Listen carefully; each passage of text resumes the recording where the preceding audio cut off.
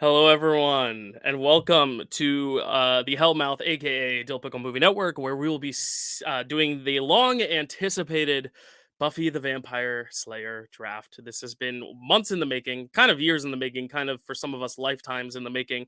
Some of us, have been with the show for decades and decades. Some of us for weeks and weeks. Some of us for months and months.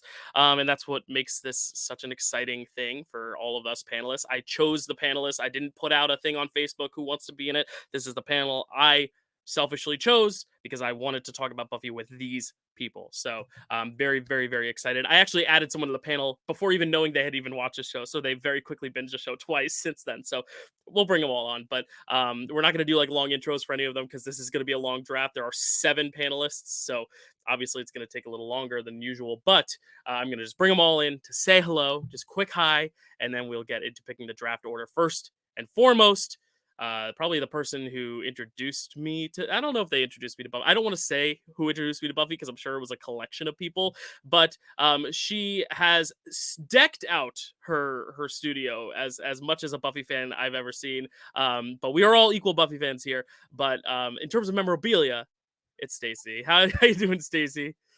I'm okay. I'm a little under the weather, so I might shut off my camera here and there and Totally fine. like close my eyes. But Okay, if you shut off your camera, everyone get your screenshots in now so you can observe her background because it's quite glorious. Before I start bringing more people on, the thank windows you. start minimizing. Next up, we have you know where you love her. You saw her on the most recent Framewreck episode. It's spooky season, so we need a spooky witch. It is spooky Carly. How's it going, Carly? Good. This is going to be a fun one. It is going to be a fun one. Next up, we have a twofer, 2-in-1 window, a co-host of the channel and a dear friend of the channel, 2 dear friends that I know are huge MEGA-Buffy fans, as are all of us. But this is another person who really got me excited about Buffy for the first time. So it is Chad and Kerri. How's it going, guys? Oh, hello, gentle viewers. Good to see you. welcome to the Buffy draft. We're so excited to have you all. And next, another co-host of the channel. You've seen him on Framewreck. You've seen him other places. You saw him for his very own draft day last month. Earlier this month. It is Matty, the Slayer of the Vampires or the Vampires. How you doing? I'm doing well. Chad stole my intro. It's okay. Because that's the thing. Yeah. Anyway, yeah, I'm excited. I'm a comfortador. I'll say that. All right. And last but not least, someone that I was just when I had announced the Buffy draft, I was like, yeah, we're gonna have Stacy, we're gonna have Carly, we're gonna have Chad, Kerri, Matt, and JD. And then I realized after the fact, JD said, Dylan, I've never seen Buffy. And he's like, but I don't want to have FOMO, so I'm gonna watch it twice, like you did in 3 times. So watch it and make. Oh, I think Stacy disconnected. We'll have her come back any second. But anyway, it's JD. JD, how's it going, man? Yeah, I thought this was going to be a Reagan 2024 draft, but I guess I am mistaken. I'm joking. I'm excited to talk Buffy. Very excited to talk Buffy. Yeah, that was the last Reagan reference you will make in draft day history.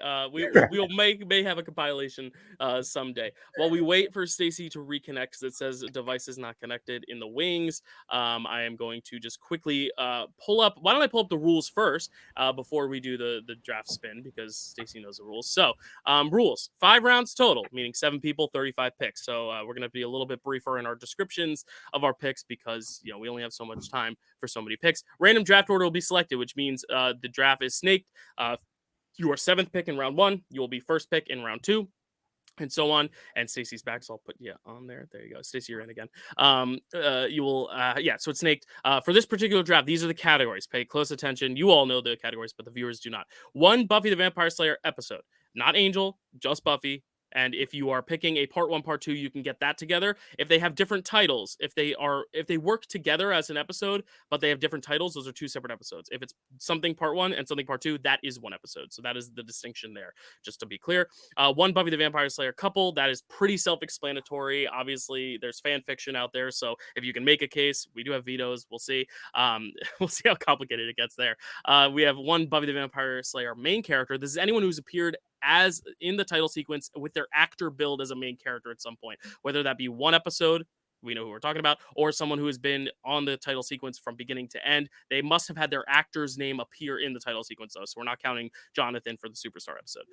Number 4, one Buffy the Vampire Slayer Big Bad. We decided to make it as easy as possible with 7 drafters. We have defined who the 7 big bads are, and it's going to be 1 per season. We went by Buffy Wiki, and we discussed it off air. This is as clear and concise as we can make it, especially because there's some characters that fluctuate back and forth. So we are drafting one of each of these: the Master, Angelus, the Mayor, Adam, Glory, Dark Willow, and the First. And then the 5th category is going to be any of recurring characters. So basically anyone who's not a main character or a big bad, you can draft like any other character, basically, is going to be your recurring or your side supporting character, whatever you want to call it.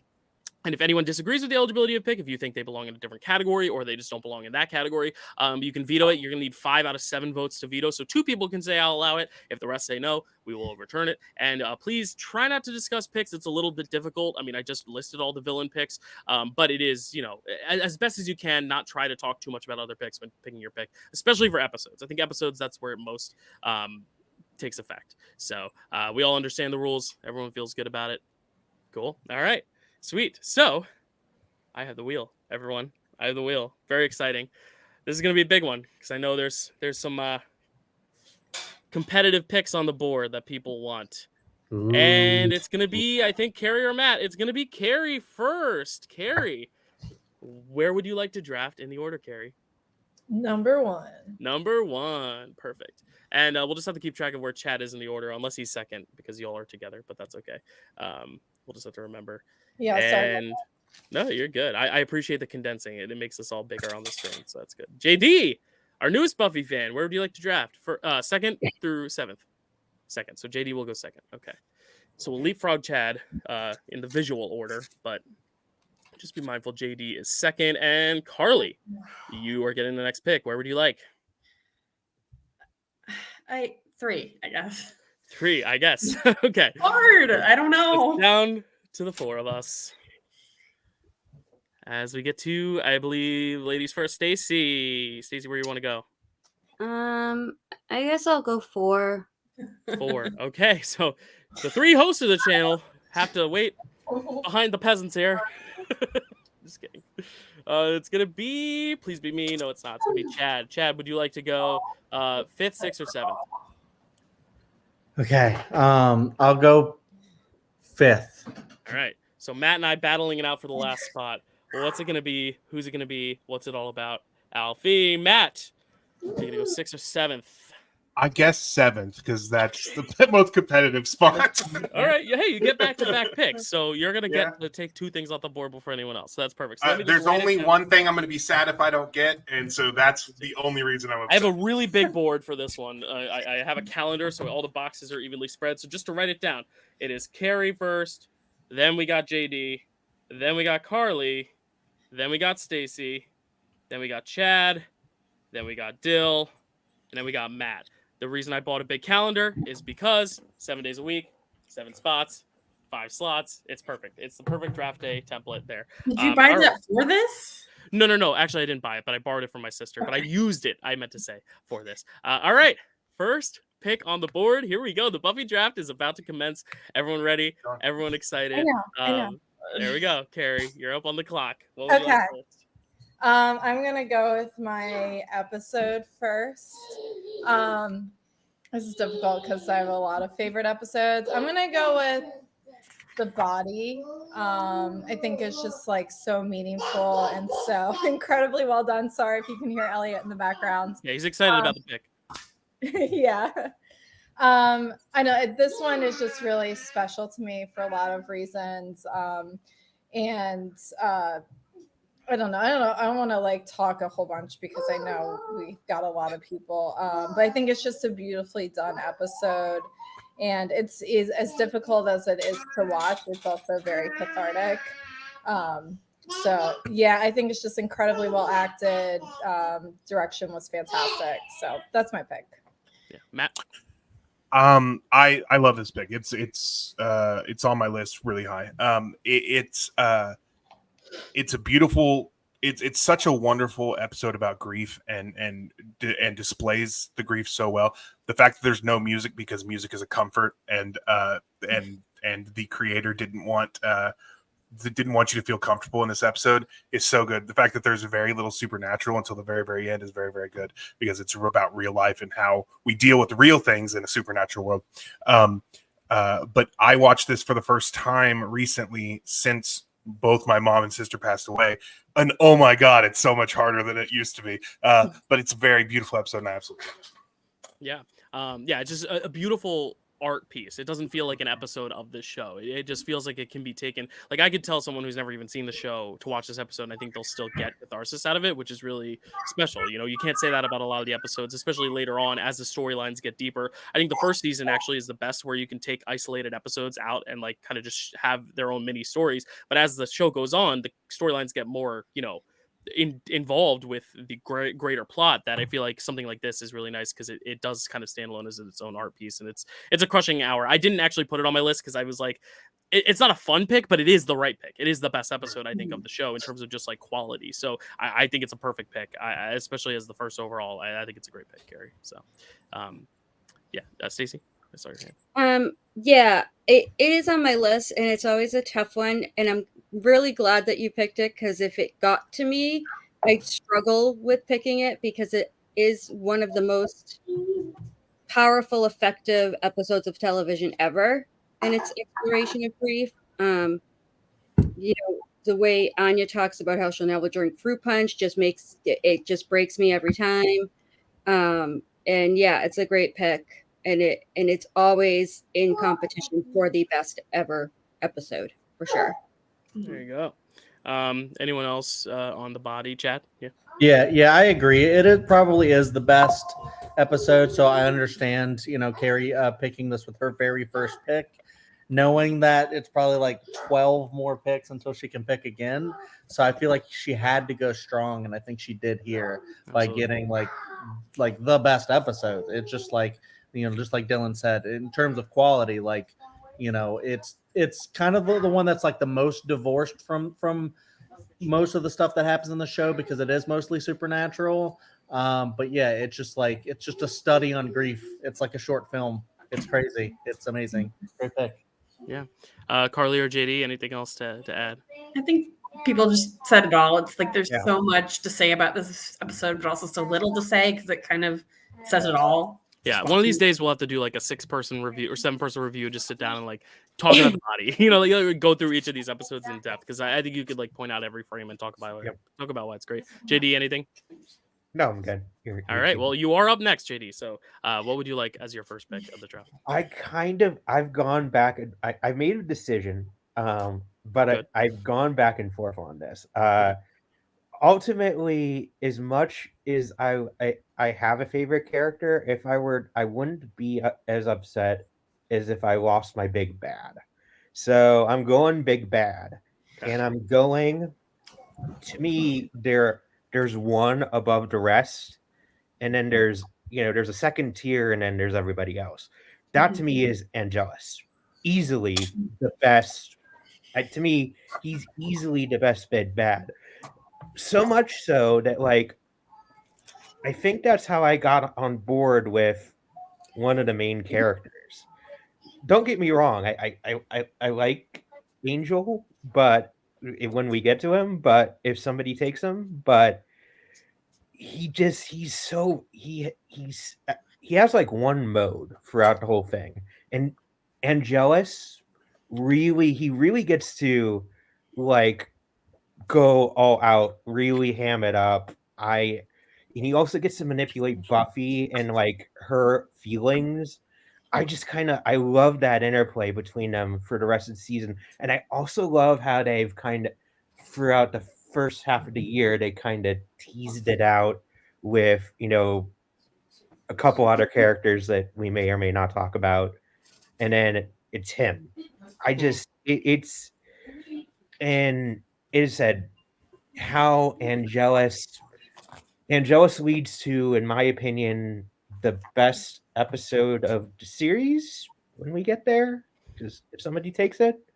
But I love how that it kind of, we get more of the vampire war as well. I'm gonna leave it there. I know we're on a time crunch. We got 35 picks, but this is one I love him. Yeah, we're not on time crunch, but I mean, we're just trying to move it along. But yeah, no, I mean, it's your first overall pick. You should be able to talk, at length about it because it's a great pick. I mean, it is kind of the first big, like, huge villain. I mean, the first season, we'll talk about that villain when it comes up. But like the fact that it was someone who was, this twist villain, I think adds just that gravitas to it because you've grown to like the other character, the other side of him first, so that when he has the pivot, it's that much more heartbreaking from a story perspective, not just I'm scared of this villain. It's now I'm scared for what's going to happen to all these other characters because I'm so engrossed in their lives. And I think that's what really sticks about this villain in particular is just how it comes about and when it comes about as well, which is powerful. Chad, I see your hand. Yeah, honestly, this is just this is probably the best pick, JD. I applaud you. This was my number 2 though, so you didn't get my number 1. Someone probably will, but I'm glad you picked him because David Boreanaz was not an actor when he joined this cast. So to see him come into this show and not only just be good but be great and be able to play 2 distinctly different characters as the same guy, but not the same guy, is just so crazy to see. And there's a specific season 3 episode, I won't name the name of it, where he's playing, it's Angel playing Angelus, but he's still Angel, and it's like a big fake out, and it's like, how did he do that? That's just so impressive. It opened so much avenues with this for Angel by introducing this aspect of him. Yeah, and yes, that's why season 2, and because when we pick big bads, we're picking like the season kind of too. So season 2 is where everything amped up, and season 2 is where because Angelus was the perfect person that could actually get to Buffy, and is the only person that she had to actually take her time to figure out how to kill because of the mental games. Right. So I'll let someone else talk, but yeah, this is a brilliant pick, JD, and this is what you had to do for number 2. Great job. There you go. Anyone else? Yeah, Matt. Yeah. The reveal of this was just brilliant, and what I love about it is the commentary on just sex in lives of teenagers. That guy who after he's gotten what he wants, he changes. That whole aspect of life as a teenager. That's why I love the shows, because I love coming of age stuff, and that's really what this speaks to. It also is an FU to purity culture, which was a big thing at the time and still is, but it was a big deal in the Christian community at the time, because not a single person is mad at Buffy for it. Nobody blames Buffy, which is something you would get in purity culture, is the blaming of her. But it's absolutely. Angelus is the best version of Angel, and I will stand by that. It's a really great pick. All right, yeah. Maybe we'll talk a little bit more about that later if anyone picks the other. But very cool. Stacy or Carly, anything to add? Kerri, I'm gonna talk about it, but I'll talk about it when I do my first pick if I get what I want. Okay, sounds good. Carly, anything? I know what it is. I know what that is. Yeah, it's just the performance is so good. And I just love how you get to know Angel and you get to love Angel, and then this happens and you're just like it's just that it's the same actor, but he's this completely different character and like complete scumbag who you just absolutely hate. And it's just Angel gets so much more depth on Buffy and in his own show later, and it's so cool to see like this is the beginning of that like slow evolution. So I just love the character. Yeah, Kerri, anything on Angelus? Yeah, I mean, fantastic pick. I think we get some of the best, like most consistently amazing episodes in that second half of the season where Angelus is just, like truly the villain. Just like some real, like multiple beautifully done episodes that are just so incredible. And it's a lot of it is because he is such a fantastic villain, and it's so emotionally connected to Buffy and to her friends. Absolutely. All righty. So we're moving right along now to Carly, your first pick of the draft. What is it going to be? This shouldn't surprise many people, but I am picking my relationship, and I am picking weirdly I'm picking the gay witches. Like, who would have guessed I would have picked the gay witches? But Willow and Tara are like, oh my gosh, they mean so much to me. First, I want to talk a little bit about Willow's sexuality, because when I first watched the show, I was like, oh, it's weird. She's bisexual. Why not just call her bisexual? Why call her a lesbian? And I actually have come around on that, how I think it's really cool how she calls herself a lesbian, even though she has had valid relationships with men. How she like is like, no, this is how I identify. I am a lesbian, and that's how I look at things in my relationships now. And like, still valuing her relationship that she had with Oz, like having different view of her sexuality. I don't think that's something the creator intended when he wrote it, but like, it's such a cool reading that I have on it when I watch it now. And like, it speaks to how I feel about my sexuality as well. Cause I went through a kind of similar journey in finding where I went. And like, it just feels so powerful for me when I'm watching it now. And that's just talking about Willow's sexuality and her coming out, and then moving on to like the actual relationship. They're so sapphic and so sweet. And like, I love in Hush how it's like the power of love, their connection, like lets them use their magic, and like how it's so queer and so beautiful. And like the evolution of the relationship. Like, I love how rocky and messy they get, and like how they find their way back to each other in the messiest of ways. Like, Tara doesn't wait to forgive Willow. She's like, no, I'm done with this. I just want to be with you. And like, they're just so sweet. Every time I see them together, it just warms my heart so much. I will forever hate that their relationship ends the way it did. Like, I will always be bitter over that. But like, just overall, I just love it. Such a beautiful relationship, and like, it just makes me emotional. Like, whenever I think about them, they're just so sweet. And I'll get into my feelings about Tara later, hopefully, if someone picks her. But I love Tara a lot, and I love Willow a lot, and them together is just them at their best. So I've talked long enough. I'll let everyone else chime in. And I like how this is like a first round pick, because it is kind of one of those defining things that people who haven't even seen the show, like for me, example, like I knew about Tara and Willow before I watched the show. You know, it's like one of those things that has kind of exceeded past and like gotten into the popular culture because of how big it was, you know, to have not just a same-sex couple, but like a same-sex kiss, and like just have this normalcy amongst these characters, and characters you genuinely liked. It wasn't like the two bad guys were lesbians, or, you know, like it wasn't kind of creating a stigma in a negative sense. It was just like two of the most sweet, just endearing people together, coming together. And I've always said, you know, they are at their strongest in their storylines when it's focused on the two of them. I hate when they break them up, even though it feels justified in when, you know, they do eventually get back together. But then, as you said, as soon as it ends after that, it's like, oh, you know, that sucks. But yeah, it was a beautiful relationship, and they have such iconic moments together, like the one where they are, you know, levitating. It's just a gorgeous image. So yeah, I agree. I think it's great pick. Probably the number one overall for that category. I would say it was number one on my list, but I knew you were going to snag it, and even if I was before you, I would have never snagged that from you. So I knew how passionate you were about it. But anyone else thoughts on Tara and Willow? Anyone? Yeah, JD. I'll keep mine short and sweet. I love that couple, especially after her previous couple, Willow's previous couple was handled in the series.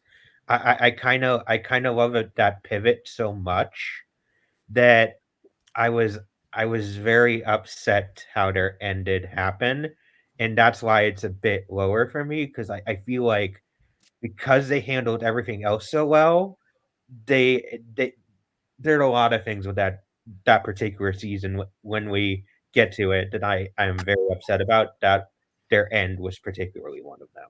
Yeah, that's fair. Any other thoughts on Willow and Tara? Anyone? Carly basically said it all, but I really also love this them. It was a big deal at the time too, so that was really great. I will say that I actually I don't like their ending. I like the way. I like it for the story device. Like, I like what happened. It's hard to say. It's not that I enjoy what happened. Right. I do like their storyline that leads up to that, and then what that storyline leads into. I do enjoy that. That doesn't bother me. That's my favorite season also. So it's that's how. Yeah,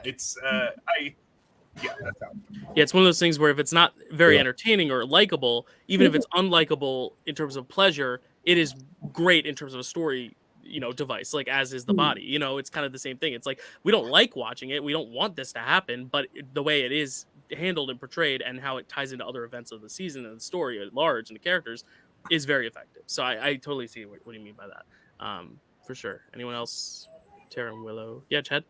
Yeah, I mean, it's such a fantastic couple.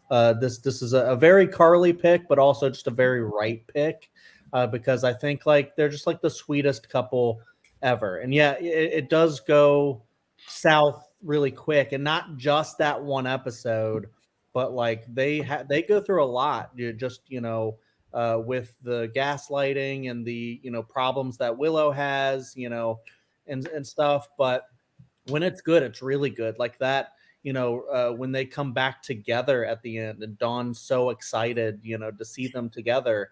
That's just it.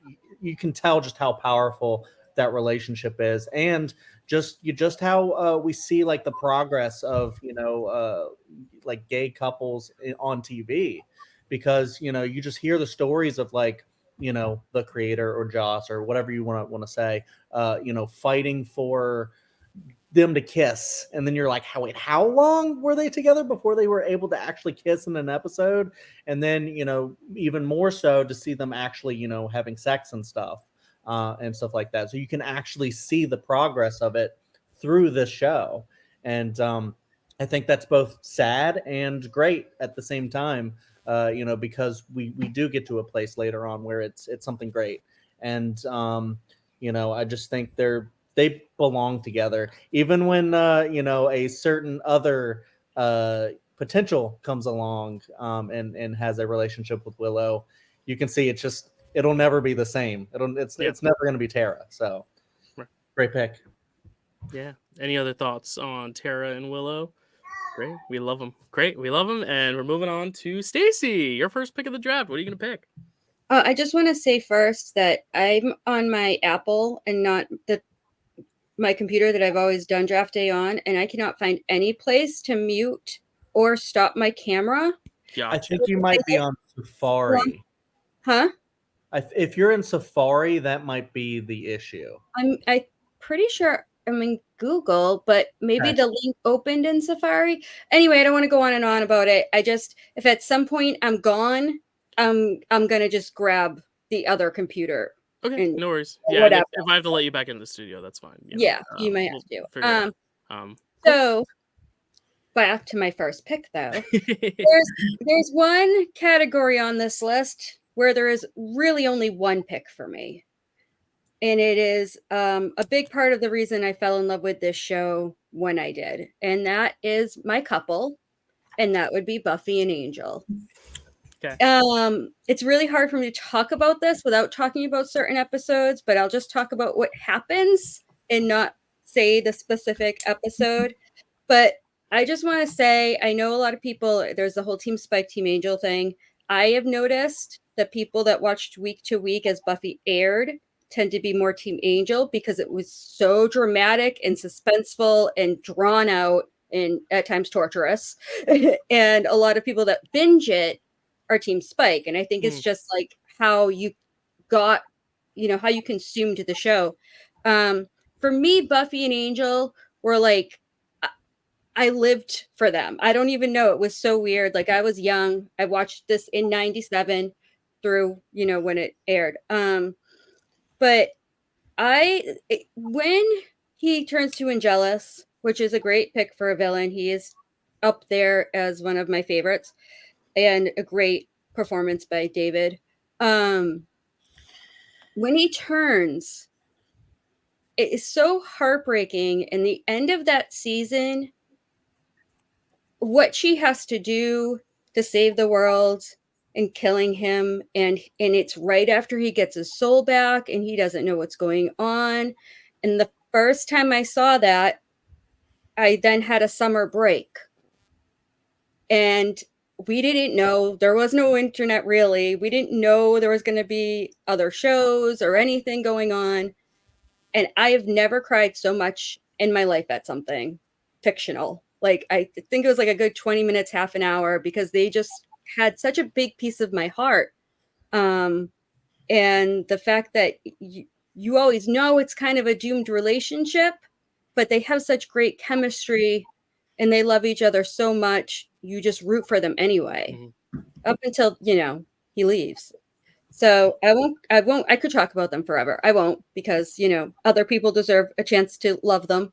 And my throat hurts. So No, it's a great pick. I knew you were going somewhere Angel. I didn't know if you were going to go character or relationship, or obviously JD took the villain out of it. But yeah, I mean, it is the iconic Buffy couple. I mean, like, Tara and Willow are the historic couple for the show, but I feel like in the contents of the story, I mean, Buffy and Angel is such a central part of those first two, essentially 3 seasons. So yeah, I think it's a great pick for you and for just Buffy at large. I've just never been the biggest Angel fan personally. Like, I just don't find him very exciting, but I also Right. don't come from the point where I'm like seduced by him and like swooning over him either, which I feel like could help. yeah, the But second he showed up on screen, I was like, who is this? yeah, right. Like, I don't have that like dog see squirrel like mentality of like, oh, like, And he was discovered walking his dog. Chad is right. He was not an actor. They pulled him Yeah. off the street walking That's his great. dog. Yeah, but I think if I liked the character of Angel more, I'd like them more together because I love Buffy so much. So but I agree. Like, I think it is a great couple and it leads to some of the best storylines in the show. So I do think it is a valid first round pick for sure. Carly? Yes, I also love Bangel so much. Angel, love it. Bangel. What is it Tillo or what? Wera? I think it's Tillo. Tillo and then Bangel. Okay, I'd say I'm gonna Tillo. condense them on the draft board. So. We don't have to. All right, never mind. I'll just write out both names on the draft board. No, I'm just kidding you. So I do think Stacy makes a really good point, and binging's so different. Like, most of the ships that I got from like TV shows, the ones I'm really obsessed with are the ones I had to watch week to week, where it was like, are they going to get together? And then when they get together, are they going to stay together? But despite the fact that I did binge it, I still love Bangel. They're so cute. I love them, and I love the added depth that comes with Angelus and how it makes everything more complicated. But even after he comes back, she does still love him. But she's like, but you did all these awful things, and like, he does feel horrible for it. But it was him, and it just, the angst is so good. I love in season 7 when has that line about how she's cookie dough and she's not done cooking, and like how like they give you the hope that they could, even in season 7, that they could eventually be together. They're just so sweet, and like I absolutely love them. There's a certain episode when they're possessed by ghosts that is just my favorite. It's so good. Everyone just love quickly that just all, episode. yeah, So all good. shifted. That's great. But yeah, I just absolutely love them. I'm so glad they were picked in the first round because they definitely deserve it. If Tara and Willow didn't exist, this would have been my ship because I adore them. They're so cute. I feel like this first round feels like a first round. Like, looking, because sometimes in these drafts there's like some niche picks that end up in the first round because of personal attachment and love. But like, I feel like looking at this draft board so far, I'm like, no, these are like, if you were to ask any Buffy fan on the street, these are probably the first 4 of 7 picks that'll be drafted. Dyl, So you might want to mute me. okay, Food no is worries. here. I will mute you. All right, JD, I saw your hand too. What do you have to say about it? Yeah. Again, I'll keep mine short and sweet. I like this couple. It grew on me, especially when we're talking about after the Angelus. Really, when that kind of happened, that got me on a board with a lot of things when it came to Angel, and including Buffy and Angel as a potential couple. But I will say I kind of I'm in more Matt's camp.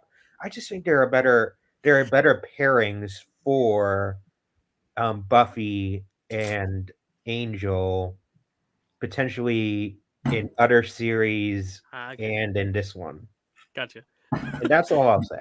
All right, Matt, do you have something to rebut with that? Because Oh yeah, I was like, what? Wait, what did I say? Because I hadn't talked. Well, you said Angel was Angelus was the best. So I just assumed that you were not Angel. Okay. There were other pairings that you preferred. Angelus That was an is the assumption best. on my part. No, you're right. Angelus is the best Angel, and they do have better people for them, although they do have worse people for them in these series. Correct. But We not the agree. point. My thing is that I actually love them together. I love them more the more I watch it. when she was talking about binging and watching week to week, I have an interesting relationship with this show because when I started, I watched occasional episodes back when it was airing, and then didn't. And then Angel started airing after Smallville, and then I started watching Angel, and I was like, well, now I have to watch all of Buffy, and so I went and watched all of Buffy. So I watched it kind of week to week, and then binged it. So I don't know where I would fall on that, but what I think they're great together, and I think they are that star-crossed couple that can't be together. And what's great about it is, for me, they are better as exes. They are better wanting to be together but can't be together, in my opinion. The whole Angela stuff, the whole stuff during season 3, all of that, like, they're better loving each other but not being able to be together. That for me. And there's a great episode in Angel. I'm not going to spoil it, but there's a great episode in Angel that involves both of them that is just the most heartbreaking thing I've ever seen in my life. So I think that they are a great couple. I just think they are better exes. No, interesting. Very, very interesting takes. I love hearing because everyone's also got different experiences with it. Like JD and I have just watched this recently within the last year or two, and everyone else is it has different breadths of knowledge or experience or time with it. Any other thoughts on Angel and Buffy? I know Chad's up next, and his chair is vacant, as I see, or he's invisible. Yeah, we'll go on to Chad's pick whenever he's ready to make it. Wait, I was trying to talk. Sorry. Oh, sorry, Stacy. You figured out how to mute yourself. That's good. Yes, I clicked something and it made it big, and now I have things. Okay. Anyway. I just want to say too that, like, I know now, apparently, not with this panel, but in general, the part of the reason people don't love Buffy and Angel as a couple is because they think it's creepy because, he's over 200 and blah, blah, blah. In the late 90s, we didn't care. Like, and I couldn't stop loving them as a couple because it became problematic later on. Yeah. And I do have to add, as someone who loves vampire-human relationships, you just you have to suspend disbelief. Correct. You got to turn that shit off when you're talking about vampire. When you're in vampire territory, you just got to turn that off because otherwise you're not going to be able to. Bucky, the Winter Soldier, is another example too. It's like you can't. You just have to take it. You have to remember the actor is of age. And the character acts of age in a certain degree because they are still going to high school, or they're still, like, I feel like Edward Cullen. There's an Arrested Development that you have to just assume. But I will say that earlier you were talking about Team Buffy or Team Angel versus Team Spike. I'm Team Buffy. I just want her to be happy. Yeah, if she's happy having random sex with a guy, fine. If she's happy with a solid relationship when she can have it with Angel, great. If she wants to be with Parker for a little bit, F that guy. I hate Parker. Oh yeah, Parker. I thought you meant someone else too. I'm not anti Buffy and Spike. Well, I know. Yeah. We have this Spike versus Angel debate, but, like, there's still another prominent relationship that Buffy has. Yeah. I am anti. That will never be on my list. Right. It might be on some of ours. Yeah, Chad, what's up? Okay, we apologize. We had a neighbor wander into our house. Oh God! Did he just hear me say that she could have? No. I'm okay. It's my turn coming up, so no one picked Buffy and Parker because that would be vetoed. No, you are up next, though. It is your pick. I think you're pick 5. We're up to you, but okay. Go ahead. My bad. I wanted to quickly touch on Stacy. I knew Stacy was going to do that pick, and that's amazing. I'm glad she got it because I was thinking, how funny would it be, like, when I stole Lord of the Rings from her, if I was able to steal that from her? But then I was thinking, like, I wouldn't dare anyways. She would kill you. She would beat me up. Yeah, and I don't want that. So no, but it's a perfect pick. I think that is. Even though it's short-lived, and I feel like, another relationship of Buffy's lasts a lot longer, even over the relationship Dylan was just talking about. But yeah, it is the classic relationship and is kind of like the defining one of the show, Yeah. even though it is so short-lived. And I just think that's a perfect pick. Yeah, we'll get into the episode stuff she was talking about later, I'm sure. But and if not, we'll you know. All right, so my pick, and I think I'm going to annoy Matt with this pick. No. But I don't know. But I think I might. I think this is what it is. I'm gonna do my reoccurring. Okay. Oh, okay, we're good. All right, I have one I care about getting, and it's not recurring. So Well, Matt, you Okay. should still hold your breath a little. okay, good. I'm kidding. I'm kidding. I know what it is, and I don't think I'm gonna pick it. We'll see. We'll see. I think I know what it is too. We'll see. Okay. Anyway, Chad, go ahead. anyways. Chad, go ahead. Pick your pick. I'm gonna do reoccurring because I was looking through and I was like, there's a lot of great like reoccurring characters, but I feel like there's one that this person was never in the credits, right? No. So okay, so I'm How gonna does pick- everyone know who he's talking about? Because I feel like there's two main. Okay, all go right, ahead. Matt knows. I alluded to this when I came in with my intro. I'm picking Andrew Wells. Oh. Buffy, Slayer of the Vampires. Slayer of Vampires. Andrew is my reoccurring because he's just one of the best characters, and it's just talk about like gay coded, all that stuff. He's just such a fascinating character that like he comes into the show as a bad guy, as a part of. Well, it's not one of the big bads as defined by the show. And I also agree that the trio are not big bads, even though they're close. They attribute to one of the big bads, but he comes into the show as a villain, and then throughout that, after that, he becomes one of the most fun, endearing characters. That's like funny. He's just the guy who's on an arc to do good, to an arc of redemption.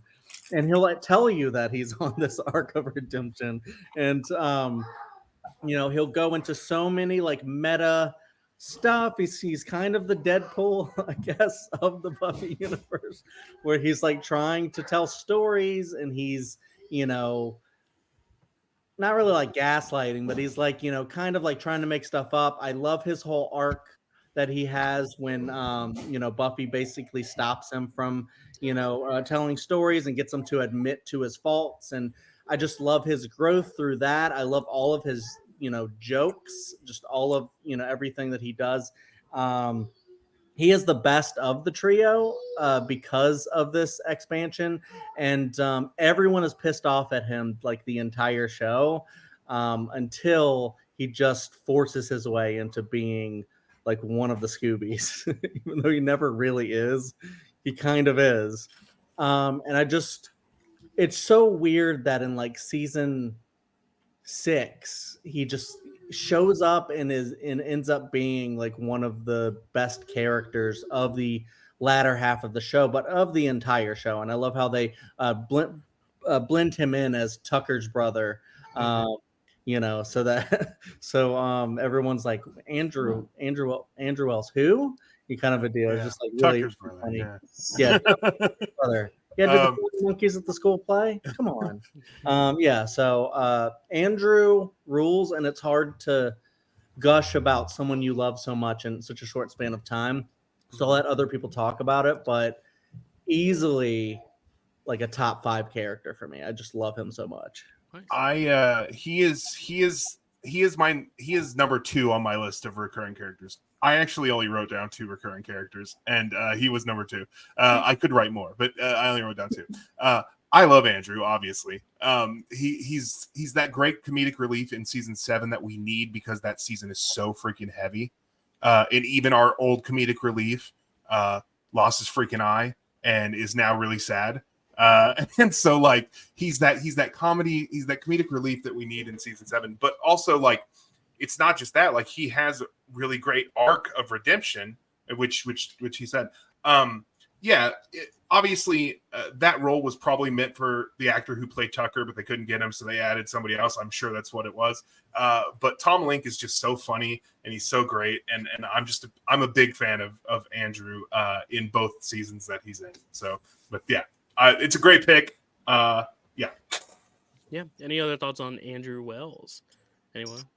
Stacy, hold on, let me unmute you. There you go. You're good. Oh no, I can't because you chose to mute yourself. You have to unmute. Yeah, There you no, go. sorry. That's going to happen a whole bunch. I can tell you. You're good. You're good. You're good.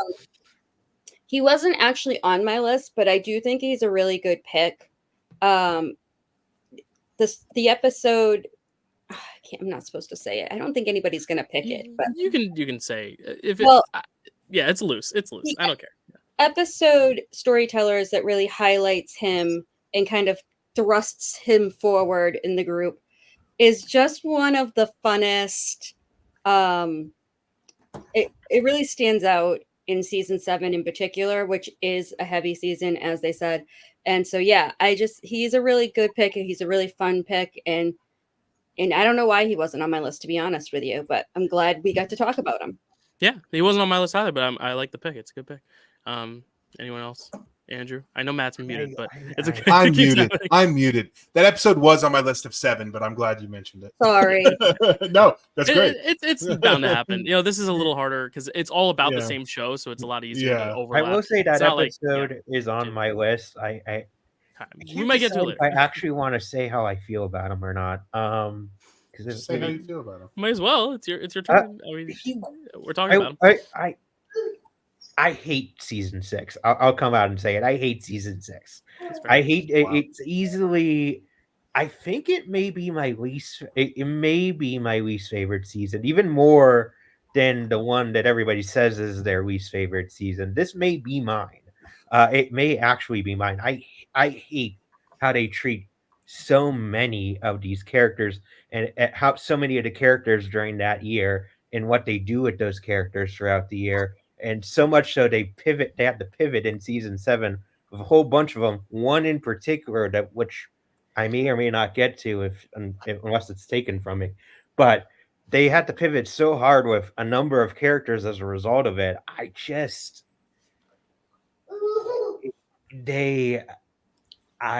It's hard for me as a result. I think because I love another recurring character, his partner, so to speak, his best friend. I don't leave it at that. Superstar. Superstar. Yes, exactly. Who's that? Molly? Is it Molly Shannon or who is Yes. it? Yeah. Because I love that character so much, and what he does what happens to him.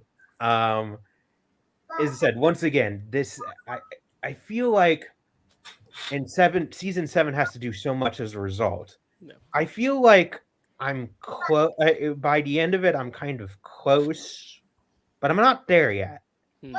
We'll see how future rewatches happen. I think I get what you're saying. Where season 7, we're so close to the end that adding extra elements late in the game, it's harder to establish a love for something when you've had recurring characters for season 2, 3, 4 that can build. I think is that what you're trying to say? We're going to get to a conversation about this, but I disagree on your read on season 6 and what they did in season 7 and how you feel about it. Because obviously, I said earlier, season 6 is my favorite season. But I'm gonna wait until we get it to the big bad of season 6 when we talk about that to go more in depth, because I think there's an important thing that season 6 is that makes everything you hate about it important. But I will add that JD's take is a very common take, so it's a very divisive, and it's valid. I'm not saying it's valid or anything like that, but I have a different take. Again, different experiences lead to different opinions. I love that. That's what I love about the show, and I love about this. Anything else on Andrew Wells? Anyone? No? All's well that ends wells? Okay. See what I did? All right, I'm up. Matt, I hope I don't break your heart here, because I think I know what you want to pick, but I don't know how you want to pick them. So I'm like, okay, I'm going to leave it open, but I'll take what you want to take in a different way. Because for me, there's one couple. There's one couple that, when I think about it, how invested I am in a couple and how much I cry when a couple either splits up or one of them dies, there's no reaction I've had that blindsided me as much as when Jenny Calendar died. So I'm going Giles and Jenny as my couple. And I know you might have wanted them, Matt, but I think you're going to pick one of the half of them in another category or both of those categories. You're spot on so far. You're good. I knew you were going to pick this. By the way, I just think it's the one that like it's the first couple I was invested in because I wasn't as invested in Buffy and Angel. I was more invested in the two of them. I like the two of them. I think the thing is I like the two of them individually so much. It wasn't that I loved them together. It's like watching two celebrities you love in a movie together. It's not because they're with one another. It's just I love this celebrity and they're in a movie together, so I'm gonna go see it, not because I want to see them together. But then it ends up being kind of like Andrew Garfield and Florence Pugh. Oh, now I need to see all these movies with you in them together because I didn't know how strong you could be, even stronger matched together. And that's how I felt with this. I love both characters so much. I thought about it and I was like, there's more recurring characters, so I'm not going to pick Jenny in that category, and I'm not going to pick Giles and Maine because I know, Matt, I would make you cry. So I will not do that. I'm going to put both of them together and make them as my couple, because also I think next to Buffy and Angel and Tara and Willow, who are the iconic couples, I think now we can get into like the second tier, and I think Jenny and Giles are a substantial couple that a lot of people love. They are short-lived, more short-lived than the other two romances we picked already, but I do think just them together is so lovely, and it is great to give that kind of personal stuff to both those older characters, because I feel like so much of this is focused on the youth and their relationships and being a high schooler, that it's kind of cool that the adults get something, whereas in a lot of other shows, you look at like Degrassi, it feels like the adults are just kind of secondary unless there's like a hot for teacher storyline, which is always uncomfortable. So it's nice that it's like, you know, let's just let them have their own stories. I mean, it's kind of the opposite of what is normally the case, where it's like develop the kids characters more. Now it's the opposite. It's like develop the adults, and they do, and I think it's because of this relationship, and it is the only time I've cried when a relationship ended. So I love it.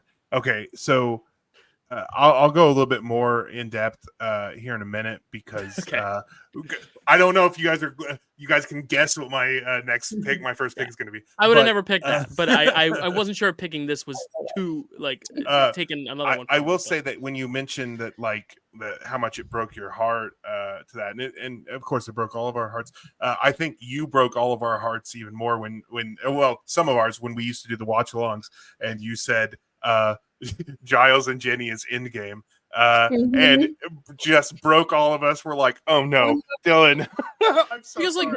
We felt so bad. We were like, we can't tell him. No, we couldn't spoil it, but yeah, that was rough. That was rough. I knew what was coming. Man, this is my number two couple. There you go. It's the shit, number two. I think from the first moment that Jenny was introduced in their first scene, you could just tell they had those two characters had so great chemistry, and like I was just engrossed from that to her betrayal in season 2 to them getting back together to then them like and even with the betrayal, there's still that tension because she does still love him and he still does love her. I think that's the difference between, like, I hate to say it, but Angel and Buffy, whereas when he makes a switch, it's a totally different character. There's no attachment there. Yeah. Whereas here, it's like there's a switch, but it's never switching to love. With her, let's not. Right, but it's not as romantic. Yeah. And I will say, this is when the series started. Well, we'll get to that character when Matt picks him, but Sorry, Matt. Sorry, I'm getting ahead of myself. You're an open book. We can read you. Yeah. At least with that. Stacy. I really love this pick because I also really like the two characters. Also, it is one of the most tragic endings to a relationship, and one of the most shocking because the show is still new enough that we didn't see, like, people weren't. I think by the time we got to the Willow Tara thing, it was a little less shocking because we saw what could happen by that point, right? It was the end of season 6. But with Jenny, we didn't know they were really going to go there yet. Right. And also, I just love how much Giles grew through the relationship and how much we started to see him being kind of paternal towards Buffy. Through that relationship. So, which is another relationship that not romantic, because we're drafting romantic couples, but like Giles and Buffy are such a prominent relationship in the show. Yes. And I feel like this one, as you said, like strengthens that as well. Yeah. That's all. Chad? So I know like 2 other picks that I think Dylan's gonna grab. But it goes to show, because we Dylan experienced the show in a very unique way, where it was in a group chat with all of us, a group watch. We were trying that out. Ended up not being the best way to watch a show for the first time, and then Dylan watched the show a couple times. I was so impressed with that. But I just loved kind of seeing, when we did have that brief time with him watching the show, just seeing the things that like Dylan started to love. And it's like, I wouldn't say Giles and Jenny Calendar is necessarily a relationship that people it's not the face of the franchise. Yeah, it's not one that people talk about all the time. Like the Bangel is more of a thing that people would talk about over and over and over. But this one is a very unique pick, and I love that.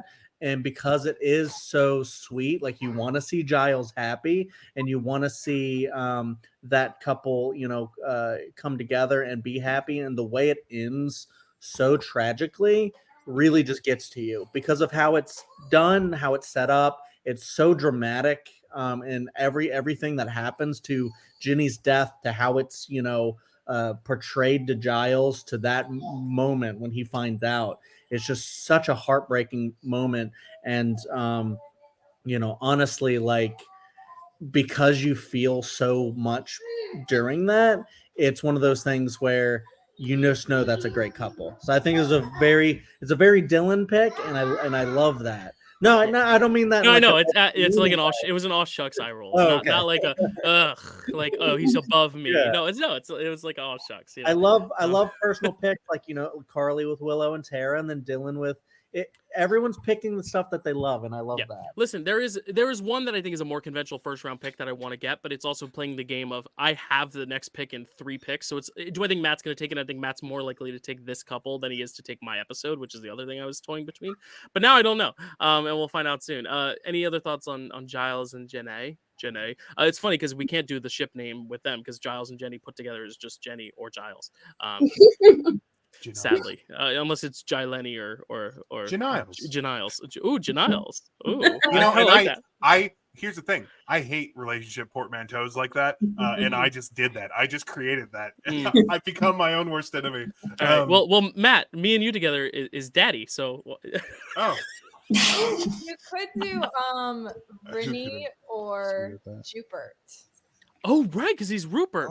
Yeah. Jupert. I like Jupiter. It sounds like Jupiter's cousin, like a dwarf planet. Right. That's perfect. Any other thoughts on Jupert? No, I just want to talk about Matt's pick. yeah, Matt, go ahead. Pick him. Go ahead. All right. So I'm gonna talk about Ginny and Rupert for just a second, and then segue into my pick. You'll never guess what it is. It's okay. So it's the roommate. One thing that I love about Ginny and Rupert, it's top of my list, but I would never have taken it from you. Similar to how you feel about the pick that I'm taking. Like it's I didn't know everyone knew I was going to take that either. Buddy, you broke all our hearts in a way that we knew it was going to happen. We remember how much you loved that couple. But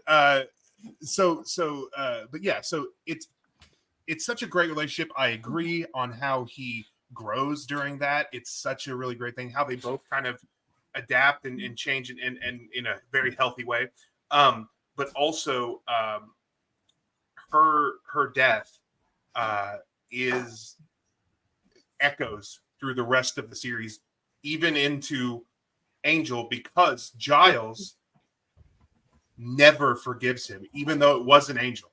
Giles never forgives Angel for what he did, and you can tell throughout. Like, he'll work with him, but he's the one who took away the person that he loves, and essentially Buffy's love too. I mean, he wronged 2 people he loves. Yeah, so I absolutely love that. Segueing into my pick, my round 5 pick, and I am going with my main character, and it is Riley. I'm kidding. It's Rupert Giles. Okay. So this is gonna be my long sentimental story for real quick or discussion real quick. My dad sucks. Buffy's dad kind of sucks, although not in the same way my dad sucks. And I never really connect to stories about fathers, or I sometimes do, but it's rare that I connect to stories about fathers and sons because I never really had that relationship. And my dad was awful. He left when I was 2. I'd visit him and stuff like that. We never really had a connection. And when we did, he was a narcissist, and so it was very difficult to have a relationship. So my dad sucks. However, found fathers, people who step in and take over that role when there is not another one, is something I absolutely connect with and absolutely love. Because my uncle and my grandfather and a bunch of different gentlemen in my life stepped in and filled the void that I had. Especially my uncle Mike. He is just my favorite person. He stepped in and kind of became the male role model that I needed. Anyway, all that to say, that is, to me, this show is at its best when Giles is dad, when Giles is Buffy's father, and he's not obviously actually Buffy's father, but he fills that role when she says, "Are you disappointed in me?" And he says, I've forgotten the line. It was just in the top of my head. Anyway, he says he's not. Breaks my heart every goddamn time. I absolutely love Giles. He's my favorite character. He'll always be my favorite character. He has my favorite song in one of the episodes, and that I'm sure we'll talk about eventually today. I love everything about him. I hated that he left in season 6, but I'm glad he didn't stay away and was able to come back for the rest. But Giles, Daddy Giles, he's my guy. I could go on forever, but I'm going to stop and I love him too. And a lot of things I said about him in the last pick was out of adoration for him just as a character as well. So yeah, just a great father figure, found father figure. I see JD and Stacy's hand, so I'll let you duke it out. Whoever wants to go first. Let Stacy go first. Ladies first. Yeah, there you go, Stacy. Thank you.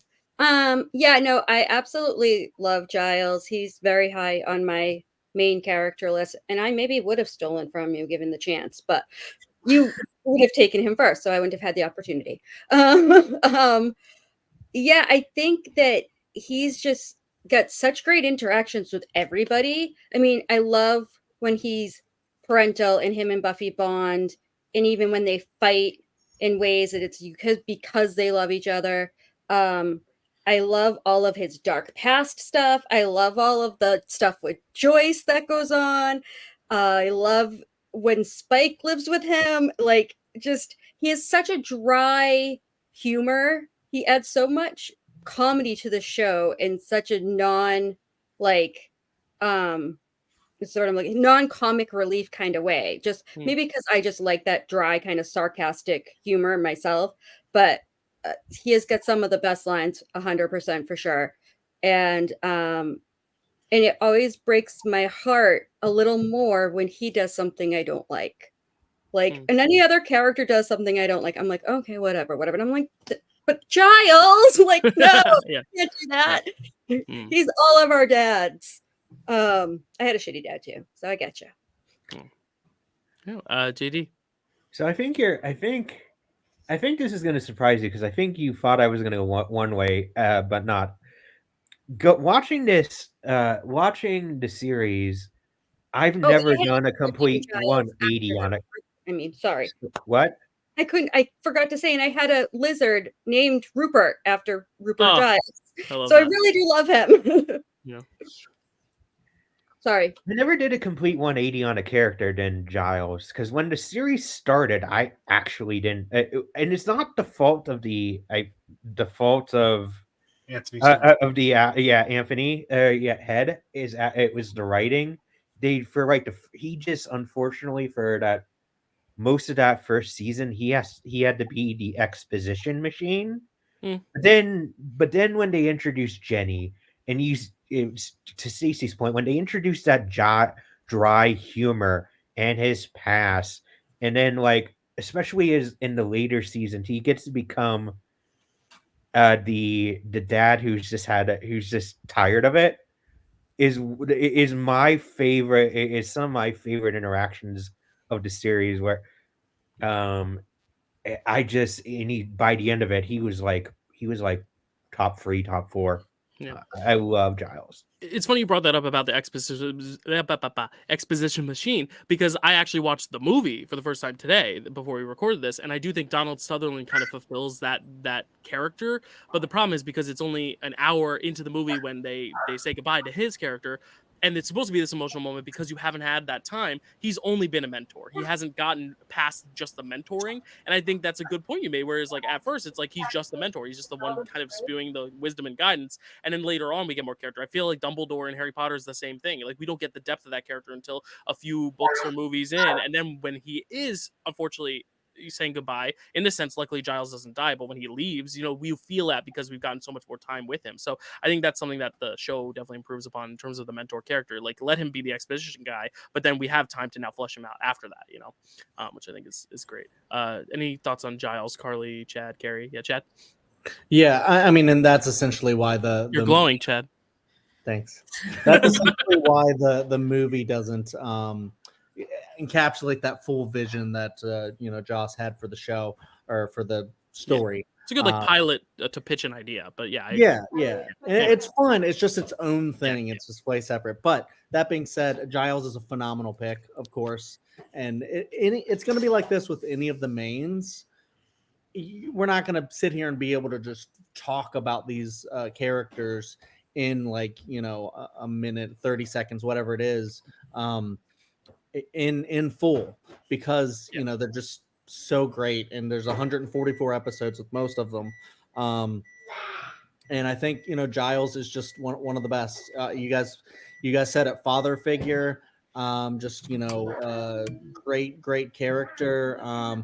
He comes in as one guy that just wants to watch or wants to be a watcher, and he becomes so much more. And when like he comes back in season 6, it's like one of the biggest moments of all time. Like, daddy's home, and it's just like, oh my god! Just every time like the dude's on screen, he just lights it up, and he's just got one of those. He's like attractive to a lot of people. He's hilarious. You just stand there in a sombrero, and you're just gonna crack up. I knew that would. He's got natural natural charisma.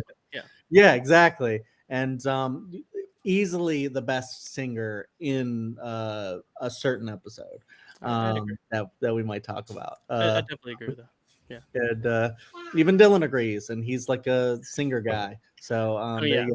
But yeah, this is a phenomenal pick. It's a very Matt pick, so that makes it great as well. And I'm glad he got his top pick for this category. Any other thoughts on Giles, Kerri, or Carly? Anything? Yeah, I think part of the reason I'm also not the biggest fan of season 6 is because he's not there for a ton of it, and like you really feel his presence missing. And I get why for some people they like it because of that, because it has such a strong effect on the plot. But for me, I'm just like, but Giles isn't here, so it doesn't feel complete, and like the found family is not all there, and something just feels missing for me. But yeah, he's just a great character. I love Giles. Yeah, it's because Anthony had to go back to visit his family. Is that what it was? God dang it! Why you have to go be with your family? Basically, he had just spent 5 years not with his family, and he was like, "I just want to go back and be with my family." Cool. Anyone else? Giles, Rupert Giles. No. All right, Matt, you get a back to back wrap around. Okay, so here. Oh, don't be, because this is it's not an episode. I'm actually sacrificing another pick that I really, really want, that I know is not going to come back around to me, to pick my recurring character. I said I only had 2, and Andrew's already off the board, so it's the other one. I didn't have a good father, but I had a really good mother, and she was a single mother. And Joyce Summers is my recurring character, because there's not a single scene that Joyce is in that she doesn't improve, that she's not the star of. It's just her. Christine Sutherland is so good in this show as the mother figure. She fulfills that role, but also she brings the comedy, she brings the drama, she brings all of it to the table. Every scene with her and Spike is gold. Every scene with her and Giles is absolute gold. I will say the only time that I don't enjoy that character is during the Moo episode, because she makes me real sad and upset, and I'm against her. But other than that, I'm completely on board with her. And my oldest son is 13 years old. For the last 13 years, I've understood Joyce in a way I didn't understand her before that. It's I don't know. I just love that character when there's a reason the body is so effective, and that is it's not just the filmmaking. It's because we care about this character, and this character is gone. I absolutely love Joyce. I love everything about her. She's very, very funny. That's all. Yeah, to add on to that too, it's like it's not even that we love this character, we care about it, but we didn't realize how much we cared about her because she is very much a supporting character in that sense where it's like Buffy will be like, "Ugh, mom," and you're like, "Yeah, moms are moms," and you know we've all been through that. But then when it's gone, it's like, "Oh my god, that's such a touching moment." I think she's the character that most improves with rewatch because I do think you can see in the earlier seasons when she's just kind of being the annoying mom, how much that weight that holds later when you see the moments where they do connect and when they do kind of when she's all alone at the beginning of I think it's season 3 after Angel's gone and she moves out of town, and when she comes home, like just that relationship is so fundamental to the show, and I think it is for me the emotional backbone of the show. It's not the relationships romantically, it's not even Giles and Buffy, it's Buffy and Joyce to me is that emotional core of the show for me. So I agree, this was my number 1 overall recurring as well, so I'm glad you got it. I wouldn't have picked it next because I want to get my episode, but I think it's a great pick. Yeah. Stacy? Yeah, I've raised a teenage daughter, so watching it and watching Joyce, like she plays just the right blend of like trying to be super supportive but also trying to maintain some control and authority, which is a very hard balancing act as a mother of a teenage daughter. Also, sometimes she frustrates me. She's high on my list, I should say that. Sometimes she's very frustrating to me, but in a very realistic way, because we don't all always say what we mean or make the best decisions, and sometimes we say things we regret, like if you walk out that door, don't come back. And but it's real. And like you said, Christine Sutherland, that's her name, right? Christine. I don't know why I always have trouble with that. She just does an excellent job. And yeah, her and Spike are hilarious. And I already touched on her and Giles. And yeah, she's a great pick. I love it. Also, I feel like she is the most main character that isn't a main character, if that makes sense. Like, I'm surprised. Credits when I looked it up because I was like, she could be a main character. Yeah, I'm surprised she never made it into the opening titles. Yeah. But maybe it is just because they want her. I don't know if he's playing the long game in this sense, but I wonder if he almost didn't want you to think she was as important of a presence so that when she's gone, it feels that much more absent. But then again, he does it the opposite with another character. So I don't really know. I think it. Well, I think it's just. It's just billing, obviously, and how much. I mean, a good reason is because she's not there. She's not in every episode, which I guess you don't have to be in the opening credits. But if they had put her in the opening credits to justify that, they probably would have had to put her in it. So and that didn't necessarily serve it. She's best for being there when she needs to be there. Also, again, as a single mom, like when she tries to date or tries to have a friend, it always goes very badly for her, which is unfortunately kind of true. So yeah, and then when it finally seems like it's gonna when she gets the flowers, I'm gonna cry. Anyway, Chad and Kerri, don't talk about that. Yeah, I was just gonna add, like, honestly, I this was when I predicted that Dylan was probably gonna pick, because I know his feelings for her as well, and I think that's fun that Matt just like snagged it up, because this is a quality. Both parents. This was gonna be like one of my top ones if like Andrew had gotten taken from me. Because Joyce is such a staple. She's like the Inception. She's like the totem, like for like forever. And then when she's gone, the effect that's like felt throughout the rest of the show is just so powerful. Specifically like big episodes and like season 7 and stuff like that. Where you still see remnants of Joyce, and it's just.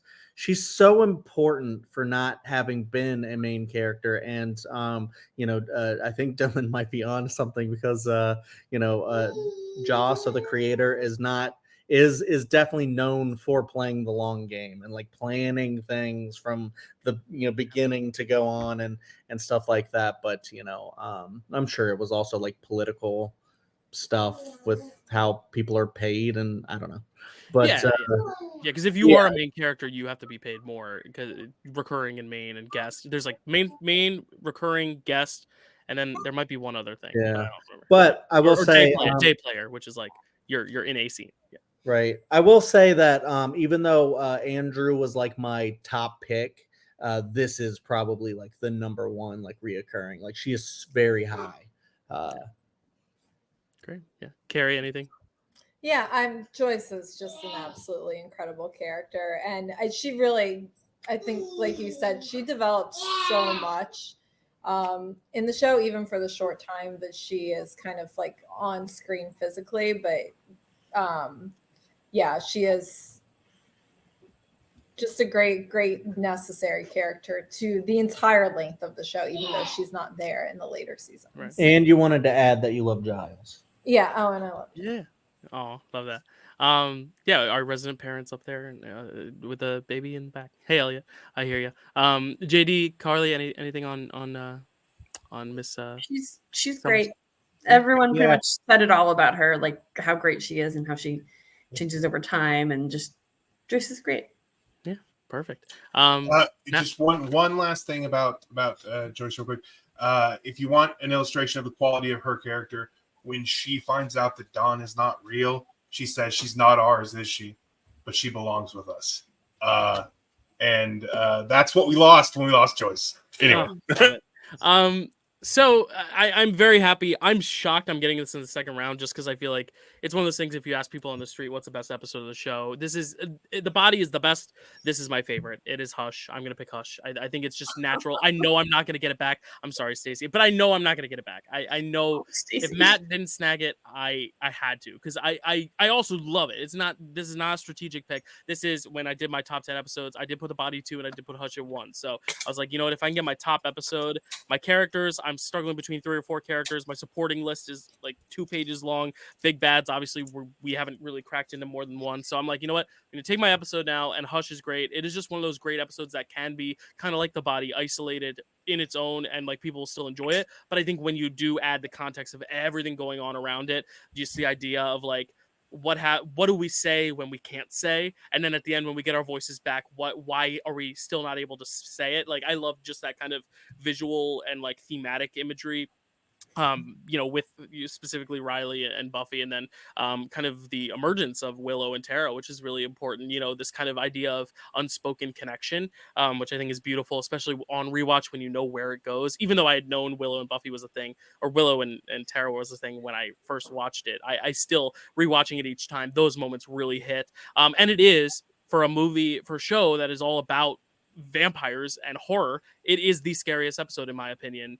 In terms of like creepy stuff, like obviously The Body is the most scary to me personally for everything, but like the gentlemen are legitimately frightening. So I just love this episode so much, and I'm so sorry I picked it from you, Stacy. I know you, I feel you aching over there, but I love this episode so much, and I couldn't let it go beyond the 9th pick of the draft, because I do love it so much. I just have 2 things to say real quick. Number one, it's also my favorite episode. I absolutely love this episode. It is one of those things that you can show someone to show them what the show is like. It's kind of like Blink and Doctor Who. Like it's one of those things that stands alone enough that you can show it, but it is important to the story. Number 2, Doug Jones like a motherfucker. Yes, shout out Doug.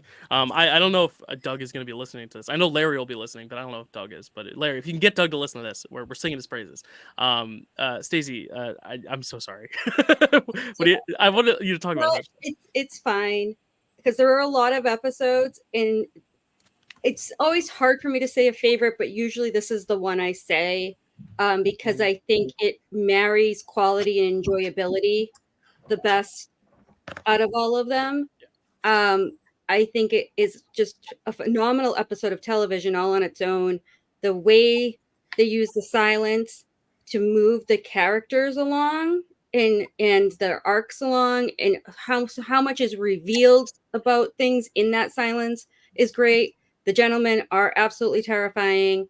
I love that the solve is for Buffy to scream, to just sit there and scream. Like that's how she defeats them. And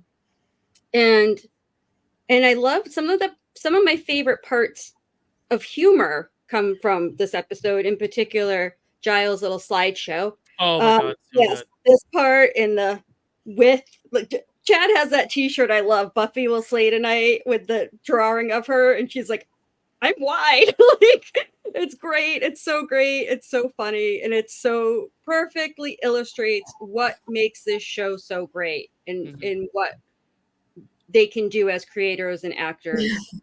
So yeah, I mean, I would have taken it if it came to me eventually. But I'm just happy we get to talk about it. And I have a very long list of episodes, so I'll survive. You got like 100 and something more to choose from, which is right. Good. But yeah, I also love just the idea of like playing with the style and just the idea that you have no words. So how do you convey all this, like what you said, humor physically and visually, but also just like the way they stage certain scenes. Like I really think this is the creator's best directorial effort in terms of just creativity and play and whimsy. And I think Michael Gershman, who we sadly lost a few years ago, his cinematography is fantastic. He won the Emmy for this, I believe, for cinematography. So like well deserved, just so well shot, so well coordinated and visualized, because it is a tough task. Yeah, I do want to say too, I love the fairy tale aspect of it, especially the creepy song, because as a Nightmare on Elm Street fan, just all creepy songs lead back to Freddy, and that makes me happy because I'm a weirdo. Yeah. I love that whole fairy tale aspect of it, and I love that Giles is getting a little. Yes. Any other thoughts on Hush from the top row, the peanut gallery? Yeah, Chad. Yeah. I mean, real quick, you guys kind of nailed it. Like, it's such a special episode. It's this was one that I think won an Emmy, right? Or was it just nominated? At least for cinematography. I'm gonna look and see what else. Nominated for writing. Yeah. Okay. And one for cinematography. Just a quick little thing about the Emmys since we're talking about it.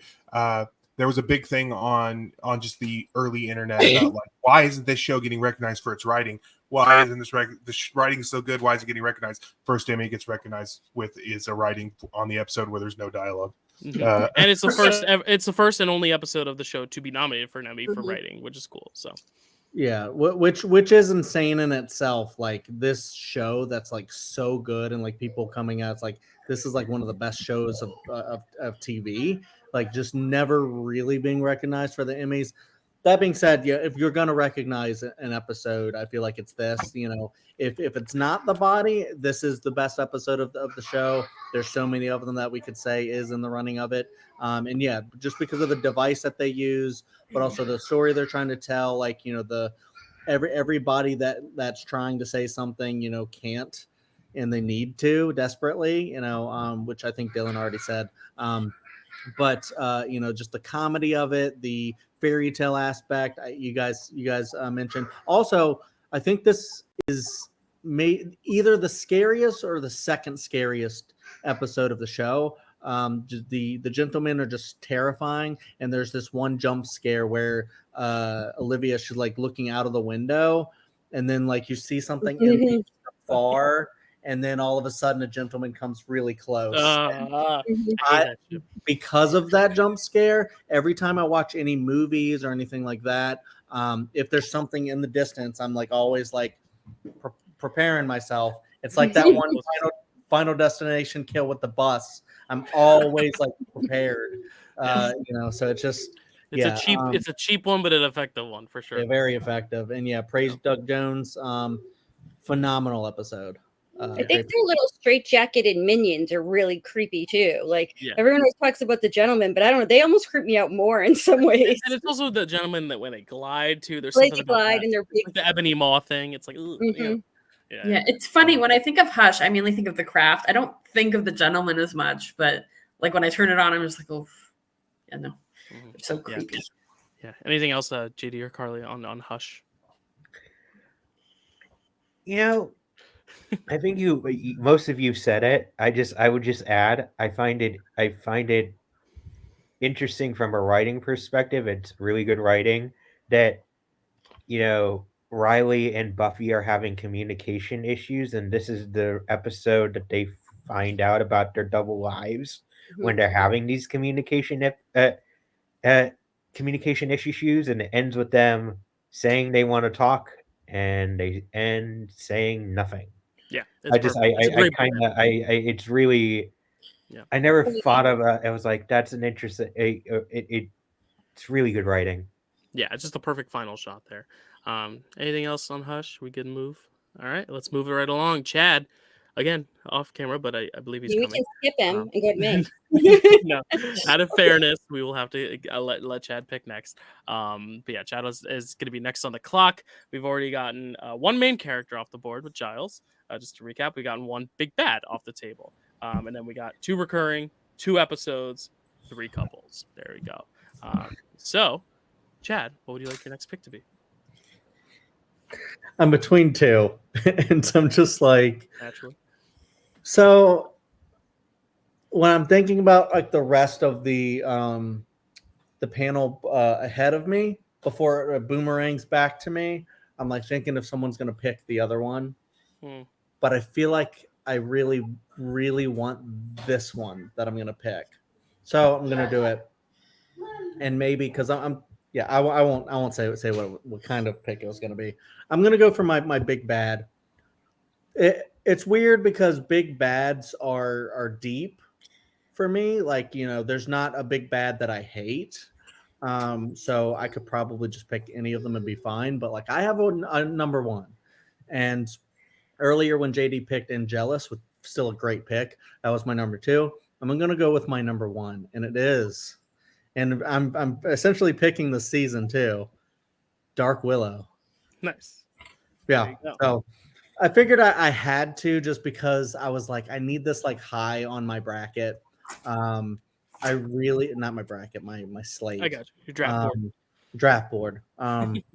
I love Dark Willow. I know that it's like it's rough. It's like the roughest villain because it is essentially, I mean, we get this with Angel too when he goes bad, but Willow's different. Like Angel we had sort of a connection to, but like, you know, when he goes bad, it's like not as big of a deal as far as like someone that we love.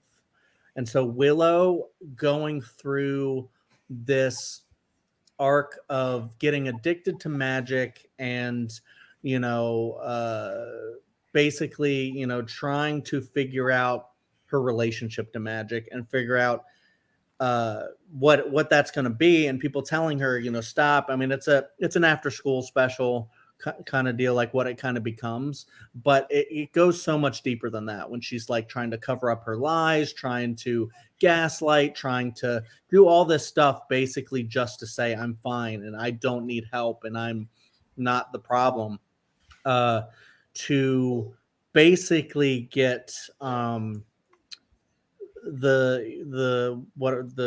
rug pulled out from under her, and she loses all control and gives herself over completely to the dark side, the Darth Vader of it all. And she goes so far that she becomes terrifying. She's probably the scariest character in the show because, and we get a little bit of that when we get to like, you know, certain doppelganger episodes, stuff like that. We get a little bit of taste of that, and we see just how brilliant of an actress Allison Hannigan is in those earlier ones where she can play 2 roles, kind of like an Angelus type of situation. But then with this, because you love Willow so much, it's scary, it's sad, it's just heartbreaking the way that this goes, but it's also so like evilly like delicious. It's like, holy shit, this is now happening. And then like I alluded to it when I said daddy's home, you know, stuff like that. She has some of the best like quips and quotes and, you know, just like moments, and you're always wondering who's gonna die. Like someone's gonna die because of Dark Willow. You know, because she's that terrifying and that unexpected, and even though like everything, like the whole season, kind of the whole show is like boiling to this point. It feels like, it's still so unpredictable. And I love how exciting that is. Even though I know that certain episodes, certain like character deaths and certain moments are very, very divisive and troubling, and that we can have so many conversations about these things. But I think that's also what makes season 6 so fascinating. Someone hates it, someone loves it. Some people are just like, I like it, but I have issues. And I think it just culminates into like one of the best big bads of all time. Yeah. And that's Dark Willow. And I just love her to death. Yeah, And I saw the hand shoot up, so I'll go teach you. But yeah, I love the progression. She was my number one, not because I even like the villain, because I don't like seeing Willow this way, but I think in terms of all the villains, a lot of the villains are introduced as a villain. She is the one who has the growth where you can actually see the origin, which you can't say about many of the other villains at all. Even Angel, when he becomes bad, you're not seeing a progression into darkness. It's an immediate switch, which I think is really great about this. But everyone's hands are up. Chad, do you have anything else to add before I move just on real to quick. okay. What is it like? I can't remember the exact quote, but I love the cute sweater wearing Willow, and I love the scary veiny Willow. Yeah.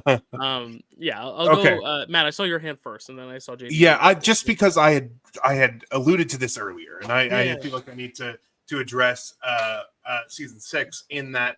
Okay, there are 3 big bads in season 6. There is Dark Willow, who is the one we are recognizing as big bad. There's the trio, who were a necessary big bad because they were not really a threat to the big bad of this season. If you ask the creator, he would say this, and I thought he essentially agreed with me when I read that, when I saw that he had said this. The big bad of season 6 is life. Life is the big bad. You needed the trio because because life was taking care of all the problems. They were just the distraction. You've got because Buffy comes back to life, and she's having to deal with how to be alive when she doesn't want to, and the guilt that she feels for that. But also, Willow is dealing with the addiction thing. Everybody is dealing with stuff. We don't need to go through everything that's happening, but everybody is dealing with just life being shitty, and that's what the central theme of season 6 is, and that's why I like it. A lot of really bad stuff happens, but that is essential to get to where we're going with this, which is that finally it's too much, and everybody has that breaking point, and unfortunately, when the person that is that powerful gets to their breaking point, it becomes apocalyptic, and that is what and I love Dark Willow. And taking the sweetest, most innocent character too. It's not like they took a character who already had a little edge and made this turn. You're taking the person who was literally couldn't hurt a fly in episode 1, season 1, and now you've kind of come to this point. That's why I appreciate this arc as well, because you're getting a gradual build rather than like, oh, this is our big bad and he's bad. Like it's like, oh, we're seeing it. Yeah. And so when I say that in season 7 they aren't pivoting to this other stuff, these people are picking up the pieces of their lives shattering in season 7, and that's what is happening, in my opinion, in season 7. But I love Dark Willow. It's a great pick. She's so scary and good, and she has and yes, exactly. You take this just lovable, gentle character, and give her all this power and nothing to live for, and suddenly you've got this thing. It's really well done, and she's wonderful. Yeah, the season 6 hater up there, JD, talk about it. I'm kidding. Okay, that's a great concept. I love the concept. Like, everything that you're describing is great. The execution is my problem. The execution of these things are my problem. I'm just going to keep it to Dark Willow right now, because I may, if I get my way, I'll talk about my other execution problem when we get to that person. But specifically to Dark Willow, great. You take the greatest, most innocent person, and yes, I know that the addiction to magic was the initial lead off, but she was off of it.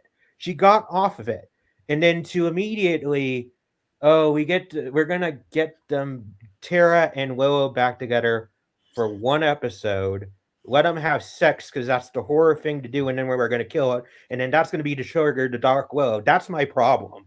That's my problem. You essentially fridge the character in order for this trigger to happen. And so that's where that's my, again, the idea is not what I have an issue with. It's the execution.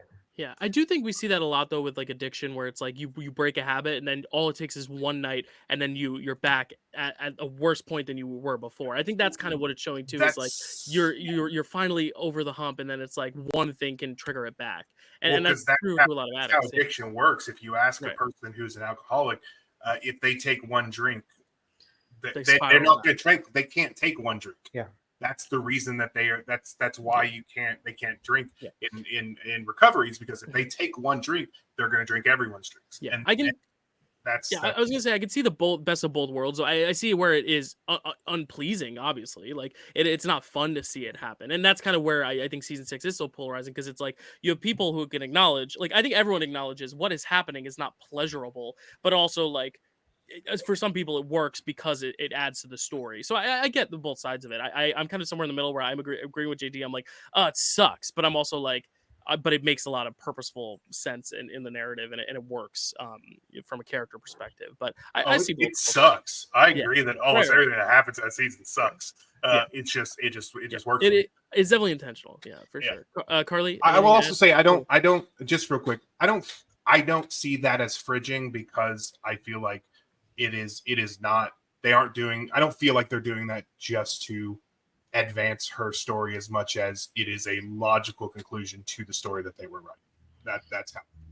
Yeah, I just don't get why you had to do the sex thing, and then that's like the horror trope. Like you do the sex, and then like because they have sex, you get to do the sex because they also do it with Buffy and Angel though. I mean, yeah. It's just I don't think it was because it's a horror trope. It's I think the it loss was of because innocence. Yeah, these two people are. I don't think it's lost of innocence.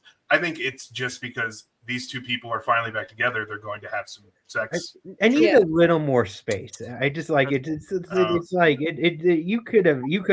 Let them have sex for 3 or 4 episodes before. I get it. Carly, what do you have to say? Because I know you're a big Tara and Willow fan. Yes. So I'm just gonna talk about Dark Willow separate from Tara, and then I'll touch on the season stuff. Dark Willow is so hot. Oh my god. I love villainous. Look on that graphic, yeah. I love villainous women, and she's like, when she flays off Warren's skin, I know we're supposed to be like, oh, that's bad, but like he deserved it. And it was so hot, like the way she did it, like quite literally too. It probably burned. Yeah, like I'm always glad to see it, and I get why they're like, no, Willow, that's bad. But I'm just like, I love to see it. I would not have told her that's bad. I would be like, okay, let's get you back from the edge here. I like that you did that, but let's kind of come back from that. And I do love the queer rage she has, and how so like in addiction, usually you're not supposed to get clean for a person, and just because this happens, well, the significant other doesn't always die, but like if you get clean for someone and then that person isn't in your life for whatever reason, then it kind of like falls apart. So it completely makes sense how she essentially got clean for Tara and was like on a better path. And then Tara dies and she's just like, I'm going to burn it all down. Like that completely tracks for me. Yeah.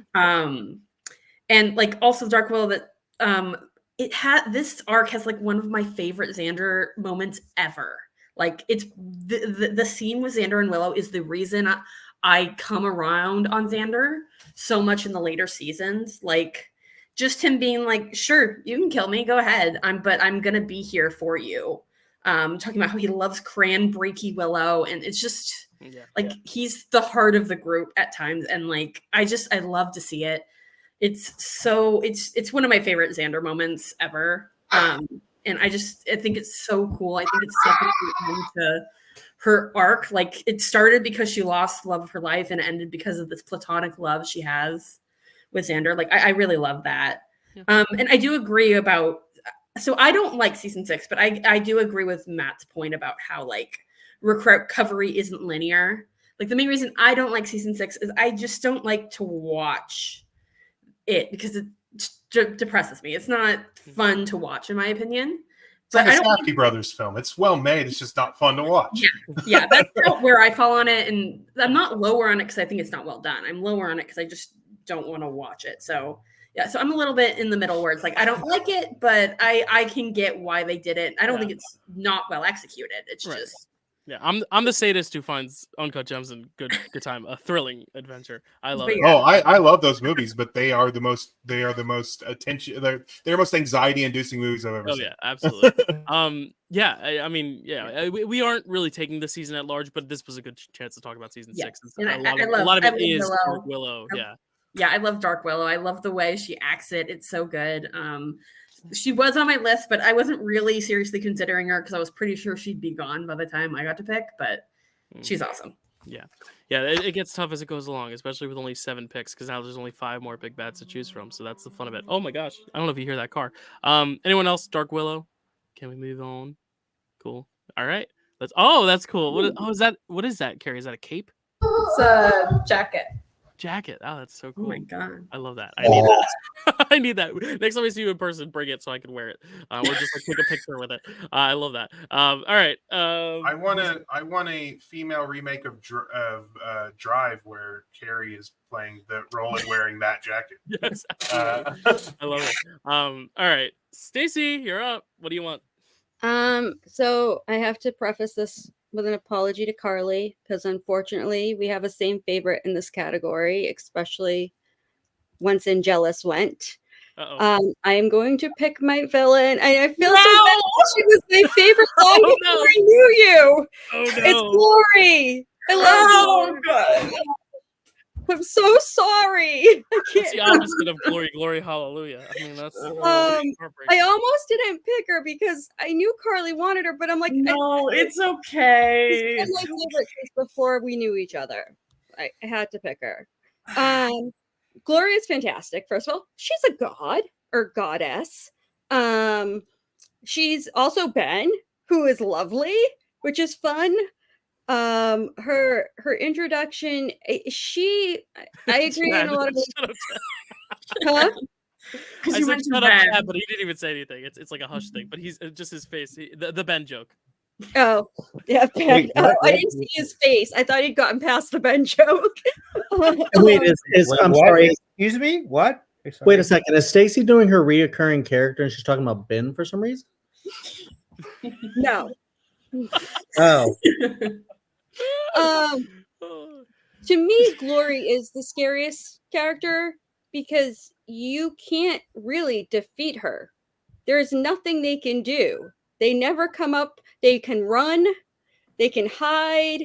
In the end, the only way to defeat her is for Buffy to die and close up. They don't really defeat her. They defeat the portal that she opens. They close it. So, yeah, and you spend the whole season. And again, going back to the week-to-week thing, it just creates so much more tension and suspense. You spend that whole season just like, what the hell are they going to do? Like, how are they going to do this? Because there seems to be no way. Also, she's funny as shit, and she's stylish, and she's just incredible. Like, most of the villains, I pretty much, sometimes they're funny, but I'm usually like, and with her, I'm just like, oh, Glory, like, you're so great. Please don't kill the people I love on the show, but you're so great. Yeah, she eats up she chews the scenery like no other villain. Like, she feels the actress. Yeah, she feels the most like diabolical and like just like classic Disney, like Cruella de Vil, Ursula, like eating up the scenery, which I love. Minions. You had to apologize for Carly, but you have to apologize to me as well because Dark Willow was my 1 and Glory was my 2. So, well, I didn't know that, but I know that me and Carly share a very intense love. And Angelus was my 4. So we're on we're on a good track. So I hope my 3 is still around, but it's okay. I love Glory. I don't want to take up too much time, but I love Glory. Anyone, Glory, JD, you look like you were going to say something. No, I'm just going to say Glory is so much fun. As I said, to me, Angel and Angelus was my. I thought was my number 1, but then there's like 2 in tier 2, and then it's everybody. And Glory is just so much. She's so. I mean, I love her deadpan humor. Like I said, I'm like, it's the episode where she's torturing that monk to figure out what the key is, and then she is just like at one point she's like so funny, and then like at other points she's just like, well, why won't you just tell me? And then other points it's like, and then other points she's really like just enjoying and murder straight up, just like slowly murdering this guy. And to Stacy's point, the best solution they come up with is we're gonna murder the vessel. We're just gonna straight up murder a vessel. We're gonna murder her human vessel. That was it's not really yeah, I said it's not really a great solution, and it's not even played heroically either, which I appreciate. It's just like, yeah, this is the best we got, and yeah, that we're gonna have to. Yeah. It sucks, but we got to do it. Yeah. Carly, any thoughts on Glory? Because I mean, I think she shares a little something with Dark Willow, which you said Yeah. earlier, right? Oh yeah, she's also incredibly hot. Bingo. I'll say Glory's hot, especially in her red dresses. Oh my god, she's hot. She's sadistic. She's evil. Like she's my type. Oh my god. She doesn't, and like the greatest thing is she doesn't even really want to hurt Buffy. She's just like, I just want to go home, and this is how it happens. Like, well, sorry, you're collateral damage, I guess. Like she's not even like out to cause pain. She's just like, I just want to go home, and this is the only way to do it. So I guess I have to destroy her whole life. Yeah, it's her nonchalance that makes her special. Yeah. And what she does to Tara is so messed up, so terrifying. It's like the fact that she just does it. Like she doesn't even think about it. She's just not like there at all. Completely rips through this woman's mind, and it's just like, oh well. Like, oh gosh, she is such a good villain. She's part of why season 5 is constantly battling season 3 for my favorite season, just because her performance is so good and it adds so much to that season. And like, I just love her. Yeah, the actress just gives an amazing performance that I don't think many people could have brought. And oh gosh, Glory, she's so. I thought I was gonna get her. I was like, Glory. I thought you might pick something else, but it's a good pick. I can't blame you. It is almost like a chain reaction. I took Hush from Stacy. Stacy took Glory from you, and now you can take something from who's after you, JD or Kerri. So we'll just keep passing the torch. Any other thoughts? Yeah, Chad. Yeah, I just wanted to say, yeah, she's phenomenal. You know, very theatrical villain, but also one of the scariest villains, because like when Willow goes to like fight her, I'm just like, well, Willow's about to die, and then and then when she shows up, because you're deathly afraid of her finding out who the key is, and then when she shows up and thinks it's Tara. That's just one of the scariest moments in the show where you're just like, oh no, like, so I don't know. It's a great pick because she is, one of the just the most watchable villains. So yeah, she's great. Kerri, anything on Glory? Glory isn't a demon. She's a god. That's what I said. Okay, Buffy, Quentin. If you watch the reruns of Buffy, that is cemented in your brain, because every episode after he says that in season 5, it plays at the beginning of every episode in the previously on. Oh yeah. I love her though. She's a fantastic villain. That's great. Anything else, Matt? Anything on Glory? No, everybody pretty much said everything. I love Glory. She's great. Season 5 isn't one of my favorites. That's mostly just because of a main character that I don't like that finally leaves in season 5, but he's there too long. But I do like her a lot, and her underlings are probably the best part. Like they're very, very funny, and she's funny with them. So I really like that. And yeah, both Ben and Glory are hot. Awesome. Who's Ben? Okay. Carly, you are up. So let's see what you're able to snag here. I mean, I was probably gonna pick Big Bad anyway because I thought I was gonna get Glory, so I might as well. Big Bads are coming off the board quick. And I have 2 recurring characters that I'm really torn between, so maybe someone will take one of them. Yeah, so I will go Big Bad. I will go with the mayor.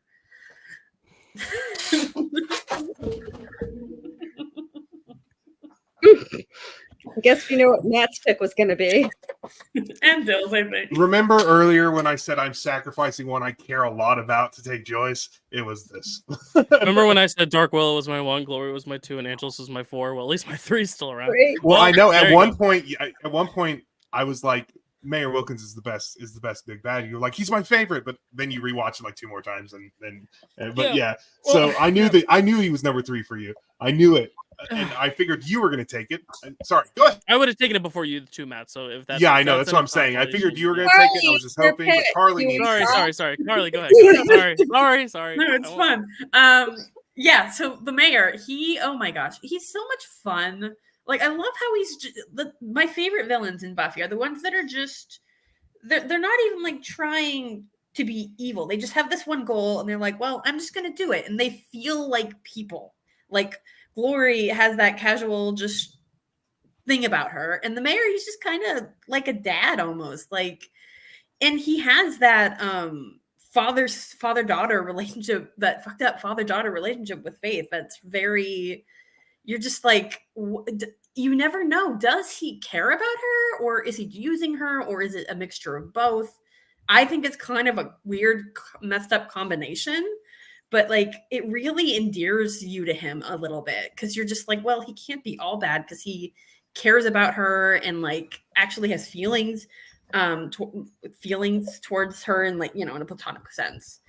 And like he's just so funny and entertaining, and I like how you kind of see like a slow build to him all the way up until he becomes a big giant lizard. But yeah, he's a fantastic villain. He's so much fun. I love his dynamic with Faith. I think it's what really puts him above. Well, you know, he's not my favorite. He's probably my second favorite, but it's just, he's fantastic. He's such a good villain, and Yeah. I mean, you said it all. I love it. It's great. Okay.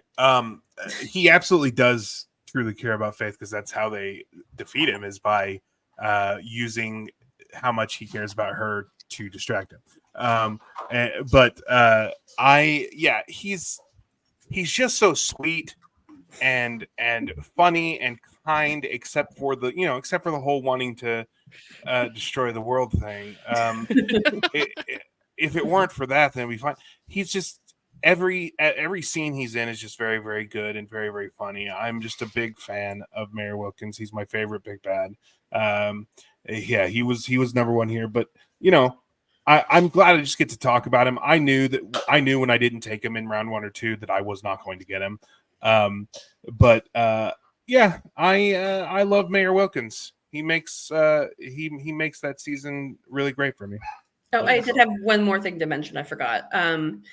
I love when he says to Buffy and Angel, when he's like, "Oh, it's not going to work. Trust me. I saw my own significant other age, and seeing her be bitter towards me was horrific." Like, it doesn't feel like he's necessarily saying it to be mean. He's just like, "You guys know this isn't going to work, right?" Like, it really humanizes him too. So, well, that's the thing, is that his power in this season is dad talks, is fatherly chats, and that's how he does everything. He doesn't say anything to actually be mean or anything like that. He is true to who he is, which is just this affable, goofy, wonderful man who unfortunately does want to destroy him. Yeah. Stacey, I saw your hand. Yeah, this was, if I knew there was no way I was getting back around to me with Glory and the Mayor, and so I took Glory because she was still available. But he would have been my next choice. He is hilarious. I love how like he's, you know, cutting people open and eating giant spiders and doing all this horrific stuff, but then he's like really obsessed with being people being clean and polite and proper. Like, it's so funny. It's such a fun juxtaposition. And I was gonna bring up the speech Carly's talking about that he gives to Angel and Buffy, which is just devastating. But because it's from him, they can easily write it off. But then later, Joyce kind of says the same stuff to Angel, and then like they take it seriously. But yeah, it's a great pick. And I'm glad that we'll get to talk about all the big bads probably because there's only cool. 7. But I'm That's the kicker of this draft. That's why I'm also right. like, damn, I only have 3 more options. Yeah. So yeah, he's really high up there. It's often hard for me to choose between them, but you know, Lori's got fashion flair, so she won that. Chad. Yeah, this is an amazing pick, amazing big bad. I think the big thing is why he's so menacing is his charm and his confidence, and that nothing's going to take him down. He's just going to win. And I think he's the one that's most able to convince you that he's going to win, and that's why, like, throughout season 3, I'm like, I already know how season 3 ends, and I still think he might win. Yeah. How confident and persuasive he is. And that scene, when it's just so much buildup of what is the mayor? What's the mayor going to do? Is he going to succeed? And then when he comes into their inner sanctum in the library and like just comes in like all of a sudden, and then they're just like, oh shit! Like people like they can do that. Yeah, like the villain can just walk in to when we're talking about how to defeat him. You know, and it's just, yeah, it's epic. That's an epic season because of that villain. It's a great pick. Yeah, also leads to some of the best finale stuff to happen. I love how they defeat him. It's great. Absolutely. And I love when he sees Big Steak and he's like, what does he say? He doesn't say oh shit because he wouldn't say shit, but he says like, he says golly or something. Yeah, like, he sees the dynamite and he's just like, he realizes, and as the snake in his voice is like, that's actually oh shit, but not. Yeah, I was gonna say that's the one thing I don't love about him is just, I mean, it's the CGI more than it is the idea of the snake, but I feel like it's also too rushed at the end. Like I feel like his ending should be somehow grander than it already is, and it's already pretty big. But like I don't know, maybe it's the effects that I almost feel like it's short lived, even though it is a full season of the mayor. But I don't know. The CGI is bad, so I don't always like it. I always don't know. Like once he becomes a snake, he's no longer my favorite. Like I no longer love it, but I do like the end where he's like, "Oh gosh, that's what it is." He's like, "Oh gosh." I love the bad CGI because it makes the snakes not scary to me. I can watch that snake, and he's only the snake for like a couple minutes, isn't he? And it's not very long at all. Yeah, well, yeah, it's very short lived. Kerri, any thoughts on the mayor? Yeah, he's just a fantastic villain, and yeah, he's like part of what makes him so scary is that he's just always so calm and collected and does everything with like a plan and a purpose, and it makes that season just so exciting to watch. Absolutely. Any other thoughts on the mayor, Mr. Mayor? It's going to be interesting to see which of the 2 good big bads left people are going to take. Listen, we'll see when we get there. I think it's going to be Matt and I battling it out at the end for it, but we'll have to find out. All right, JD, you have picked your big bad, JD. So I've already resigned to the one I'm getting. Maybe. And I'm so glad I did. I took a calculated gamble, because this is the only other pick. I was prepared to lose it if it got taken during this round, but I'm gonna go main character.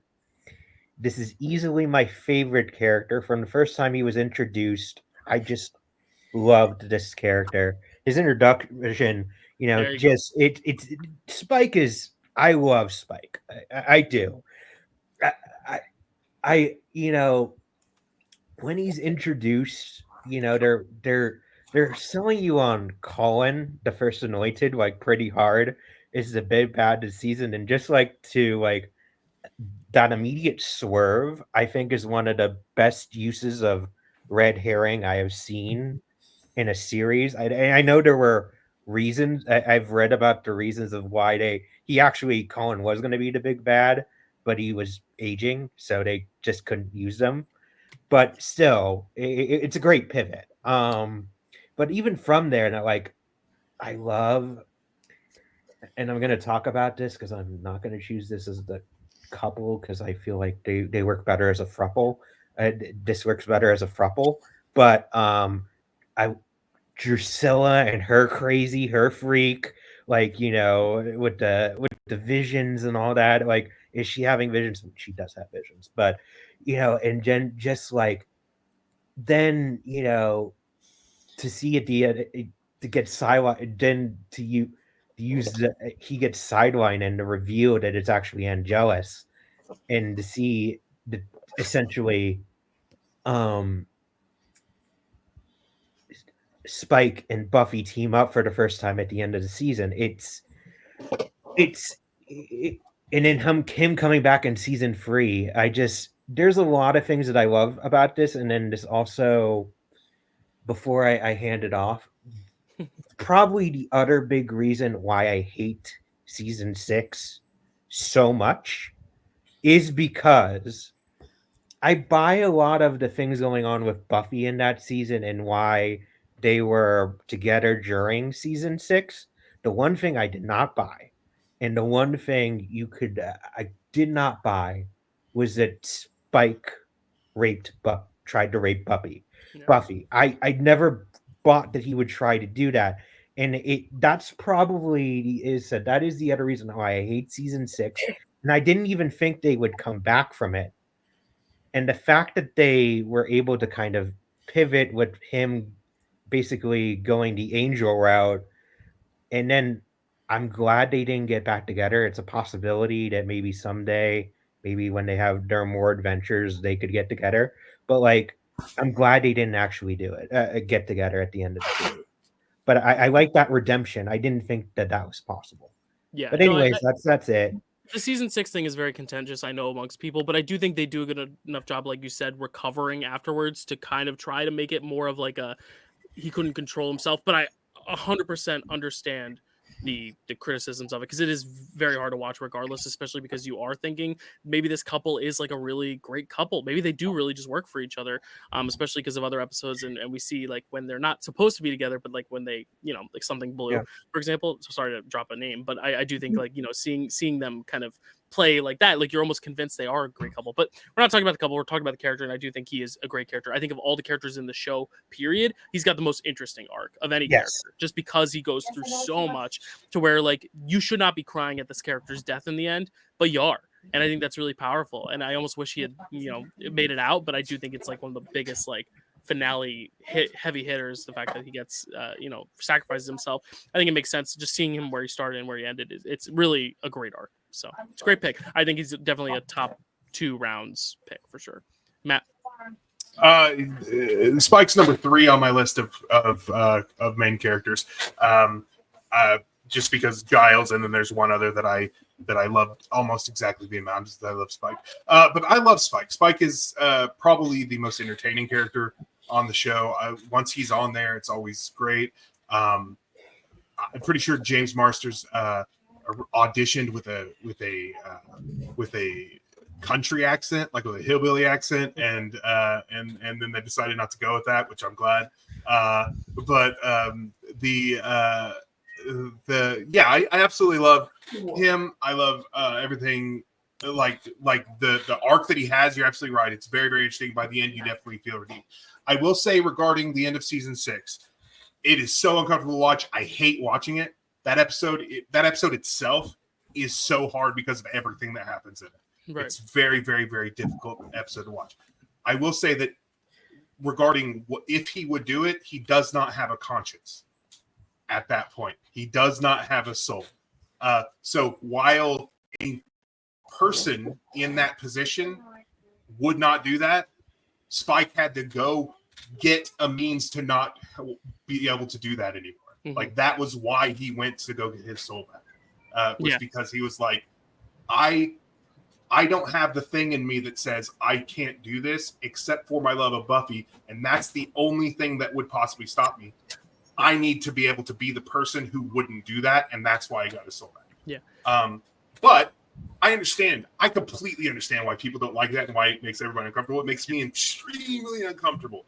But I do understand people's criticism of it. I just think that we consider to that point, we consider him one of the team, one of the good guys.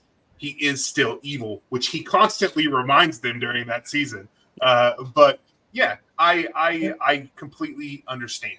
I will say I do think they recover from it pitch perfectly in season 7, which is why I was ultimately comfortable choosing him. But that that almost like Yeah. I'm just saying that almost, but I loved everything up to that point and everything after, and I just love how has he will tell everybody how he feels and he gives no shits. Yeah. And I just love that role and his role that his role in the Scoobies.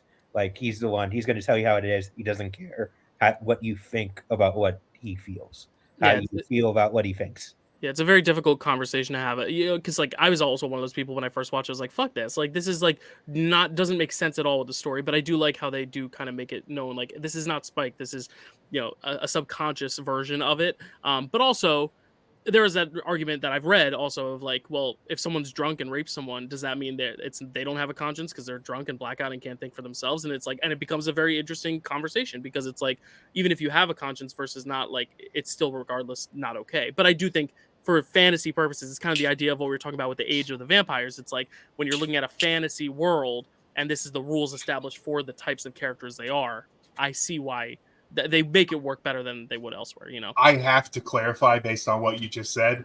In no way was I saying it was okay or excusing it at all by saying he didn't have a conscience. I'm saying that when we look at it from the perspective of who that character is, we often forget who that character actually is because of who he's had to become because he can't hurt people. But he can hurt her. And I wasn't trying to respond directly to you, more so just to the general public who is so conflicted about it because they're like, you know, all the same reasons we talked about. But he's responsible, but he goes and fix it like they fix it, like not fix it because that the thing still happened. And I'm not saying that all is well and everything's fine. I'm saying he does go and redeem himself as much as one can in that situation. Yeah, I got you. Yeah, no, I agree. Stacey, your hand.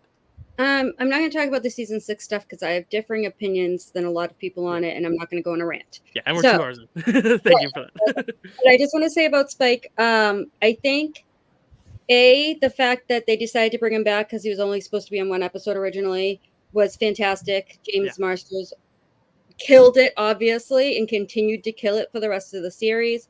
I love that they planted seeds early on about his personality with him teaming up with Buffy and talking to Joyce in season 2 and then coming back and Lover's Walk and like, you know, trying to get help to get Drusilla back. And so they showed you kind of who he is underneath being William the Bloody or whatever, right? The decision to put a chip in his head and make him one of the Scoobies was one of the best decisions the show ever made because it just made him, you got to enjoy all his humor and all his evilness, but in like a safe way where like, you know, we wanted him around, even though deep down he was a horrendous killer. And I just have to share my little Buffy yearbook here with James Marsters' autograph. Whoa, cool. Nice. Very cool. He is a delight. Doesn't have an accent in real life, correct? No. Fucking awesome. No. And he narrates the Dresden File audiobooks. One of the better accents I've seen. I was going to say it's like my pet peeve stickler thing. Crushes it. I was going to say that's the first I hear he didn't have an accent, so that's amazing. There you go. Yeah. Yeah. No, he's fantastic. Perfect. Chad? Also destroyed his hair. But anyway, go ahead. Chad? It hurts a little bit because Spike is pretty much my favorite character. I adore Spike so much. The fact that he came on the show and was just supposed to be like a bit part and just, you know, kind of like just a regular antagonist in like an episode or two and then get killed off. And then fans adored him so much that he both just could not be fired and could not be taken off the show and pissed Joss Whedon off so much that, you know, he just was physically violent with him and stuff, you know, which is upsetting to hear, but like just knowing that that background is just so fascinating that he was never supposed to be this. And then the show is not as interesting if he's not in the show. So whatever the show was gonna be before Spike became Spike was just not going to be as good. I can't believe that, because everything that comes with Spike is just, he's such a fascinating character, troubled character, wonderful character. He's just all of these things all wrapped up into one. It's kind of like if you look at Severus Snape in the Harry Potter world, where he's just so troubled, but some of the things about him are so beautiful. Like, you have both the thing that you guys have been talking about a lot is, the unfortunate sexual assault scene, that it was supposed to like make a point, was supposed to drive him towards, getting his soul and stuff. And we can argue whether that was a good decision for writing or whether they could have done it a different way. That's just a whole other thing. But to see him at his like worst moments there, and then see him later at one of his best, when Buffy gets kicked out of her house, and then he defends her, and then goes and tells her just how special she is. And that scene right there just like makes me want to cry. And right now is a very easy time for me to cry. But just everything about that character, he's just coming from being a just a hopeless romantic guy that gets made fun of for writing bloody awful poetry, and then going on to being one of the most badass and vicious vampires of all time, that like has killed 2 slayers, and people are like, he's like the worst of them. Like, it's like him and Angelus, and that's it. There's just so much to him. And like you guys said, with James Marsters, perfectly doing the accent, and just, being like one of the best people, apparently, just in general. Stacy's met him. I'm sure she can attest to that. He's just the best character. He's just so good. And I totally understand, people who have fell off because of the decision. But I do think they redeem it as best they could in season 7, and I love them. Yeah, I did see lots of hands. Yeah, Stacey, really quick. Just real quick before I forget again, because I've already forgot once. I also love the stuff with him when John and Joyce have to hide out in his tomb, and it's gold. It's all gold. All the stuff with him and Dawn, really. And when she just goes and hangs out with him all the time, is gold. How protective he was of Dawn was amazing. Yeah. So Carly, to say that. Yeah, just so I can't stand Buffy, but in spite of that, I love Spike. Like, I don't like the ship at all. I mean, I like the idea of Buffy hooking up with him because she's like hating herself after coming back to life, and it just wants to feel something. And him doing it because he generally has some type of feelings for her.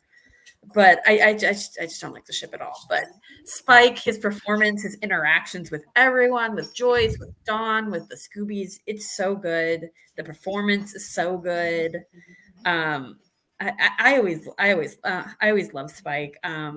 His dynamic with Drew, I love it so much. Oh my gosh, did you say Spuffy or Bike?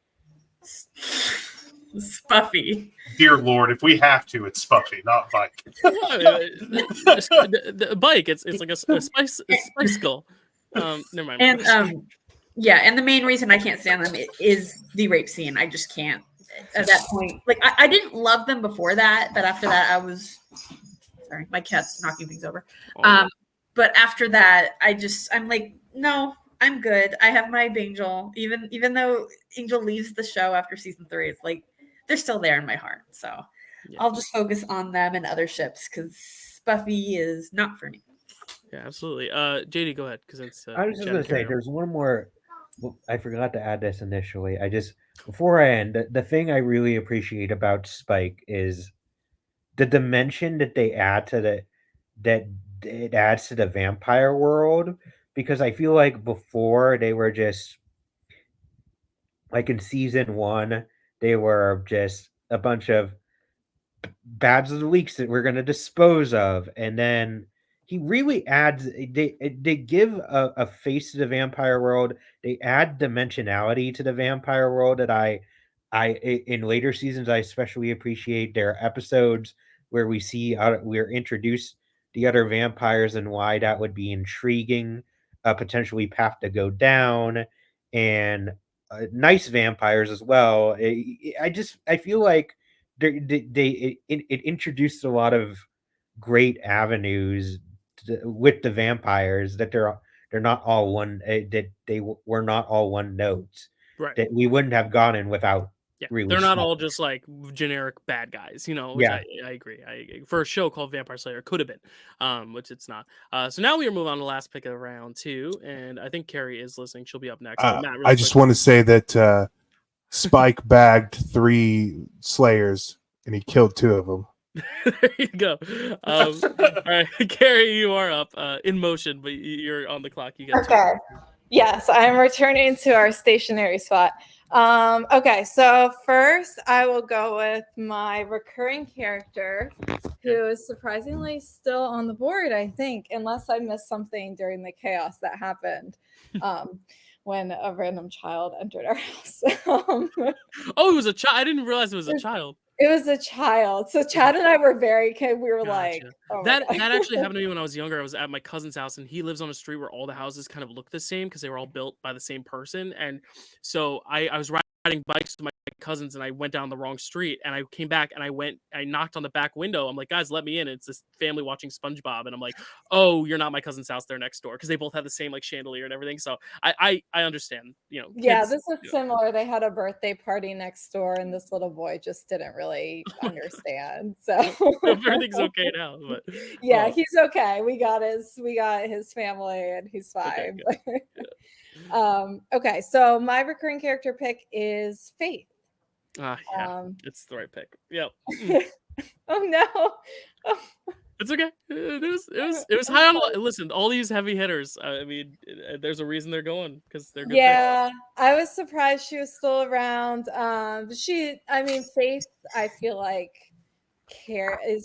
she carries that 3rd season. I feel like so much. Like, she is so interesting. She comes in like a whirlwind, and she is not the first other Slayer that we've seen, and I actually almost picked Kendra too, because I love Kendra as well. But the second one, the second Slayer we've seen, and I love that they made her such a strong recurring character in season 3, and then brought her back at the end of the series, redeemed after having gone through her redemption on Angel. At the end of season 7, which I think put like a really nice cap to the entire show, to bring back this really strong relationship.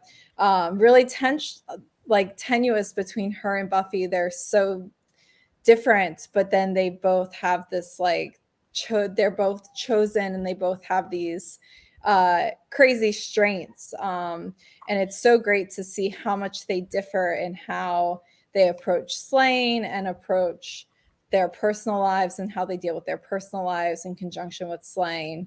I love Faith's turn as bad girl. I think it's so fun that we got to see what a bad Slayer would look like. And I love that, she eventually is redeemed. So we get to see the full picture, because I think she is such an incredible character. I love that they did actually complete that entire arc for her. So yeah. Yeah, she was high on my list. I had 3 recurring characters that I would have been happy with, Joyce being one of them, Faith being another.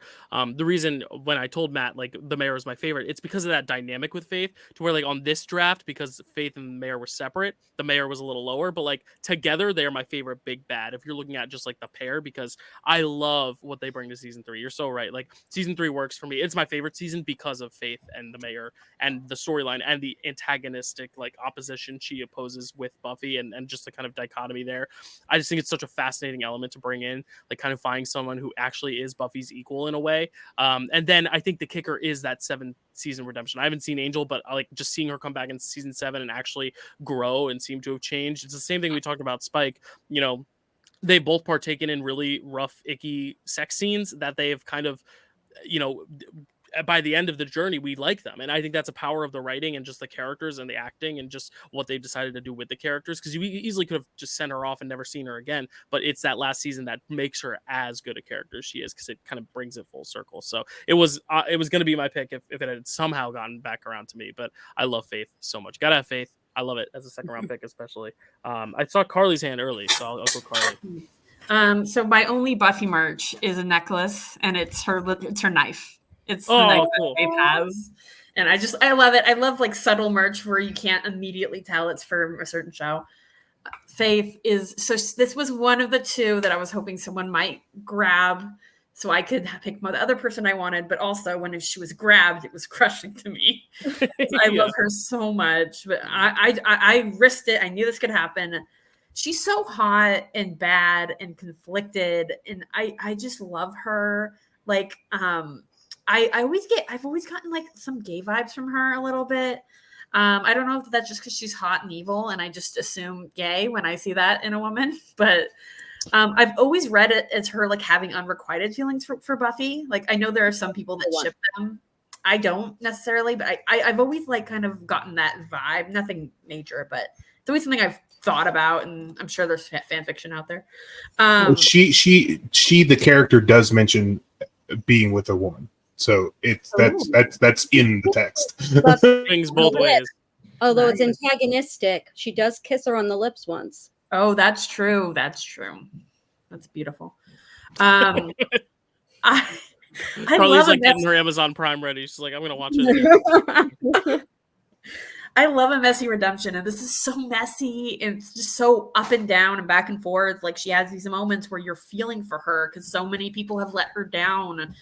But also, like, she's really messed up and has done a lot of bad stuff. And like, Dyl, I can't wait for you to watch Angel just to see her redemption on there. It's so good. And it's not even just her redemption, because she has other episodes she's in later on that are. I didn't even know she was on it, so I'm very thrilled. So I don't even know who shows up in Angel. I know one because she's okay. We won't tell you anyone else. Yeah. I know Angel, and I know Cordelia. That's all I know. So. Yeah. But yeah, Faith is just amazing. I just love her so much. She's such a great character. And like, I feel like there's so much more to say about her, but I'll stop here so other people can talk. But God, she is so good. One of my favorite characters ever. She's amazing. I think I saw Stacy's hand next, or JD's. I don't know, but I'll go with the ladies first thing JD said last time. Stacy. Also, I will forget probably by the time I'm done docking what I wanted to say. I have such a weird love-hate relationship with Faith. Like, she's the top of my reoccurring character list. She's another one I couldn't believe was never in the opening credits. But like, and whenever she shows up, especially after season 3, I'm like, oh, Faith. And then I'm like, I hate everything you do. I have such a weird, like, I kind of hate her, but I also get excited about her. So I don't know. And she was at the top of my list, but I also kind of hate her because of the things she does. That's fair. That's all I was going to say. It's just such a weird dynamic, but it just shows how good the writing is and the performances are, that it creates that dynamic that, like, I'm excited to see this character, and then I'm going to hate everything she does. Yeah. JD? Yeah, I'm to a similar vein of Stacy. I actually the evolution of this draft. I don't know how behind the scenes we want to get, but at one point when we were talking about her, we were talking about Faith about Big Bad, and she would have been on my Big Bad list. But I think as a recurring character, we just don't have enough. As a recurring character, I don't think there's more dimensionality. The reason I like her as a character is because of another series. So she would. I would have had her for recurring for that series, but and if they're a villain, what I mean, like if they're a villain and recurring. If they're recurring a villain, though, you can still like acknowledge them as a villain. Like her presence in season 3 is she's still recurring season 3. So, but I know what you mean. Like, you like her more in the other show. I got you. Yeah, I like her more on the other show, and I like her on as a villain here. I don't necessarily like her as a recurring character here. If that makes sense. Even in season 7, she frustrates the hell out of me. Yeah, that's what I'm getting at. I'm like, she redeemed by the very end, but when she first, like, I was like, Faith, I kind of want to smack you, except for you'll kill me. Exactly. I'm like, that's why I'm like, she's great as like she's great as like the bad, but I'm not sure. The reason I love her is because of that. Yeah, that's it. We can move on. Fair. I mean, Kerri's getting Faith all encompassing, so like it is including that as well, just not as her big bad, because that's just not the case. It was a great pick. It was a great pick, Kerri. huge get in second round. Yeah, huge get. oh god, second round. Okay, Faith is interesting to me because I actually am similar to them in that I'm kind of of two minds of her, but she's 5 by 5 for me, really. No,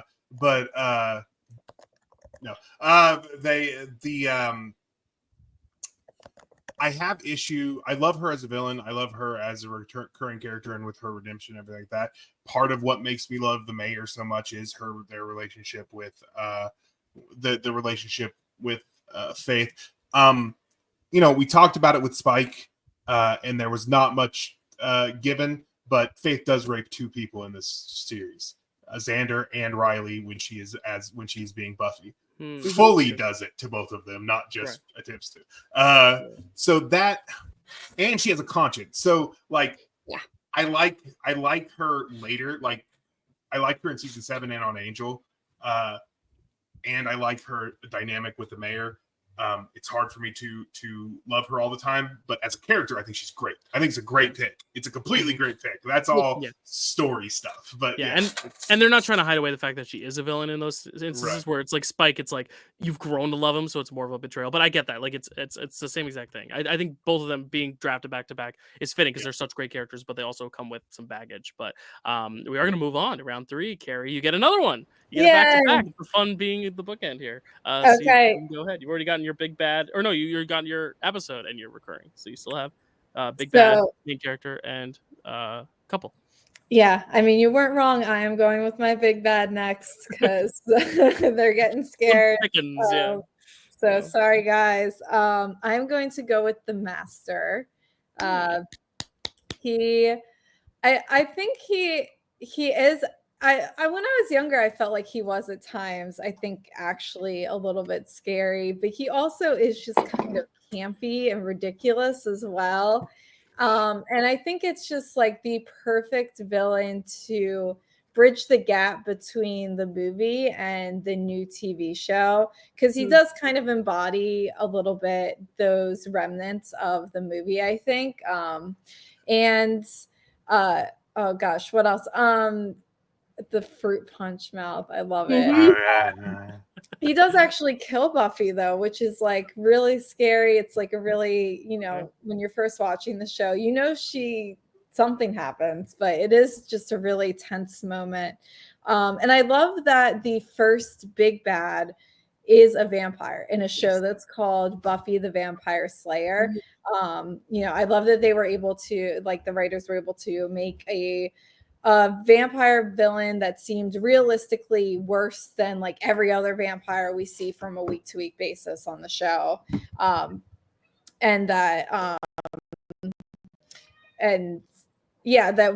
Because I feel like it is like, it means something that the first big bad is truly a vampire. We don't get that again.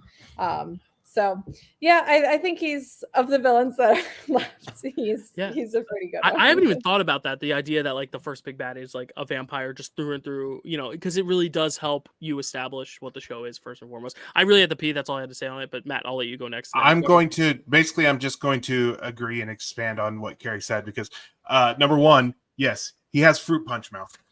Number two, the campiness. I'm a big fan of camp. So like the campiness of it really, I something I really appreciate. And I hadn't thought about it this way, but you are absolutely right. The bridge between the movie and this is absolutely perfect, because it's the same, like while they aren't the same type of character and the Master didn't have any hair, like you can imagine him doing the whole like waving his hair in the as she's spraying the fire hairspray in his face. It's that same energy. So it's definitely has a similar campiness to that, which I really, really dig. I like the Master. Master was the acceptable one left for me, and it's gone. I'm gonna get stuck with the bad one. I know it, but that was a good pick. I just want to honestly, that's a good pick at any round. I think the one line that perfectly encapsulates the Master and why I do really like him as a villain in the show is when after he kills Buffy and he says, "I love your dress." And I'm just like, yes. So that's it. Yeah. Unless anybody else has anything to say, then I'll talk more. Yeah, I can throw in real quick since I've been a little gone. Faith is a great pick. She's very complicated, but I think that's why she's so interesting. And she's like the perfect like antithesis to Buffy, because Buffy's the Slayer that's good. She's so good, in fact, that Giles has to do some of her dirty work.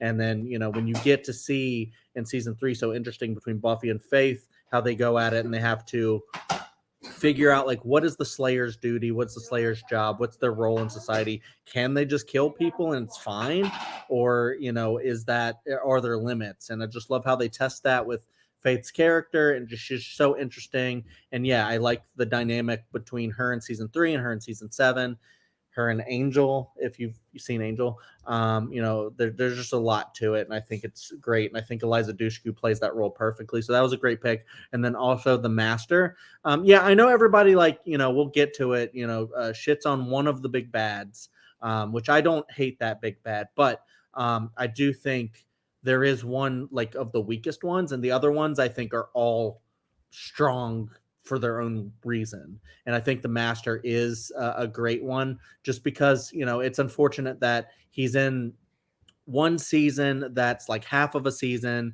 and he doesn't really get to be like fully fleshed out or anything.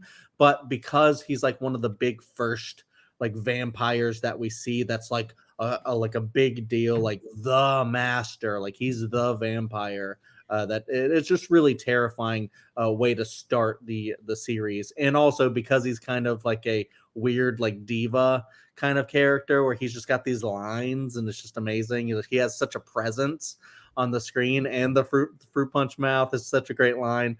I just think he's really great. And it's just really interesting to see him. Like, Master's not even like the oldest vampire, because there's at one point Kakisto shows up, and dude's got like cloven hooves or whatever, and I'm like, wait, the Master's not even the oldest one. So I feel like it gets pretty interesting there. But these are great picks, Kerri. Good job. Yeah, JD. I was just gonna say the Master was my number 2. Like, if I didn't get Angelus for Big Bad, I would have gone with that. I would have gone with the Master, because I just, you had me at leader of vampire cult. Like, there's this whole it's religious. I love how religious it is. I said, you guys have mentioned it. It's surprising, despite he's a vampire, and again he seems one note. But he's also, I'm surprised at how funny he is sometimes. And I think it's when big bads come back in later seasons, I find it interesting. It's normally the Master or it's the Mayor. Like, when you see them like in individual like alternate episodes or things like that, it's like those two normally. And then besides season 7, obviously you get to see all of them. But like previous to that, it was the Master. If there was if the big bad came back, it was, you saw a big bad again, it was normally the Master. There you go. Anything else on the Master, or can we move on? Yeah. All right. So we are moving now to JD. You are up next on the clock. What would you like? I think I'm going with episode. So this is gonna be. This is so hard. There's so many great episodes. Do I go with my favorite episode, or do I go with the one that I think showcased my favorite character the best? Yeah, I'll go with that one. I'm gonna go with Lover's Walk. I love Lover's Walk. Lover's Walk is. It's the one time we see Spike in season 3, because he comes into town and then he leaves, and then he doesn't really come back until season 4. And I just, going back to it, I kind of, I love that it's Buffy and Angel that get stuck with him for the whole episode. Their dynamic, again, kind of like you see like in it's always Spike and Angel are always some kind of dichotomy, him or Drusilla, him or Spike. They always get stuck together, and I always love it when that happens. And I I I just love the sense of humor of it, of the episode. I love that he's honest about how he feels, how he how he says, "Yeah, I'm a slave to." I'm being PG here. I'm a slave to love, and I'm man enough to admit it. Like it's one of my. It's the first. That episode is the episode that made me fall in love with Spike because I'm like, he's the one character that's honest about himself. He's honest about what he's about, and even though we've talked about season 6 enough, I see your guys' point about that and how this episode kind of correlates to that.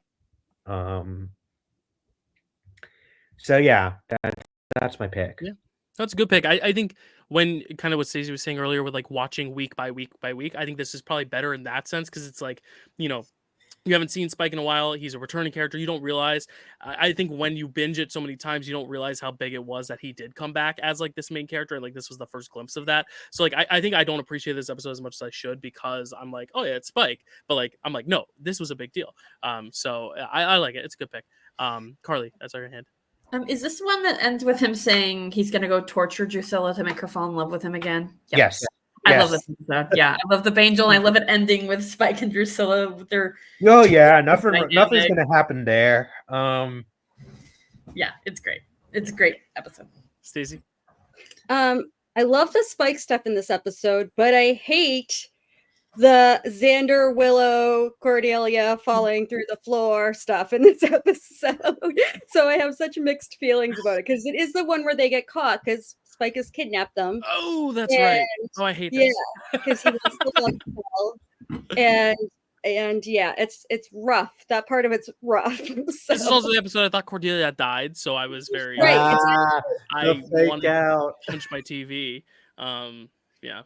So Cordelia is going to be okay. I only knew that because of Angel, and then I was like, "Is Angel a prequel?" Because like Cordelia is dead, and then I was like, "Okay, no, she's okay." Yeah, it's such a great fake out in that episode. Yeah. JD, don't worry, I like this episode. No, I know. I like this episode. Joking. I just didn't remember it for. But now you bring up the other plot line. I'm like, no, I'm just joking. Yeah, it's a very significant episode. Now I remember it. It is, and I don't. Again, it's similar with all the other stuff. I don't like what happens in this episode with that part of this episode, but I do like this. I don't even say I like the storyline. I just think that it's all part of the drama that makes up my favorite show. Like it's just a puzzle. I love the Spike stuff. The Spike is in love stuff. It's a great pairing to go with. And I'm sorry, I'm going to spoil another, or I'm going to say another episode title, but Fool for Love, which is the one where like it's a great pairing between those two episodes. Spike has a line in this that the whole little monologue that he gives to Spike and Drusilla, or to Buffy and Angel, is great. But the blood or love isn't brains, children, it's blood. Yes. I absolutely love that bit. I really like this episode, and I think it's a good pick. Yeah, JD. To that line, I think going back to what Matt said about this is going back to it's uncomfortable, but I get it. This is the one where I'm like, I actually do get it. And Spike's line is one of the reasons. Like, I don't like that Willow and Xander did it over with against Cordy, but like it's like, well, they're teens with hormones, and this happens in high school all the time. Mm-hmm. That actually is of the ones that I'm like, I know I'm sounding like hypocritical or like a little bit, hypocritical here after what I was saying about the other stuff. I'm like, I do get it. That one I do get. Yeah. It's one of the ones where I'm like, I do see it. That's fair. Chad? Yeah, I do love this episode. I think it's a really good one. I wouldn't put it like an S tier, just like overall for like reasons said. I think the drama is really good in it and stuff like that. But I don't think overall it's like one of the best. But I love that JD loves it because I also think it's just a really good episode. But I do love the Spike stuff in it, as everybody was saying. Just the I may be loved bitch. It's just he is in this episode. He in so many other episodes he shows why he's low-key like the smartest character in the show. Like he sees everything. He's the philosopher. He's the philosopher, and like as JD has said multiple times, that he doesn't care what he says. Like he's gonna tell you how he sees it, and he's the smartest character. And I just love how he has that insight. He's the poet. Mm-hmm. There you go. Kerri, any other thoughts on Lover's Walk? Yeah, this is I think the Spike stuff is simultaneously like some of it's so fun, and then some of it, like especially when he has that conversation with Buffy and Angel, it does get kind of serious. And then the part about like Willow and Xander I hate that they do it and then like they kiss and then they get caught. But the fake out is really good. I think it's like one of the funniest moments of the show. Yeah, for sure. Cool. All right, moving right along. Carly, you're up. You got your big bad done. You got your couple. You got everything else. It's very fitting that we just talked about Lover's Walk, because now I get to pick my dark, beautifully unhinged princess, Drusilla. Nice. Hell yeah. Yeah, I love her so much. So part of the reason I was a little bit okay with Faith getting picked is because I was like, I knew someone would pick Faith, but I didn't know if someone would pick Drusilla, and I love her too much to have her not be picked. She just has some of the best lines in the entire series. Like when she's talking about how she named all the stars, but she named them the same. So now there's terrible confusion.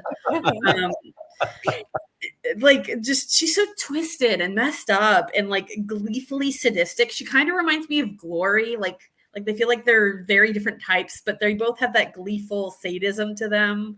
Like she's very playful. She acts like a kid at times, but she's like, her torture of Giles is so awful. It's so awful.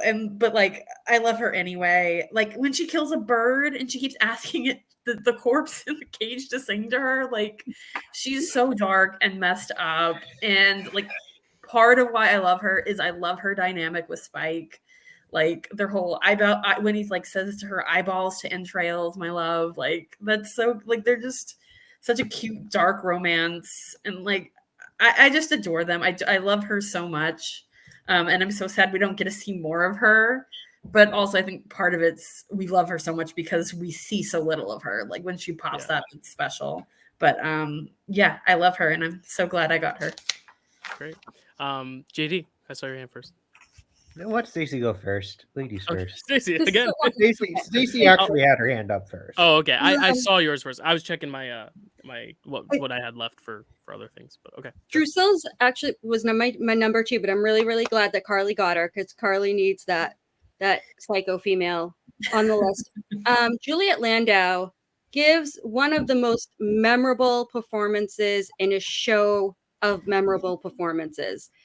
Her impact for the amount of episodes she's on is insane. Like and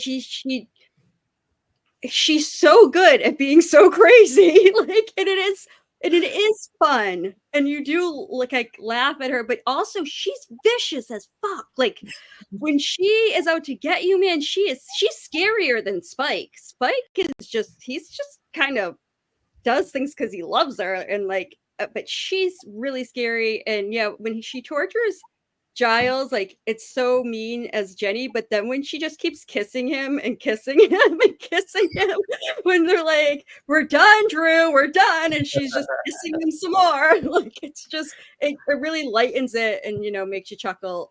So she's fantastic. It's a great pick, and I love it for you. Yeah. Anyone else? Drusilla. Yeah. JD, I will now go to you. Sorry, I called on you before. Yeah, I'm tired. I didn't put her on my list because I had a feeling somebody would get her. I love Drusilla. Like everybody said, I love how crazy she is. I love how scary she is. I love how funny she is. I also love how sad she is sometimes though. There are times like when like the some parts of the season when she's getting weaker and like you really feel bad for her. And then she reminds you, oh yeah, no, I shouldn't really feel bad for her because when she's okay, she'll wreck you up. But like I'm not gonna try this, but like if my favorite if I were allowed to, I'm not gonna try it, but if I were allowed to do it, my favorite couple is a throuple, and she's in it. Yeah, you said it earlier. I know exactly what you mean. If you can try it. We'll see how many people veto it. No, You have to wait a little while. I figured out what I'm gonna do, but I'm just like, yeah, no, I may. We'll see what happens because that would Just be so my you know, I would never veto a throuple. I love throuples. yeah. Like it is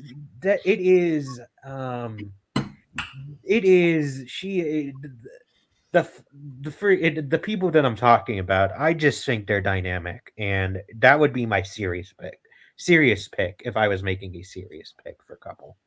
Yeah, that's fair. Any other thoughts? Yeah, Matt, go ahead. Sorry. Stacy basically said all the things I want to say, but I just want to reiterate how amazing Juliet Landau is. And it shouldn't be surprising because her dad's also awesome. But she's just so funny and I don't know. Stacy said it all. I don't need to say anymore. She's just so good. Everything everybody said is correct. She's amazing. Great. Yeah. Any other thoughts on Drew? Drusilla. Last chance. Going once, twice. Cool. Stacy, you're up. I will say real quick, I love Drusilla's tragic backstory also, and why she's crazy is kind of fun and also devastating. Okay, so my next pick, I am going to pick my main character, and my main character is Buffy. Yeah, which I know is not always everyone's favorite, but I love Buffy. She's the reason I tuned in every week.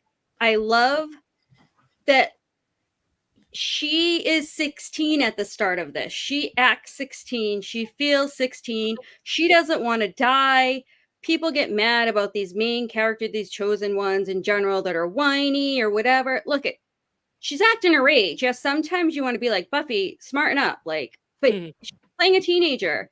And the arc she goes through is incredible.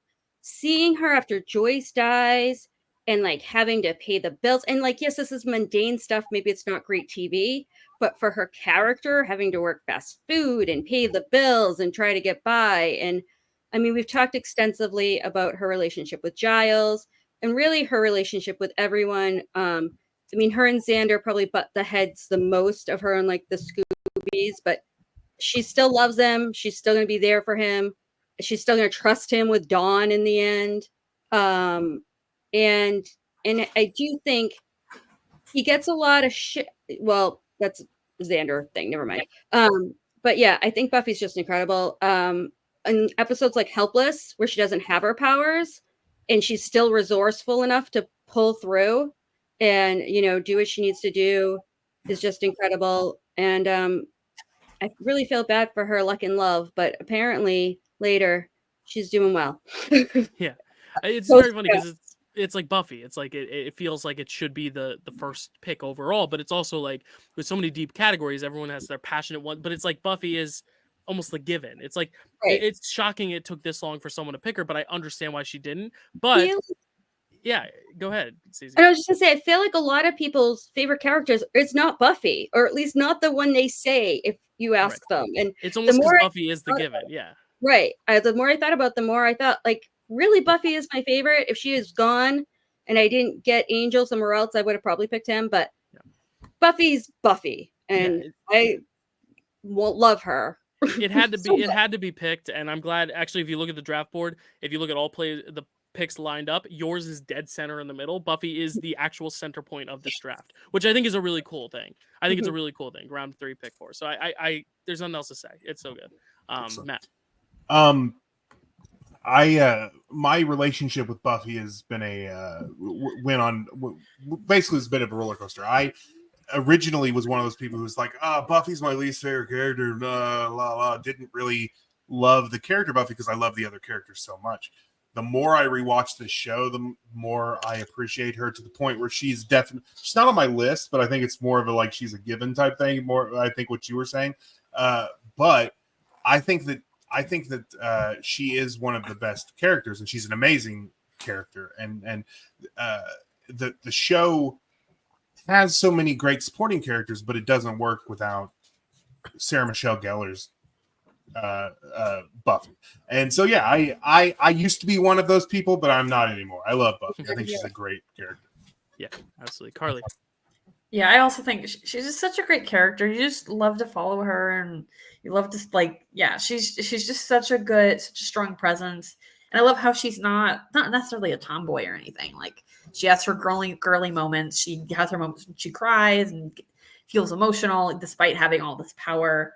And something my brother mentioned this the other day to me. He said he thinks she's very natural holding a rocket launcher, and I was like, "That's true. That's very true." She, like, when you see her, she looks like she knows what she's doing when she's holding it. So I love how she balances all those different parts of herself, and like both with the character and Sarah Michelle Gellar just killing it. Yeah. What's that? What's that do? What? The I rocket also- line. Sorry. Oh, the rocket. Yeah. They're asking about her witch hat. I was like, I want to know. The witch hat should win the draft, by the way.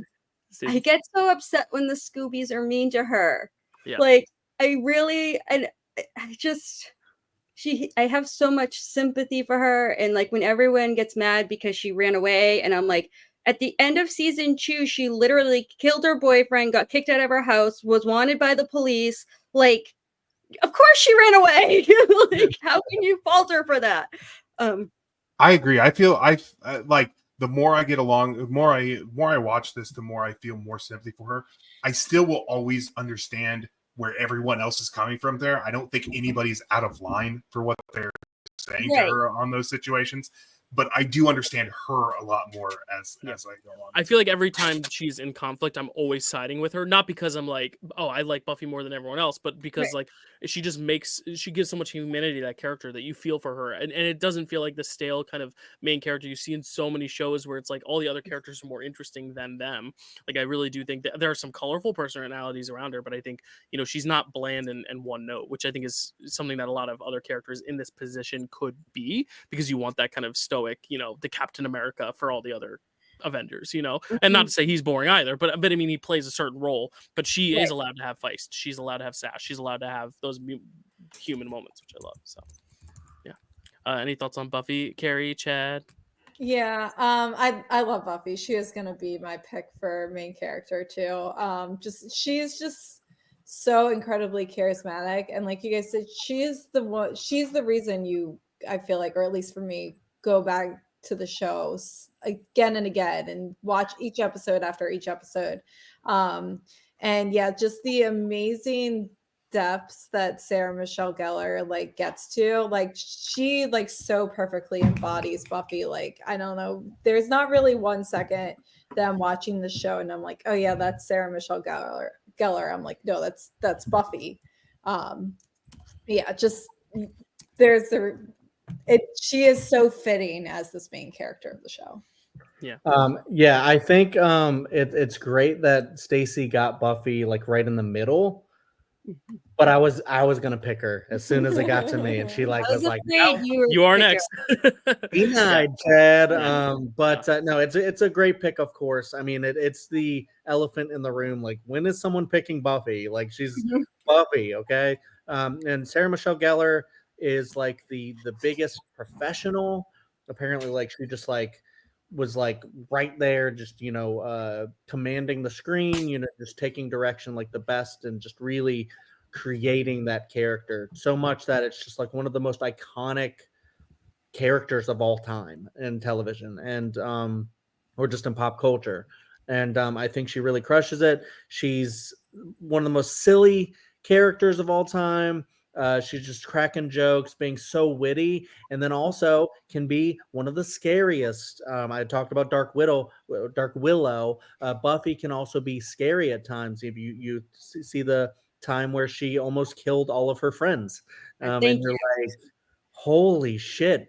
Buffy's actually terrifying if you're on the Right? other end of that. It's like all the videos of like, you know, Batman catching you doing something and then he's just beating the shit out of you on like TikToks and stuff. It's like if you're on the other ends of Buffy, oh my God, she'll murder you. But not really because she doesn't do that. We'll just tie you up in her right, basement.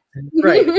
And be like, sorry. But no, but like Buffy is iconic. She's the best. She's just got she's such a well-rounded character. And yeah, it's if you have her on your draft board, you might win. She's the best. There you go. JD, any last thoughts on Buffy?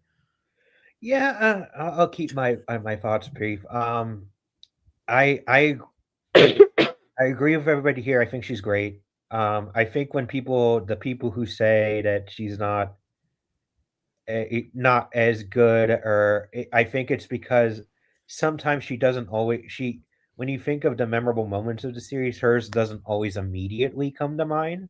But I will say I'm also with you, Dill. Every time that um she has an argument with the character, 9 times out of 10 I'm on her side of it. Like Xander, for example, like in when she comes back in season 3, I'm like, you mother Okay. you know. Okay, Yeah, but I'm like Mr. Praying Mantis, like mummy girl, like I'm like, we got it, yeah. of all the people, I'm like, you're the one making that argument. Sorry. No, I know. I'm with him on it. As I said before, he has a good point, but It's fine. We might talk about him when we get there, but good point, wrong person. It's fine. Cool. Buffy had to go in the draft at some point.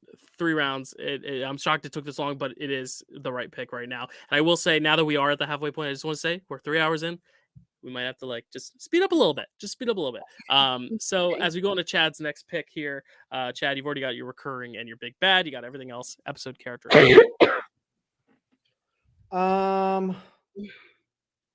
Yeah. I knew what I was gonna pick, and then now I'm like wondering if I should. But I'll go ahead and pick this now, and then see what happens when it gets back to me. Wait a second. Dylan, Matt, what have you guys picked for? Have you picked your couple yet? I have. Matt hasn't. I haven't. No. I'll wait. Okay. Fuck. No, I'm good. I'm good. I'll go ahead and pick my couple. Sorry, no, I'm trying to. No, okay. I couldn't tell if it was like a bit you were doing because I was just like No, it's speeding not. up and you're like, okay. No, I'm sorry. Okay. I know. This is a tough draft It's because because he took his everyone loves pick, everything. so he has to Yeah, pivot. it's fine. I figured it out, and I'm gonna do. I know Dylan was laughing at the name earlier. I think it was Dylan, but I'm gonna pick Spuffy as my couple. Okay. Because I think it's one of the best parts of the show. I know there's a whole argument about Bangel, Spuffy. I don't see why they both can't be great because I think they both are. I think they both work for different like points in Buffy's life. I think they're both so complicated because Bangel is the classic one that she needs at that time, but then it's so complicated with like what happens to him and his curse and all of that stuff, and then she can't be with him, but she also can't really be with Spike either. Like it's so complicated, and he is like very needy a lot of the times, but then there are certain times where she's very needy, so it becomes a very toxic relationship at some point. But even though it's super toxic and it goes places that a lot of people have issues with, I do think it's one of the most interesting things because it challenges them, but it also brings out the best in at least Spike. But when you also get to that speech in season 7, when Spike is basically saying, I see everything that you are, and you are like one of the best people. Like you are just an amazing woman. And when you get speeches like that, Hell of a woman. A hell of a woman. Thank you. When you get speeches like that, it really like builds up the characters and stuff like that. And I don't know, it's just like moments, like little moments when Spike is like, I'm gonna go kill her. Okay, I'm gonna go shoot her with a gun right now. And then when he goes to shoot her, sees her crying, he goes, "What's wrong?" It's just like he's got like that two-edged side to him where he hates her and he loves her, and then he hates that he loves her, and it's just such a complicated relationship. But I think that's why I find it so fascinating. I think that's why I love it so much. At the very end, sorry if you haven't seen the show, but spoiler for the entire show. If they've made it 3 hours into this and haven't seen the show, I'm impressed. So yeah, it's getting a lot of spoilers. you get to the very end, and she says, "I love you," and he says, "No, you don't, but thanks for saying it."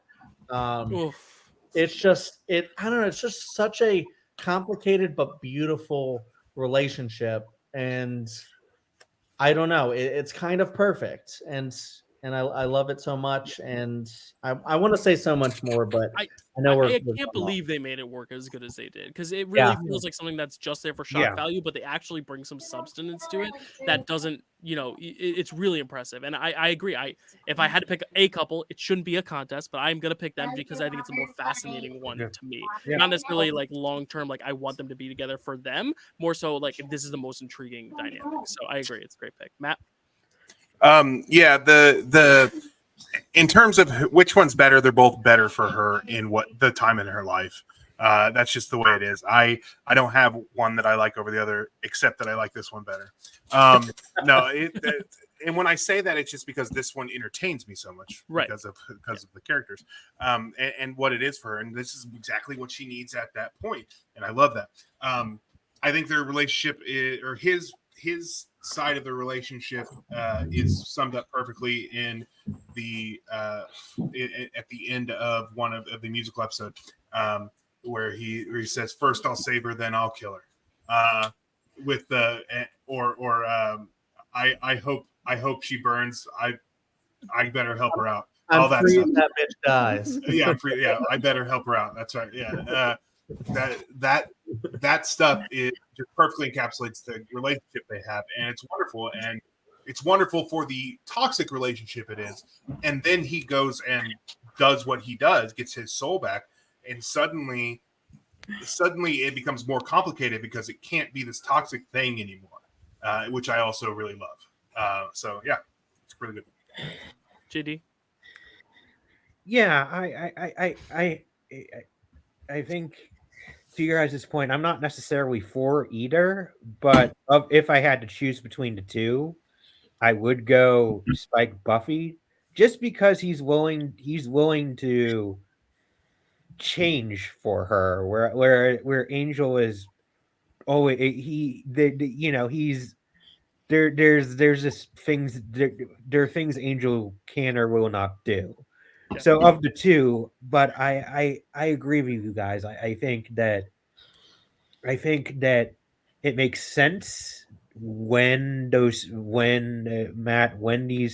when Angel and Buffy are together. It's like her first love, really.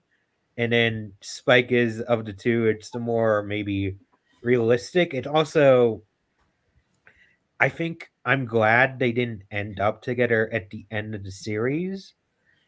Because I'm like, they're not ready. They're not there yet. Maybe, there are other comics, there are other canon comics, other things. Maybe you don't know what the future holds, but Doesn't he die? Yeah, he dies. He does die. He does die. Yeah. He dies. Oh, Maybe. shit. Does he come back in Angel? Fuck. Why are you guys spoiling this for It's Dylan? fine. It's fine. I didn't do anything. No, it's my It's been out for years. fault. It was more. I'm not upset that I know. I was more so confused. But I'm fine. It's fine. Talk It's less. fault. It's my fault. Anything else on Spike and on Spangle? Or no, this is not Spangle. Oh my God! That's a whole different ship. Now.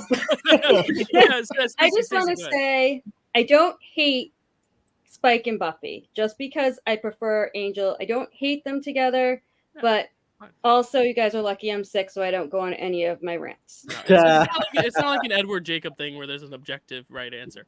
Just kidding. No, I just Neither pissed off is the 30 right people answer. out there. I pissed And off a I lot. will say, I do hate them, but I get why people are into them. I understand. There you go. Well, I am up nexty. No, JD, don't worry. Sorry, private chat. JD, apologize to me. I am okay. It's okay. I'll probably forget about it by the time I watch it anyway. But it's my pick. I would have picked Buffy here if she wasn't picked because I think it's the right thing to do. But I'm glad Stacy did it, so I can take my actual personal favorite character and main character, who y'all know it's Anya. no. She's my. I love Anya. I just think it's one of those things where I think Chad, you had mentioned like the creator had a long game, end game, like kind of thought ahead, and there are some examples where that's not true, where he like switches it. And we'll talk about it with later picks where like, oh, I didn't expect like the Spike thing, him to be such a popular character. We're bringing it back, whatever. But I think it was so cool how they planted the scenes with Anya to make like a monster of the week, then kind of become this kind of more kind of funny comedic relief at times, to actually then like become a main character and then become like the main character for a specific arc and few episodes. Like I really thought it was such a fascinating, journey she took. And a lot of the journey from her transitioning from a side character to a supporting to a main character was all fueled by the relationship with Xander. And I like how the last season they ended early enough so to where you can then have Anya's story as Anya, not attached to a romance, which I really love. She's not just Xander's girlfriend. She is a character in that last season. I actually think some of her best stuff is in that last season when she kind of comes into her own and when she has those dilemmas. I think it's a cool character device to have a character who, has kind of been this demon and can live forever in this teen body and having this recovery in a similar way for Spike. Even though Spike always has an edge, I feel like Anya actually does have this huge growth. So I love her. I think she's one of, if Giles is the best, she's the second best singer in that episode too.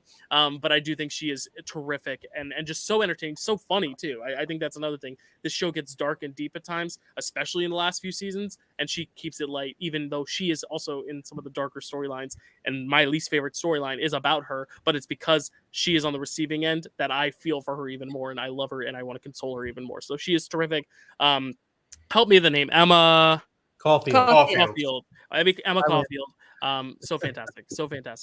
Just really, really terrific. I saw so many hands shoot up because Stacy, I know you tend to forget your thoughts quickly.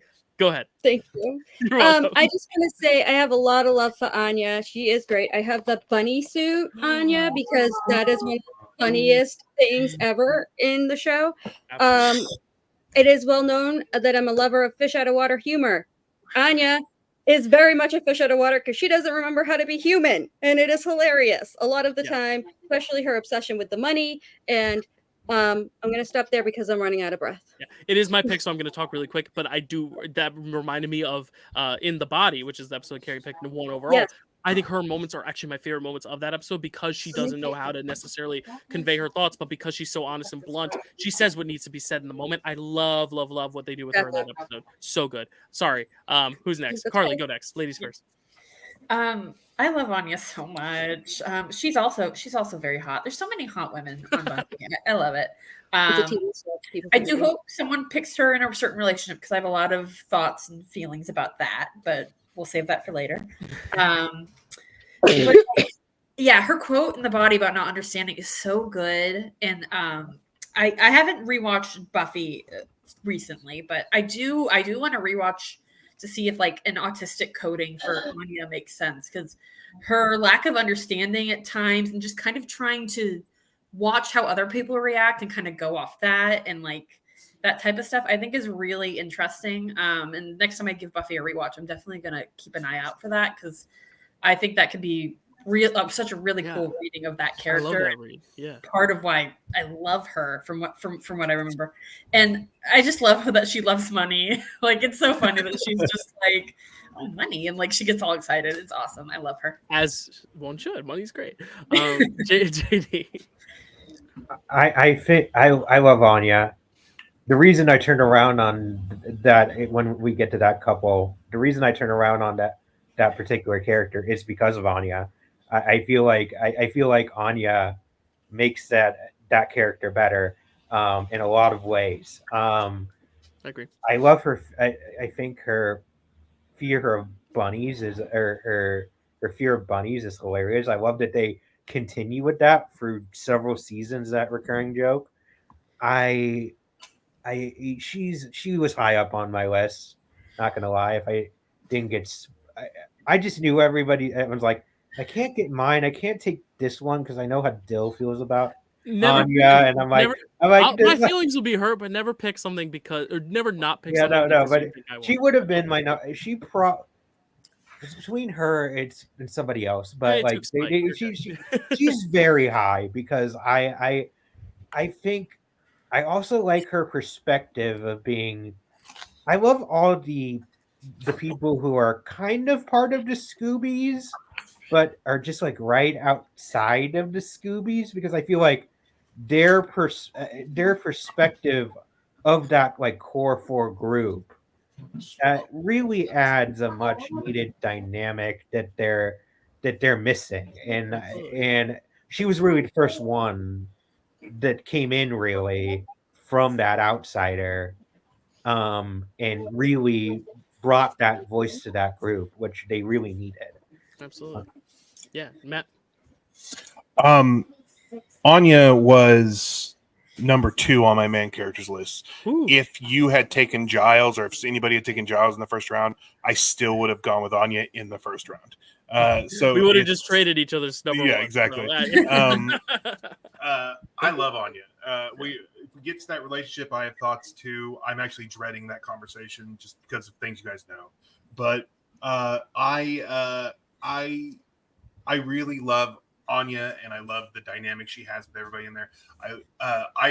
It's interesting Carly mentioning autism coding with that, because I hadn't thought about it that way, but it is possible that is the case. I just really like how she's awful but also really nice, and she.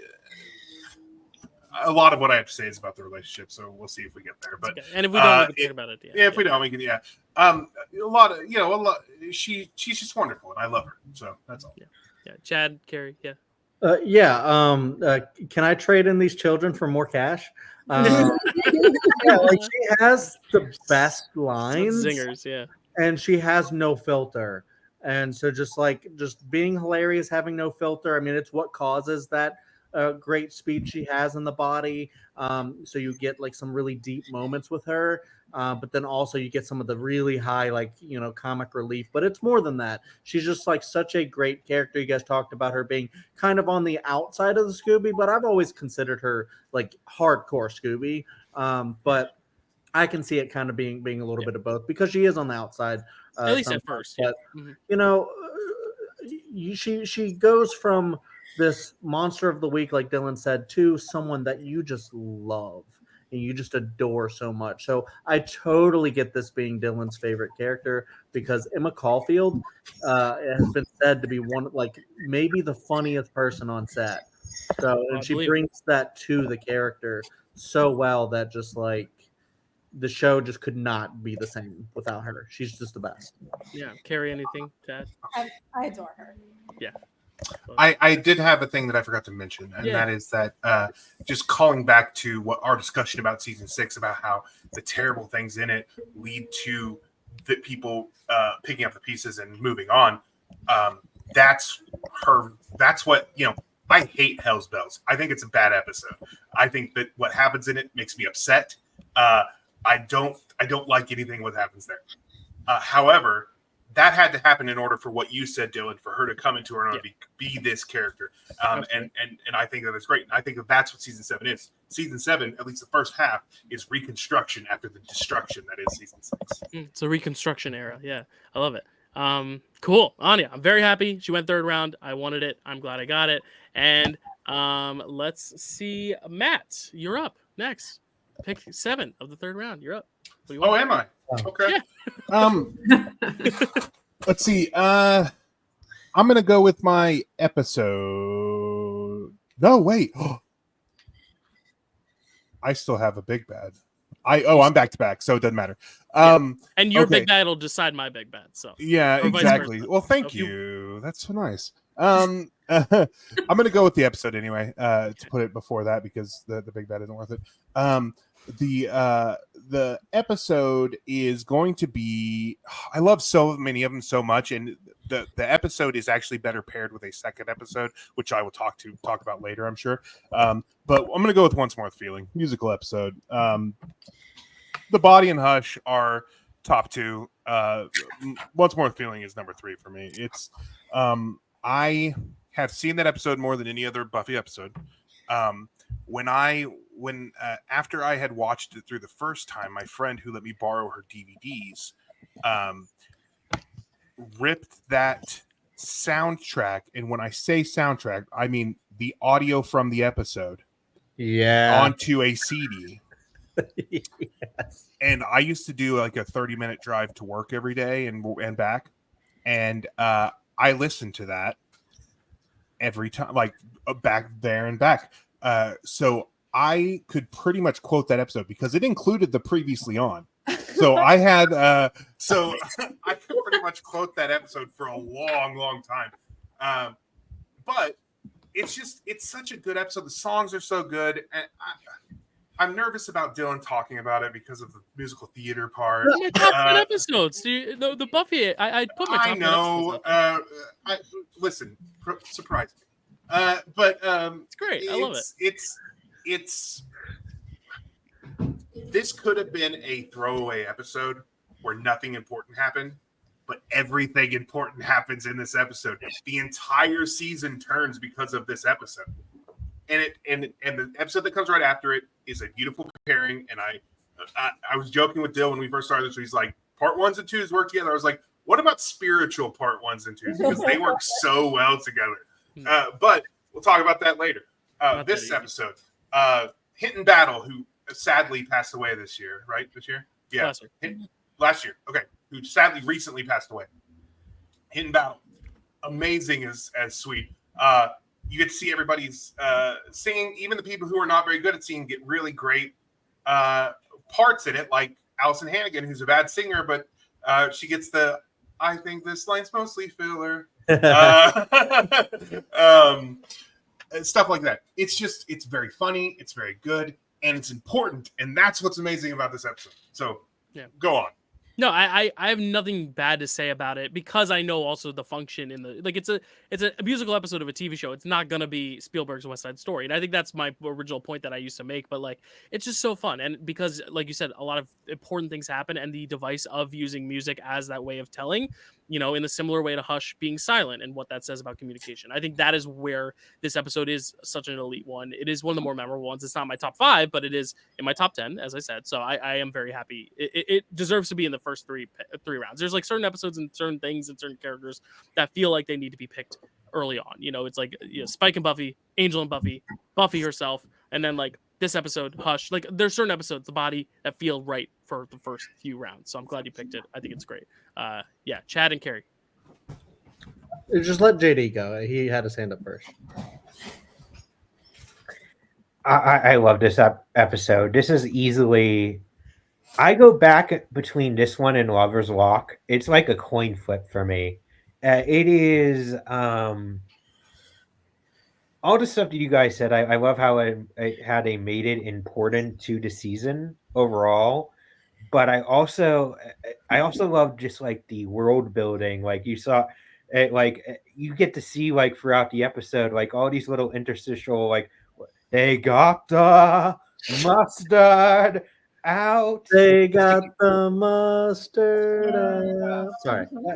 And then the ticket lady, like, this isn't fair. No. What's great is that those two, the mustard guy is David Fury, who is one of the main writers, and the ticket lady is Marty Noxon, who became the showrunner after in season 6. Yeah, so I just love that like everybody else is having that. While this is happening, everybody else also is having a separate story, and then we get to check in throughout.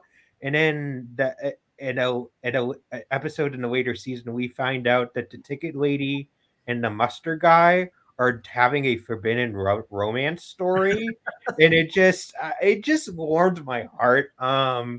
yeah. Anyways, yeah, it's a coin flip between that and Lover's Walk. I always go back. Yeah. And those two actors also play the anchors in Dr. Horrible's sing along vlog. Nice. Yeah. When Matt was talking about ripping the songs onto it like a CD, it hit me so hard because I did the same thing. Where so much so where like after oh God, what's the song? You know, you're not ready for the world outside. Standing. Yeah, at the end of that, you know, as soon as he's done, and she goes, "Did you say something?" That is always on the CD, and I'm just like, "That's not in the actual like recording because I have it on vinyl." So I can't believe I didn't talk about that. I'll talk about it after. yeah, and I also had other songs like the early one morning stars. Okay, but this episode was my top pick. It was one I almost picked, and then I went Spuffy because I was like, well, there's some other episodes I still could pick from, but this one is phenomenal. Everyone said like so much great stuff about it. I can't watch this and not just sing loudly. Even if it's good singing, I don't know, but you know, I'll sing regardless. And you know, like I said, I have it on vinyl. I played it in the car. Kerri and I will both just start singing. We just can't help ourselves. And you know, it's just so infectious and just so fun. And it's like one of the biggest. There's some hard stuff that happens in here. When Buffy comes out and she goes, you know, I was in heaven, guys, and she reveals that, and people are crying. Like I tear up. So there is some heavy stuff in it, but it's also so much of a joyous episode in a season that a lot of people really dislike because it's so heavy and because it's so not joyous. So I Yeah, for this episode, great. It almost feels like this episode makes season 6 immune from being the worst season. Yeah, I don't know, but again, it's all opinion. So, Kerri, I just. Oh, sorry. Sorry. Go ahead, Kerri. That was Okay. just Yeah, just real quick, something I didn't mention when we were talking about Spuffy is just I remember the first time watching this at the end, and Spike and Buffy are getting the setup to kiss, and I was like, oh my, the tension has been building and building, and I'm just like, are they gonna kiss? Are they gonna kiss? And then they do, and it's magical, and they allude to it earlier.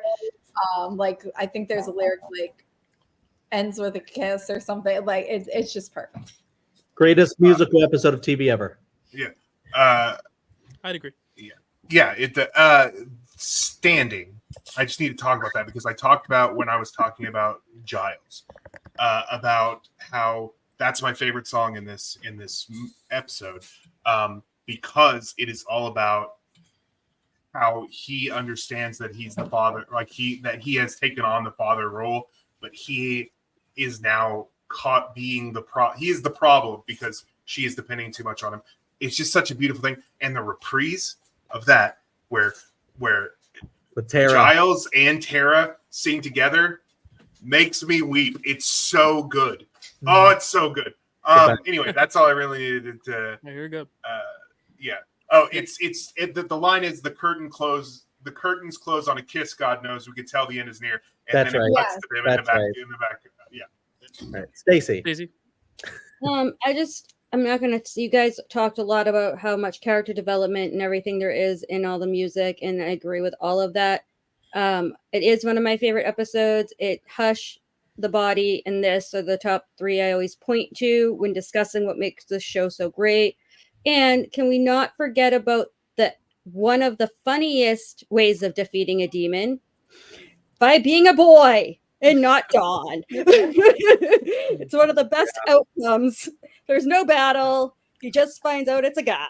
Do I have to be your princess now? Or Right? your queen now? No, we can forget about that. We'll wave that close. Carly.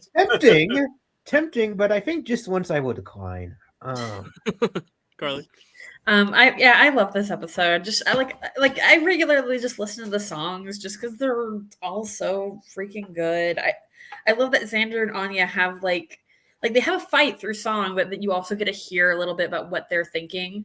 And I think that does a good job of like setting up the drama as they lead up to the wedding. So I kind of like how you get to see that a little bit. I love the Teruel, I'm under your spell, singing queer songs, singing to each other. One thing that I don't really like about it is, as much as I love them like having sex in the middle of the song, I don't like the consent issues because in the previous episode, Willow made Tara forget an argument they have. So that's something I just kind of try to forget when I'm watching it, just kind of like let it go. I'm like, the creator probably wasn't thinking about it that way, so I'm just gonna let it go. But forget, did you not learn the lesson of those episodes? I will tell you, the creator was thinking about that because the next episode is completely about that. Yep. That is true. That is true. It just sours the moment a little bit for me because it has that. It does sour the moment. I agree. It makes it less sweet, but it is compelling. Yes. And Reprise is my favorite. The Reprise with Tara and Giles is my favorite song in the. It's the best. So good. So good. So good. Yeah, I would agree with Chad. It's the best musical episode of a show that is not a musical show. I would still probably say there's some stuff in Schmigadoon and Glee that I might put above it just in terms of singular episodes. Like the Glee Rocky Horror episode is my favorite, but no, I think it's great. Buffy was the first musical episode of a show that's not a musical. Just so you know. Yeah, and nothing else has lived up since. The Grey's Anatomy one is like so bad it's good. Matt and I covered that on Framewreck with Kelsey. That episode of Grey's Anatomy because I did not know that was a thing. It's so fucking fun, but like it's like they're doing open heart surgery and they're singing like chasing cars. It's so bad. It's so bad. Oh my God. Scrubs one is good. Wait, why did I not hear about this? All the songs are like the cheesy songs they would play in like How to Save a Life by The Fray. Like it's all the songs that they normally would play in Grey's Anatomy, but the characters are singing them. It's so good. Anyway, we need to move on. Matt, you're up next again, and you won't get another pick till the very last pick. So now you get to decide if you want to pick your couple and let me decide your bad, or if you want to pick your bad and my bad, basically. Or your couple. Yeah. Both categories, the ones I care about have been taken. The one I have listed at number 1 on couple is still there, but I don't want to pick it. I'm going to save it, and if it's still there, we'll do it. But it's not even my favorite. It's just where I have it on the list. So I'm going to go with Big Bad just so I don't have to get stuck with the last one. And I'm going to go with I'm going to go with the first. Okay. And maybe this is the bad one. I don't know. It's a good, because here's the thing. Who is the first? I don't know. It could be anyone, and they don't particularly act like a certain character when they're doing it. They just act like the character they are. Yeah, it's hard to really talk about the first much in terms of as a character, but it does have. There is a lot of compelling drama that happens with the first when the first is imitating a potential, or the fact that the first is torturing. I about said he, but who knows? When the first is torturing Spike by being Buffy and basically keeping him crazy for a long time. It's a very menacing. The first evil, basically the Buffyverse version of the devil, which is why sadly Jenny Calendar, I forget the actress's name, Rabia something. Anyway, it's why she didn't ever come back, because she didn't realize it was the devil when she played it the first time, and she's very religious, so she never came back, which kind of sucks. Interesting. Because she was like, "Oh, I can't be the first again because it's the devil." But I do love that the first version of the first is Jenny Calendar also, which is not in the season where it's the big bad, but it is in an earlier season when we first see the first. It's an interesting concept that doesn't really have the presence, or doesn't have the presence of the rest of the big bads. It's not Adam, so I chose it. Well, as someone who, now you stuck me with Adam, and I might as well, I'll just say right now, I'll just make him my pick, because okay. I know I could save him for the last round, but no one's going to pick my recurring, so we'll talk about them both now, I guess. I personally like Adam a smidge more, only because I think the idea of the initiative is a more interesting idea to me than the first, which is like, I think because there's not that like physical actual embodiment of it, it makes it harder. I like the idea of both, but the execution on both is pretty rough. Like, these were my bottom two, so right. We were duking it out for last, but I do think something about Adam just like embodying this collective and the idea of him actually being some sort of physical presence, like of danger, Terminator like, for me, makes it a little bit more engaging. And I also do think the initiative is a cooler idea than a lot of other people do, but I do think it just overstays its welcome. And the first, I think it's an interesting idea, but again, like, because it's the last season, I think it's an impactful villain because it's the last thing they have to conquer together, more so than like it's as an entity itself, if that makes sense. But I think both villains are pretty bad, so like I'm fine with either one. I'm glad we got to pick. I will say this regarding Adam. If I were stuck with him as my pick, the one positive that I was going to spin out of it, because I think he's bad. I don't like the initiative either. I just think that whole, I love season 4. It's my least favorite season, but it has some of my favorite episodes. That's weird. Like some of my top episodes are in season 4. I just don't like that season because the initiative sucks. And Adam sucks. But the one thing I will say is the way that they defeat him is one of my favorite things in the whole series, which is that they each have their own part. You know, they each put the part of themselves they represent in this team, and it's all very, very true. Like, you're like, oh yeah, Xander is definitely the heart. That's why he always has the impactful speech to everybody. Like, it's all correct, and I love that how they defeat him. Unfortunately, that's 2 minutes of a season where the big bad is not very good. No, and the last thing I'll say before I move on, because I know Stacey's ready to talk, but I do think just the idea of science being an element of like, oh, this fantastical like fantasy world, now you have this scientific element of like, we're just gonna destroy them with guns, and it's like just the battle between like military versus like vampire and mythology is like a really cool idea. Again, it's a cool idea, just the execution's bad. I don't think Adam's a memorable presence or a memorable villain, but it does embody at least an idea that I think is a little bit more engaging, also because of the Riley stuff that it aids in, but we'll talk about that when we get there. But I'll let Stacey talk about both. You can talk about both the first and Adam, since we're going back to back. I think I like the first more than most people, as the like basically evil incarnate as the big bad, because it's bodiless, because you never know who it's going to be, because it works through Caleb, who is terrifying. I always really liked it, and I love the episode it first shows up in. It's definitely on my episodes list.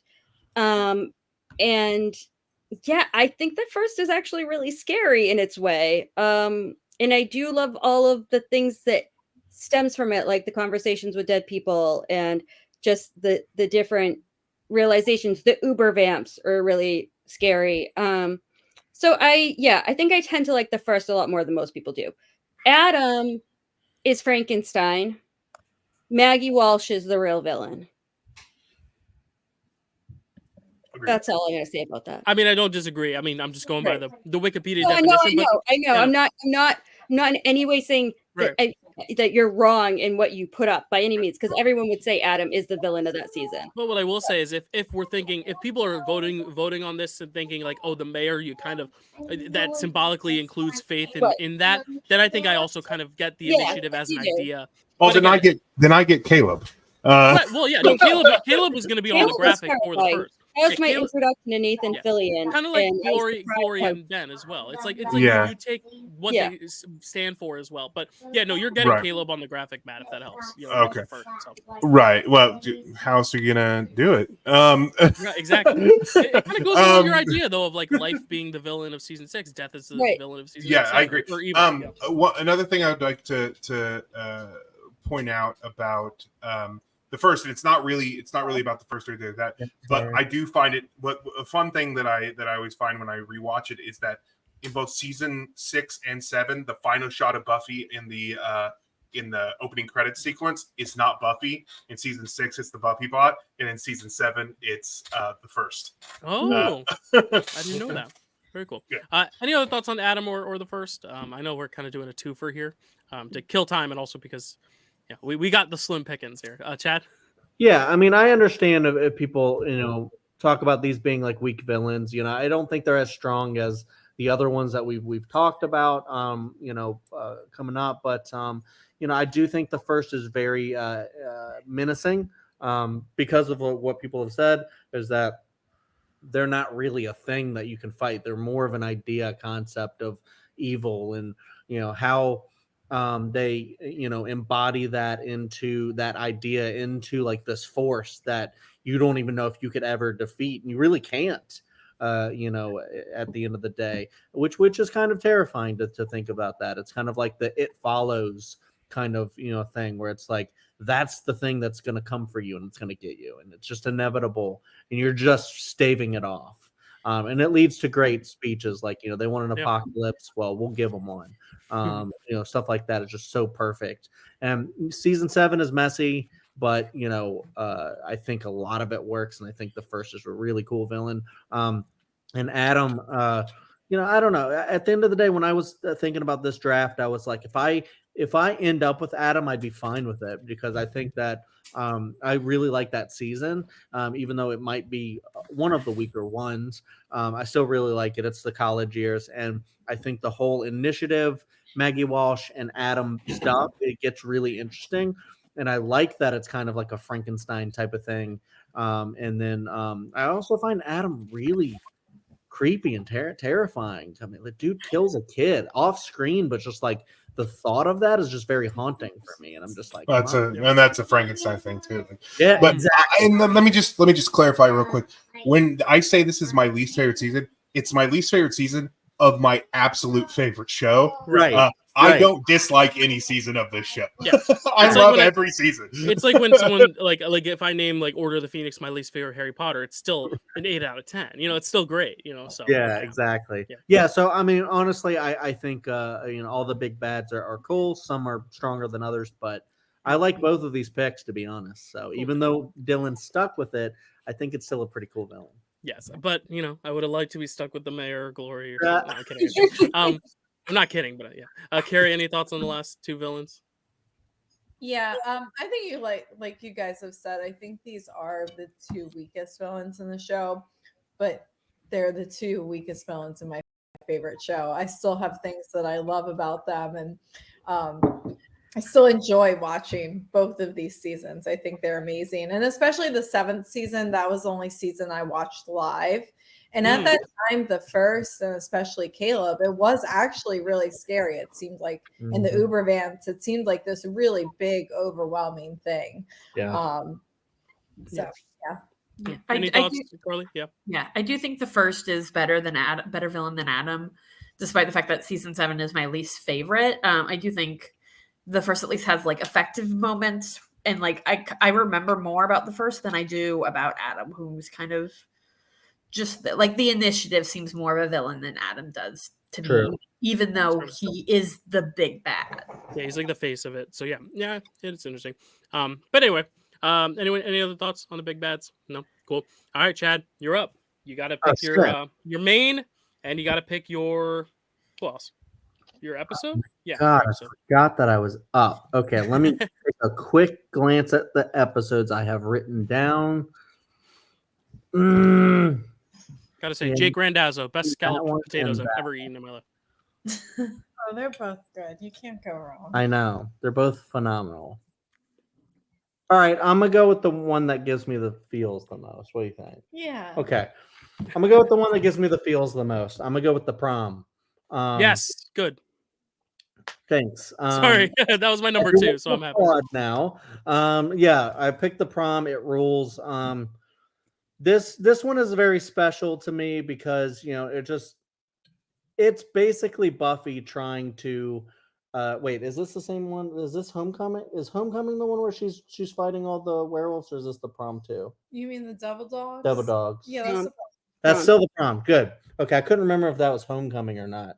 Okay, so the prom. Yeah, she's basically trying to, like, you know, save everybody's prom. I love that about her. I love that about the episode. She's like, I can't be normal, but God damn it, I'm gonna make sure everybody else has a good time. Okay. And you know, I love that about her. It's such a hard part of the season because you have Angel and Buffy, and you know this is a forbidden relationship. They can't be together because of things. And so when he's like, I'm gonna leave when all this is done with the mayor and everything after graduation, I'm leaving. I'm just gonna leave. Not even say anything. And then you don't think he's gonna show up, and then the prom happens and he shows up, and it's one of the best moments of the entire show when you see him, in that tux, and he's just, this is such a special moment for her, but also him, and it's just like kind of like a goodbye, but also just cementing that love that there's a reason Stacy wants to talk about it, is because it's the thing that she picked, the couple. It's it's them, it's their big goodbye, and this is kind of spiritually me also trying to pick Angel, because it is such a special part of the show, such a special couple.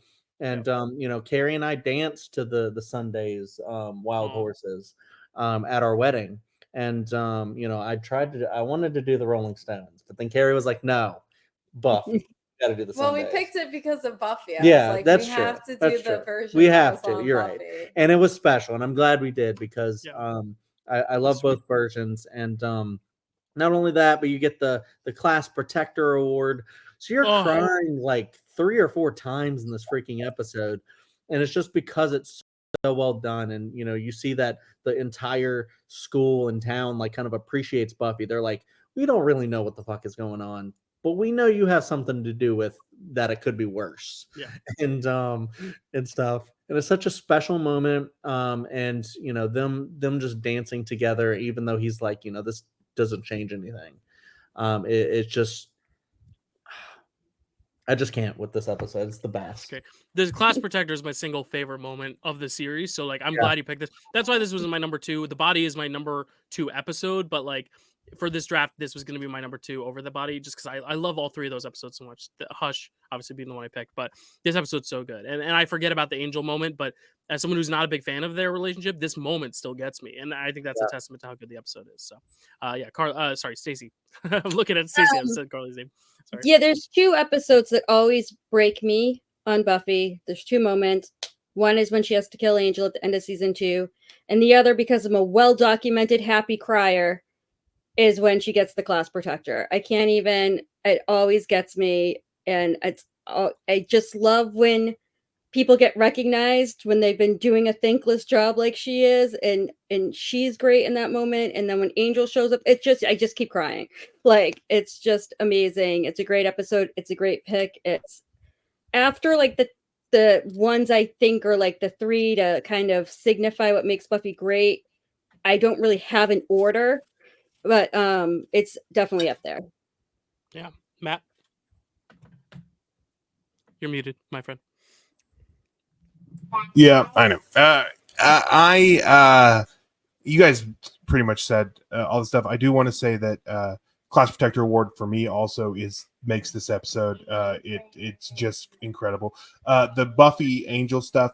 I actually didn't like the first time I watched it, but it has grown on me. That's just because that relationship has grown on me, and I forget about it. The funny thing is that I have to remind myself of the songs "Wild Horses, Not Goodbye Horses," which is from Silence of the Lambs, and I'm like, no wait, that can't be right. That can't be. It's a different dance number to that song, but that's it. Nice. Any other thoughts on the prom? JD, Kerri, Carly, anyone?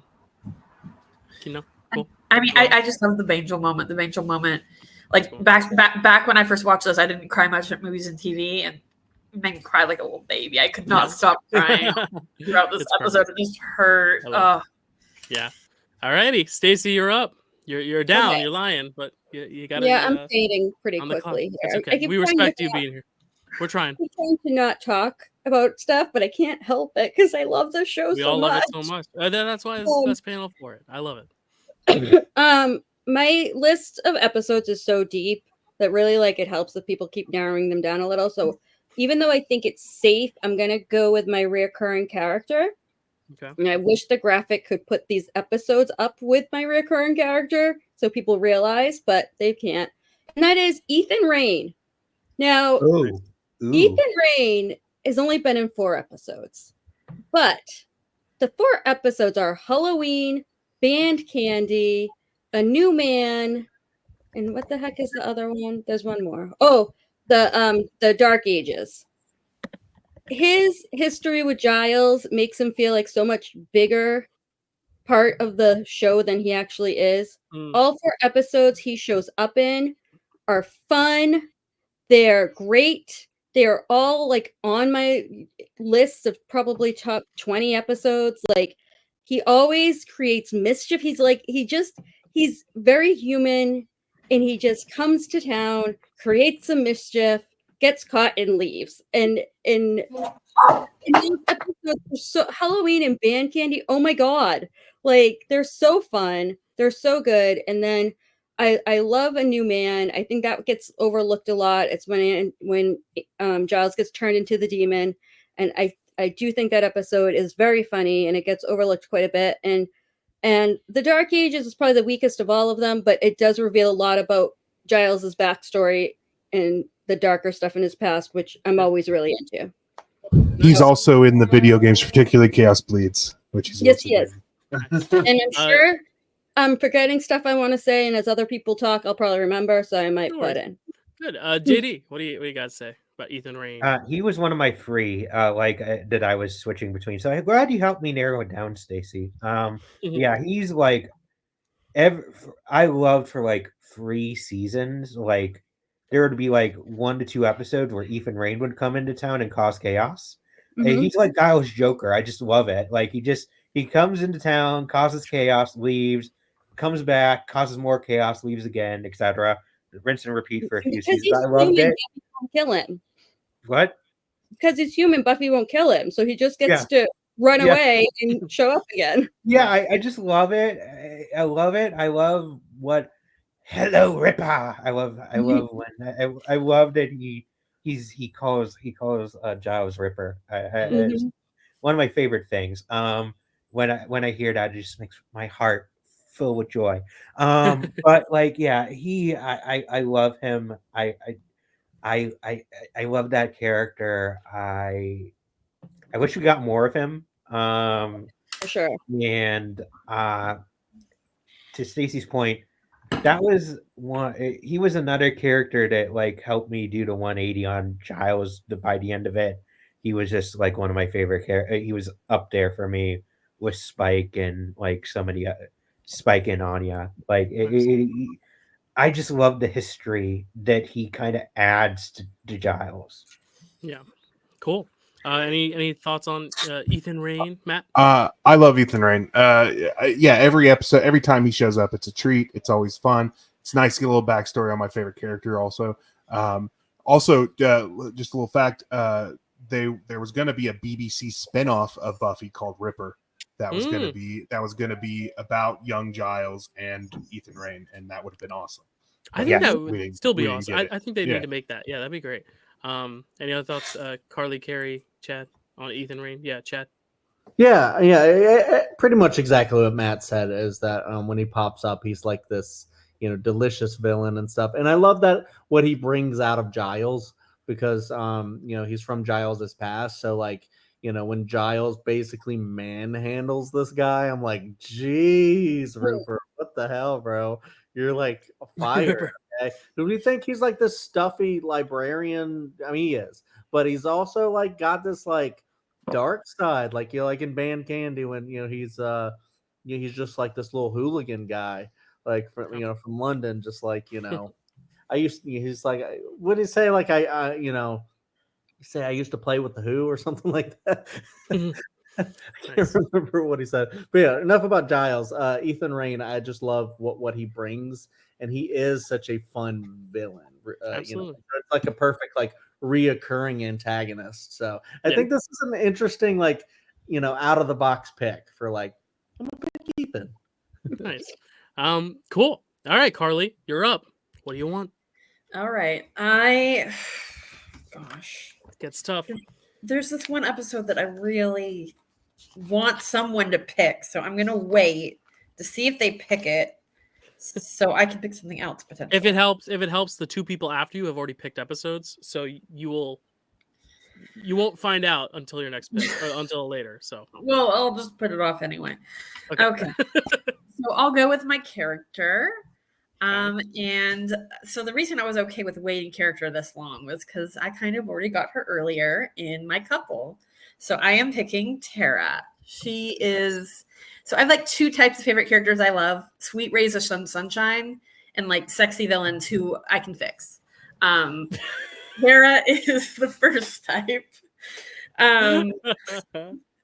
She's so sweet and kind, and like the scene, the episode, I think it's called Family, where her asshole family comes to town and they're like being assholes. Yeah, it is Amy Adams. That's right. Being like, oh, you're gonna turn into a demon. You're like just kind of like gaslighting her and being awful. And I love how she like panics and like casts the spell on her friends so they won't find out if she's a demon. And like I love how her friends are like, that wasn't cool. That was really bad what you did, but like they still like kind of rally around her. And like when Buffy's like they're asking like, who are you? And Buffy says we're family, is just so good every time. It gets to me. And that episode just feels so gaslighty and so like conversion therapy almost, like just being like, oh, you're a demon, you're a monster, you're gonna turn into something horrible. And I can't remember if they like hint at her gayness having something to do with it, or I think it was the magic. I think they talk about how her magic's bad or evil or something. And like it's coded.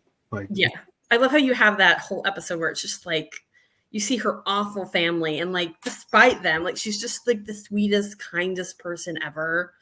Like she is a pretty minor character, but I just love her. I love how you see her grow like such a backbone. Like she really puts her foot down with Willow. Is like, this cannot happen anymore. That's not okay. Like she's very sweet and kind, but she won't let people walk all over her. At least by the end. By the beginning, she does a little bit, but you really get to see that growth with her. And like she is such a minor character, but like every scene we get with her, even when she's not with Willow, is just so sweet. Like I both love and hate that episode just because you get such a spotlight on Tara. And like I love how you get to see inside her head a lot with that. And then after that, you just get to see her growth. And I just love her. She's my favorite character. I'm sure she's not many people's favorite character, but she is mine.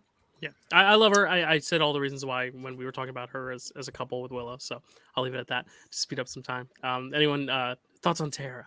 Chad? Tara McClay is one of the best. I love her so much. She's just like one of the most like wholesome and joyful characters.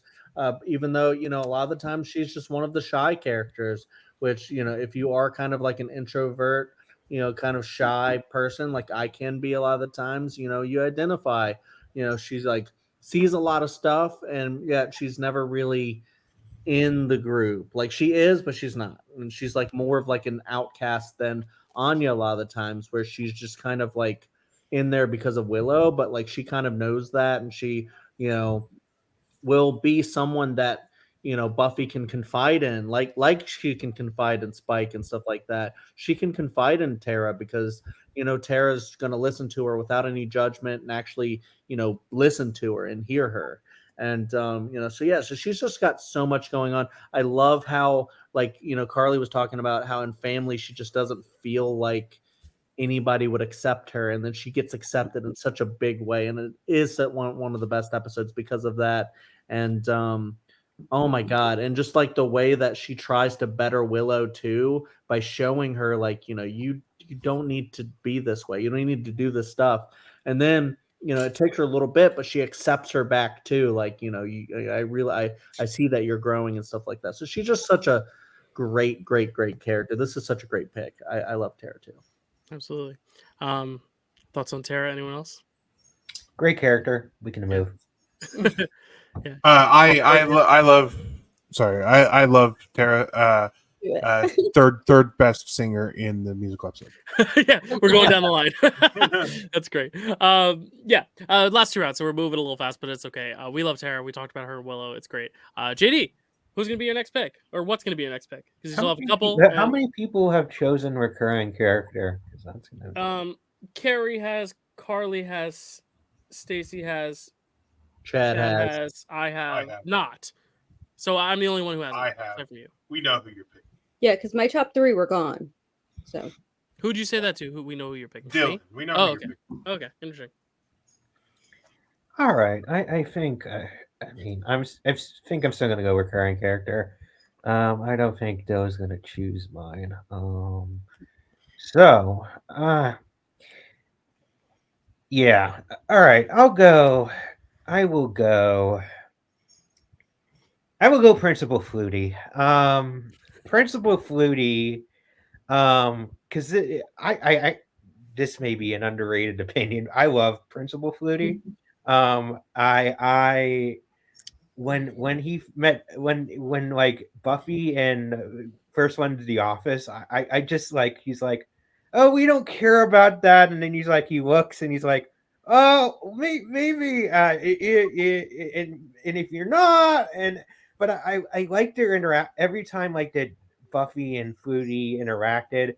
He still, even though that was in the back of his mind, he still didn't hold it against her and was still trying to push her to be the person that to be like a good student, the person that he thought he should be, like good principal should be. I had a relationship with a principal who was a mentor to me, and that also that's probably why I had such a hard such I have strong feelings about him, so much so that when a few of you may know or may remember, but may not, the episode which he dies. I was like, at the beginning of the episode, I'm like, oh, this episode's so great. And then it immediately went down like from my favorite to like one of my least favorites. I'm like, no! I was so mad when Are you Foodie died. talking about Prophecy Girl? What? Are you talking about the episode Prophecy Girl at the end of season 1 when she dies? You're thinking of the pack. No, when Oh, when Yeah. he dies. I thought you said No, when the pack, she the pack. dies, and No, I no, was like, the Foodie, huh? yeah, the pack. Yeah, the pack. I just Yeah, thought you said it she. broke So. my heart. When the pack, yeah.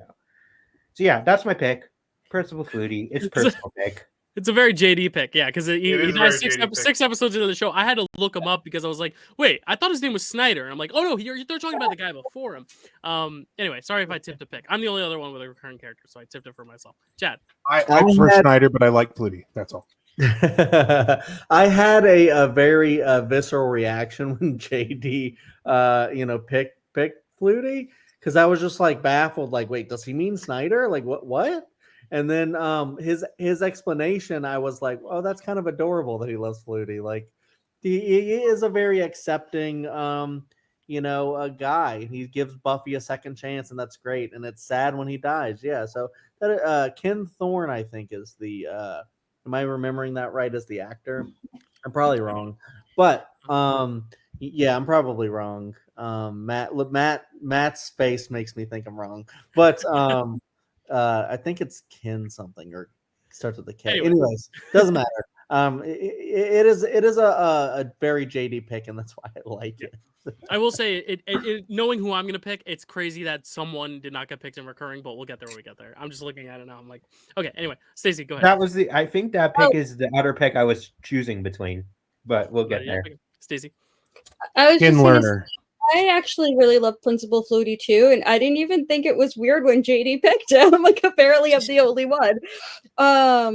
Maybe it's because I've seen the first season so many times. Right. I always feel like he's a bigger presence. I mean, of course, my pick was only in 4 episodes, so I have a distorted idea of how big people are on how long people are on the show. But no, I think it's a really fun, great pick. He is such a sweetheart.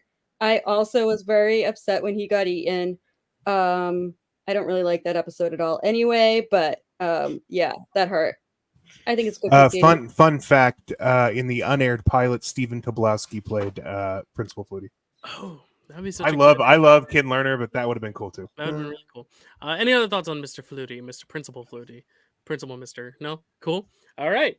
Kerri, you have the honor of rounding out your draft board first because you're going to get 2 back-to-back picks. This is exciting. Okay. What do you want? I'm so conflicted on both of my next picks. I have like 2 I'm trying to choose between.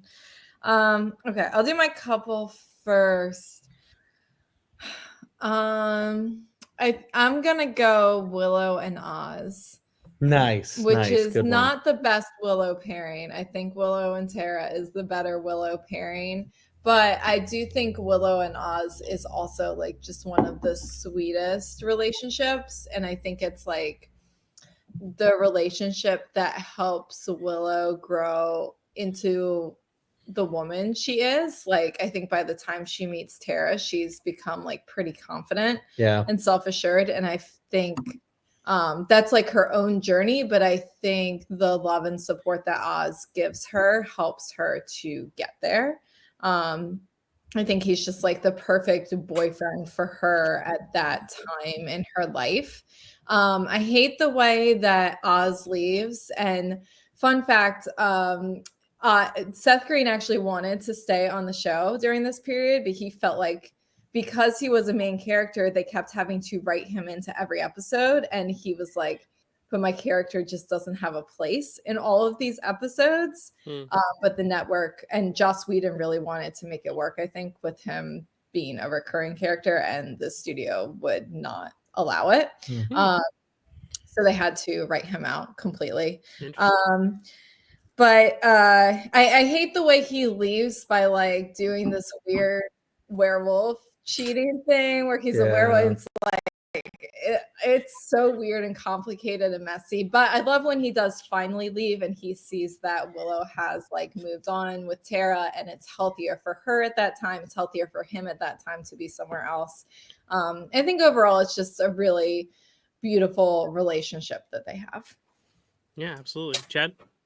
Yeah, as she was, New Moon Rising is one of the best episodes. It's so good, and I just love Oz as a character. I know, like if he would be too perfect if he didn't have an episode that makes him very complicated at some point, because he is such a perfect guy. Like he's the one where, you know, when Willow feels like she has to go, I'm ready to have sex now. Let's do it, and he's like, no, you're not ready.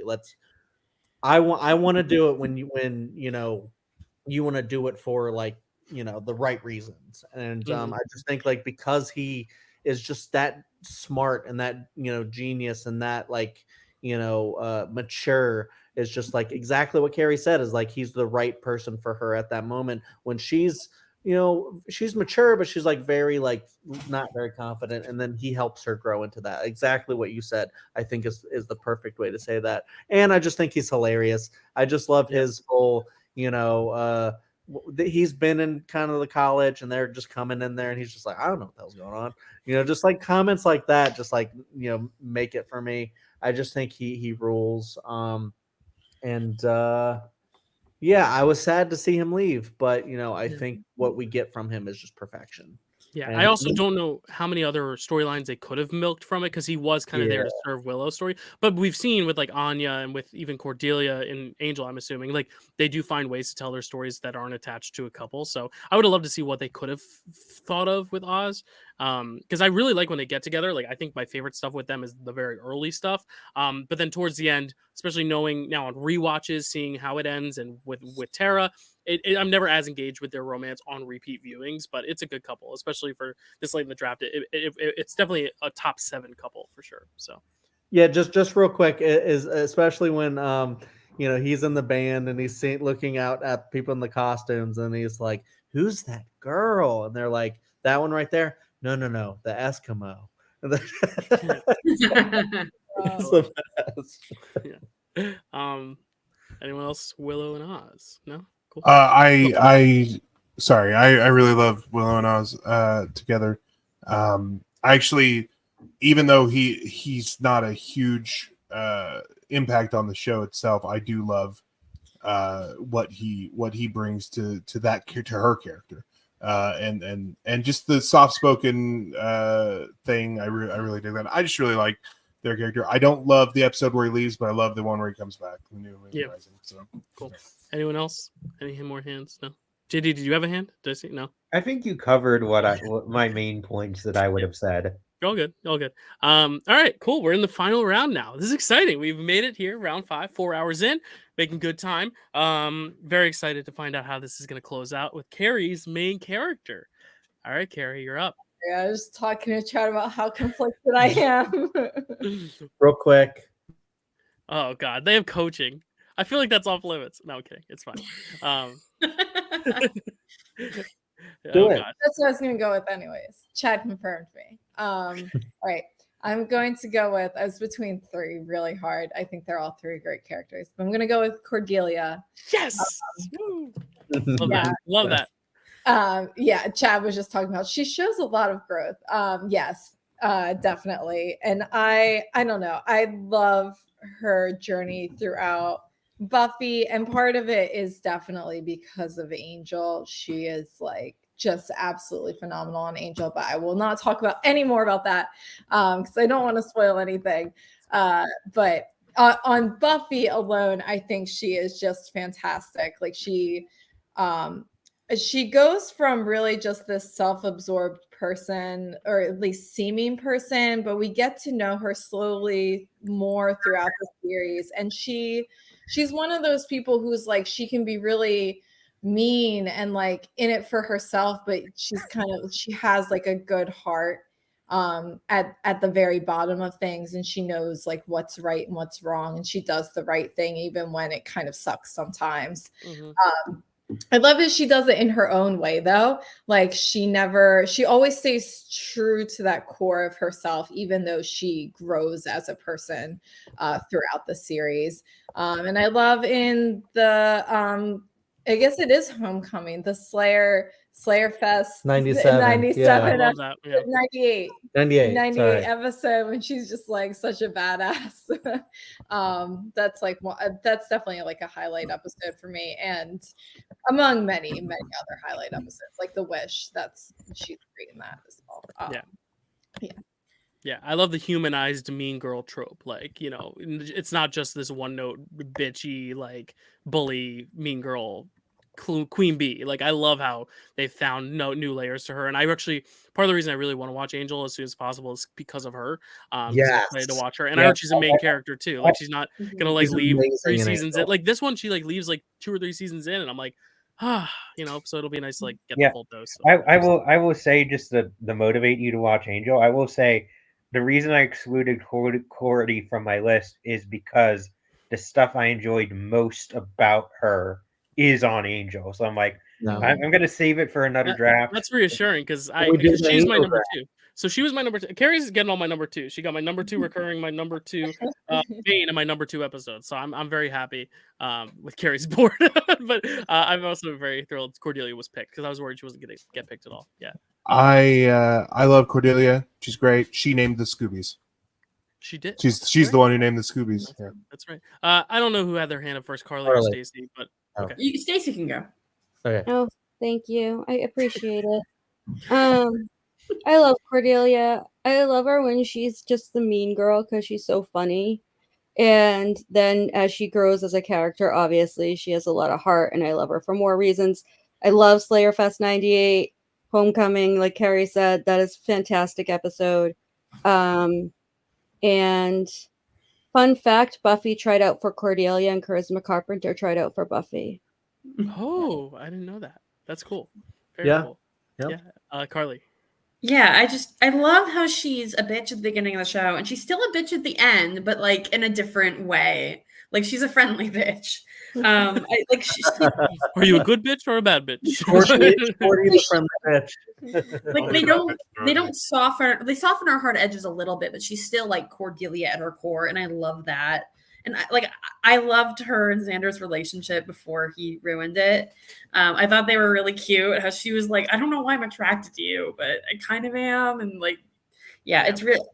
I really like them. And I like her standing up to her friends, being like, no, I want to be with Xander, even if you don't think it's cool, and just kind of telling them, oh, you're just like telling them they're the followers, and like really standing up for what she wants. Like, she's just such a cool character. And I can't wait for you to see her on Angel Dell. She's awesome as well.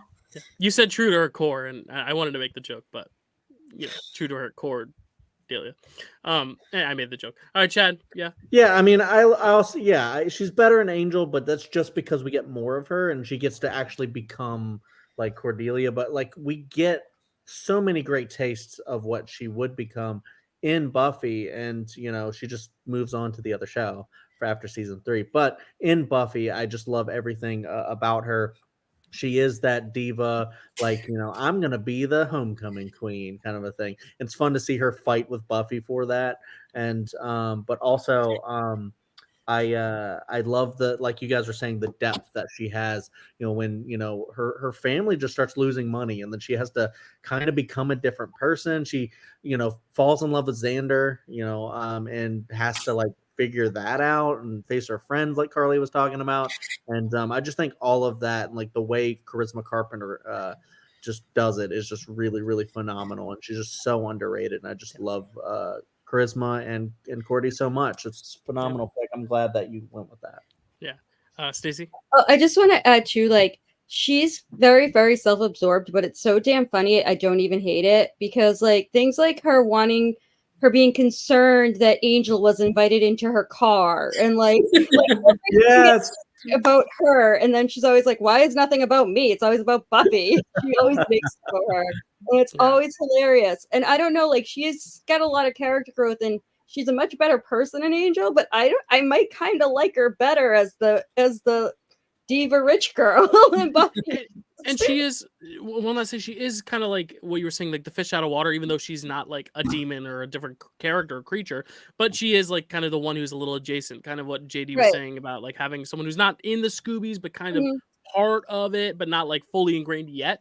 And I like those early kind of moments with that. She's really cool. Like, how do I end up in these situations with you people? Pretty much.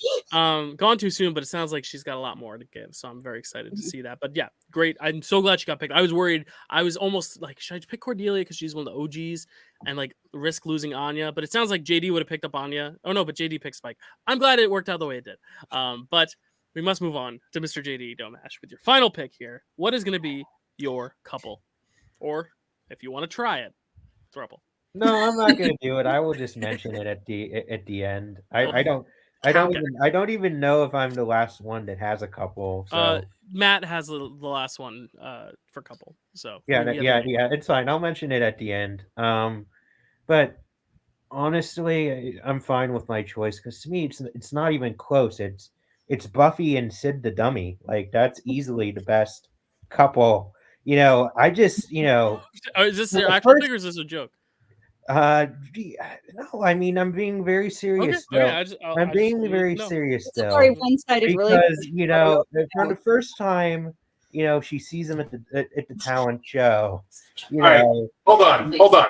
I'm vetoing this. We don't have time for this kind of a joke.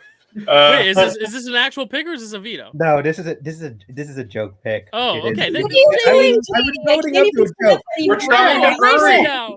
I have to erase it now. You made him write it.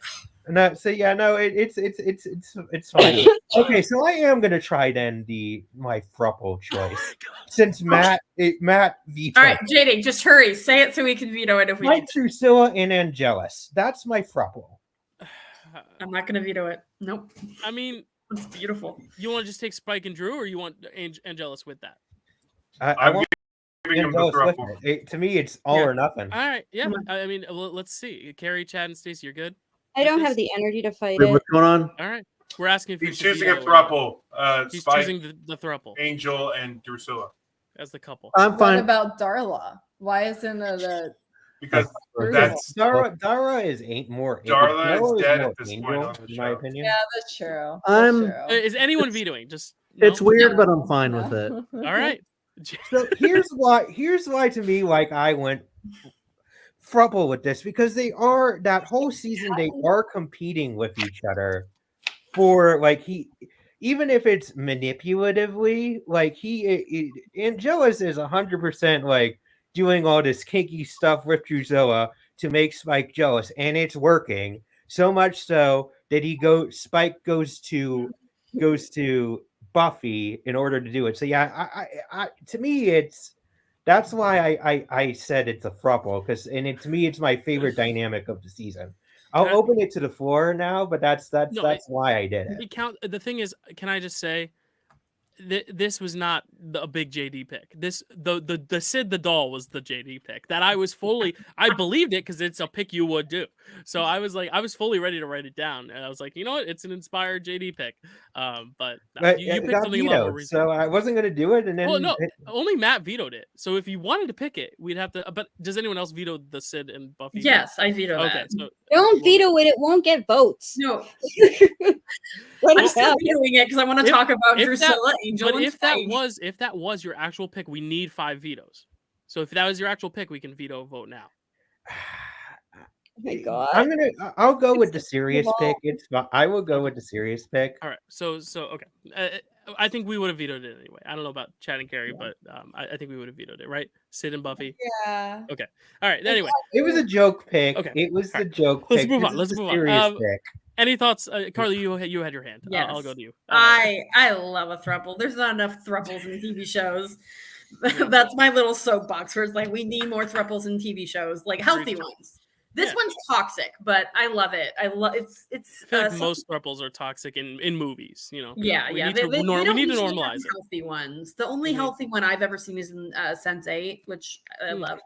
But I love Spike and Drusilla. I think the dynamic of Drusilla and Angelus is so messed up, especially considering their past. And Spike and Angel, I believe they fucked at least once. They have to. Yes, absolutely. It's happened. Absolutely. So I love it.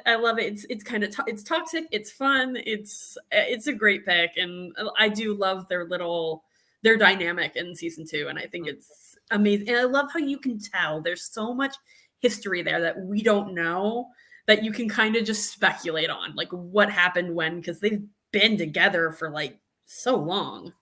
Who would win a tennis match, Spike or Angelus? Angel. I think we've seen that definitively. It was the answer is Drusilla sitting on the sidelines. Correct. Rihanna's, I may Absolutely. be bad, but I may be good. Yeah. Just I agree with Carly. More thruples on TV. That's all. Yes. More healthy Agreed. thruples, because it is a legitimate thing. Like polygamy is like a real thing. So I think, you know, to have more normalcy in all types of relationships is important. Asexual, polygamous, monogamous. Normalize it. It's not taboo. Any thoughts? Yeah, Chet on. I mean, the dynamics between the 3 characters in season 2 is really fun to watch. I don't know if I would necessarily call them a couple, but or a throuple or whatever. But the internet these days are going to ship whoever they want, so it's fine. It's fun. Anything else, Kerri? Any thoughts on the These throuple? days. No, Stacy. Any thoughts on the throuple? Thumbs up for the throuple.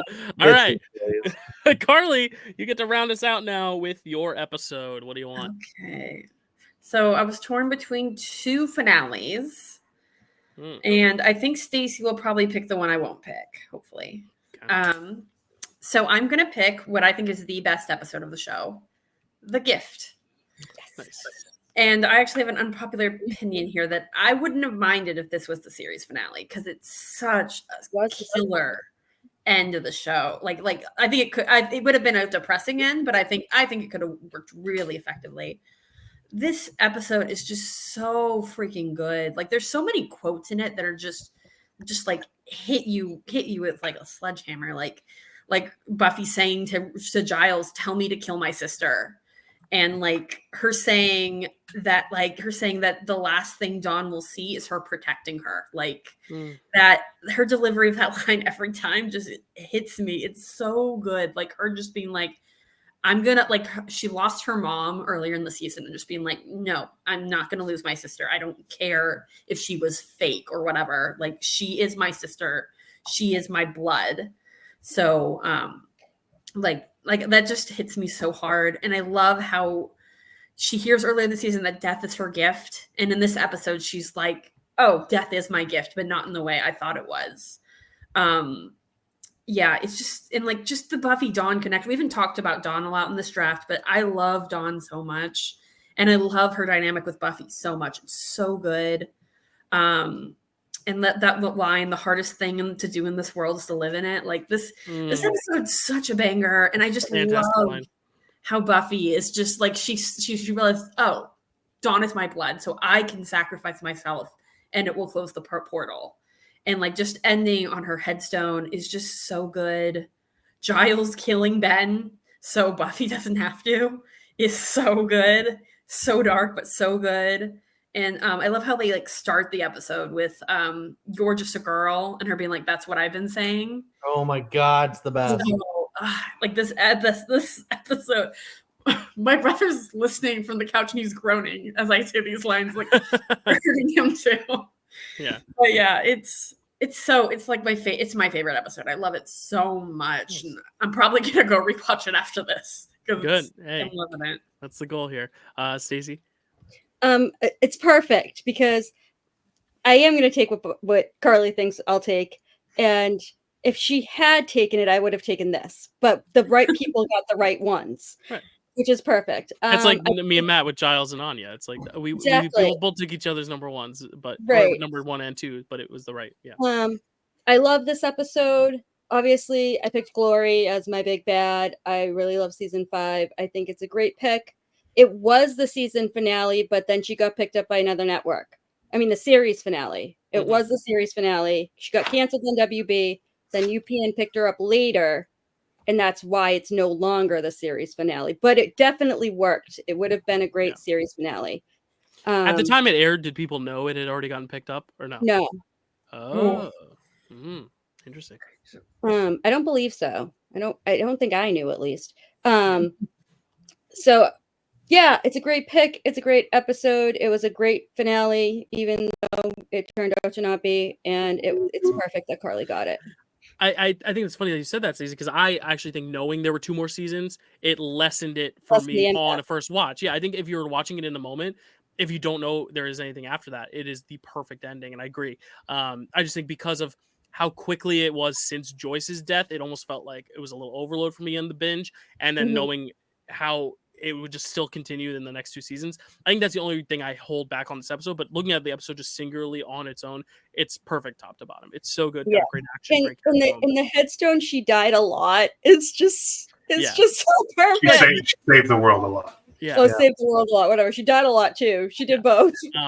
Very, very good episode. JD? This may be a controversial opinion, but I would have kept it as the series finale. Even if they said, "Oh, we're going to pick it up," I would have said, if I was agreed, I would have kept it because I feel like it wraps around so perfectly with the first season too, with the prophecy that like she's supposed to die, and then literally it ends with the series her dying. I feel like it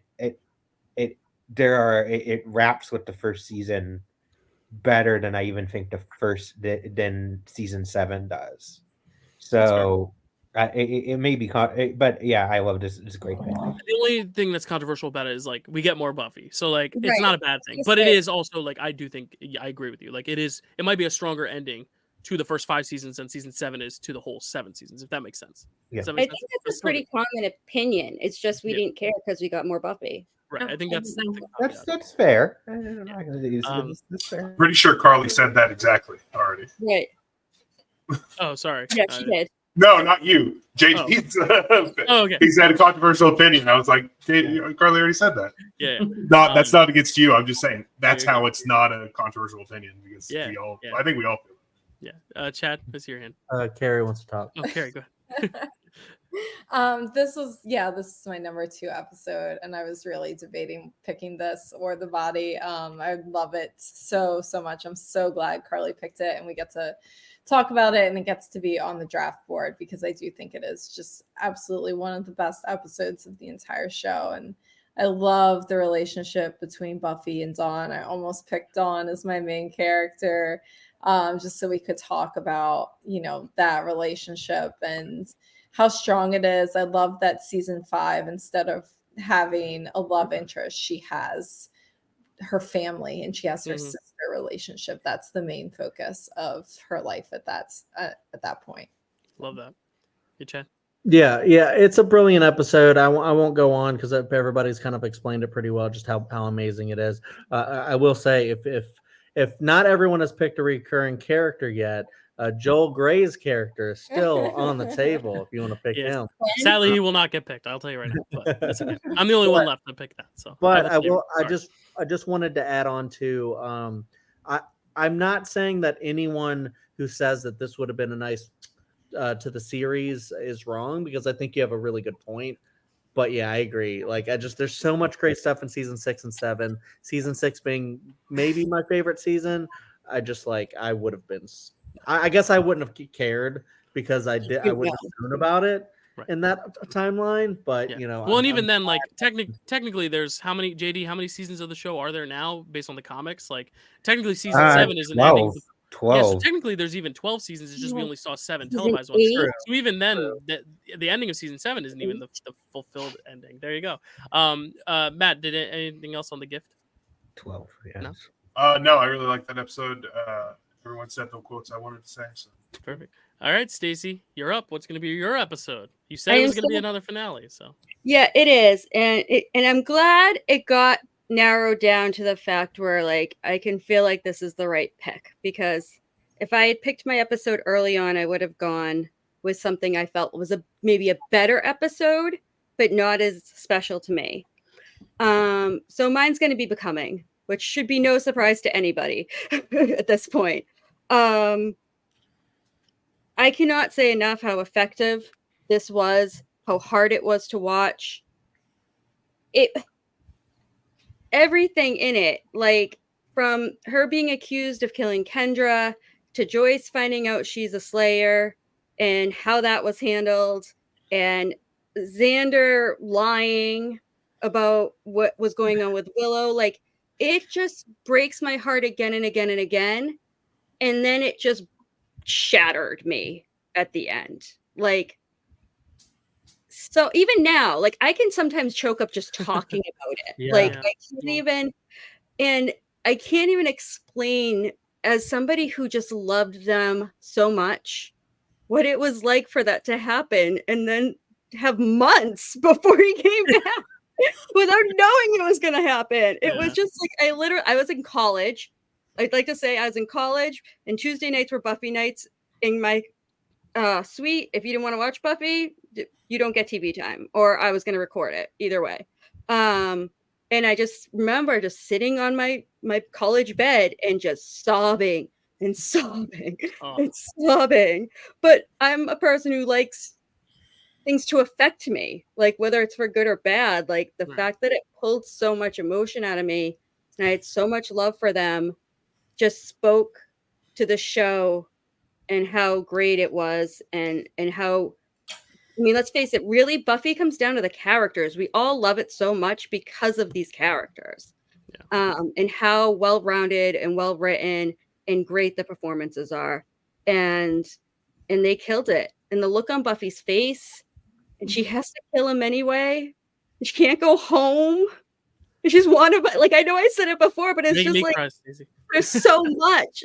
And there's so much in that moment. And he doesn't know what's going on, but she has to. There's no other option. She has to kill him, or else a Catholic swallows the world. Yeah. Right. You said earlier you would take something better over this, but I think this is a great episode. Like I think this is one of the best. Yeah. And it is the first masterpiece episode, I think. Like I think up till now, like this is the first like truly masterpiece episode, top to bottom. Prophecy Girl first, but then there's this. Yeah, I do. Even then, I think Prophecy Girl pop behind me. That was definitely on my list. That's fair. I actually think like season 2 finale, season 3 finale, season 5 finale, and season 7 finale could all be the ending of the show. Like if it ended at either of those points, they're all such good endings for what has built up so far. It's great that we get more, but like this could have even been the ending of like a short, like 30 episode series. You know, I think it's the common opinion that Once More with Feeling, Hush, and The Body are the top 3, and I can speak to that too, but definitely the one that had the biggest impact on me, and the one that really just broke me entirely. Biggest impact on Jane Schoenbrand, director of We're All Going to the World's Fair and I Saw the TV Club, was Becoming. Really? So, there you go. Yeah. So I'll stop talking until I remember something else I want to say about it. JD, I saw your hand for a second. This is a top 3 favorite episode, and I would, even though Stacy gave that ranking of what people think the best episode is, I would argue I think best episode as opposed to favorite episode. I would argue this is the best for the reasons Stacy said, but I love the flashbacks, and we see about how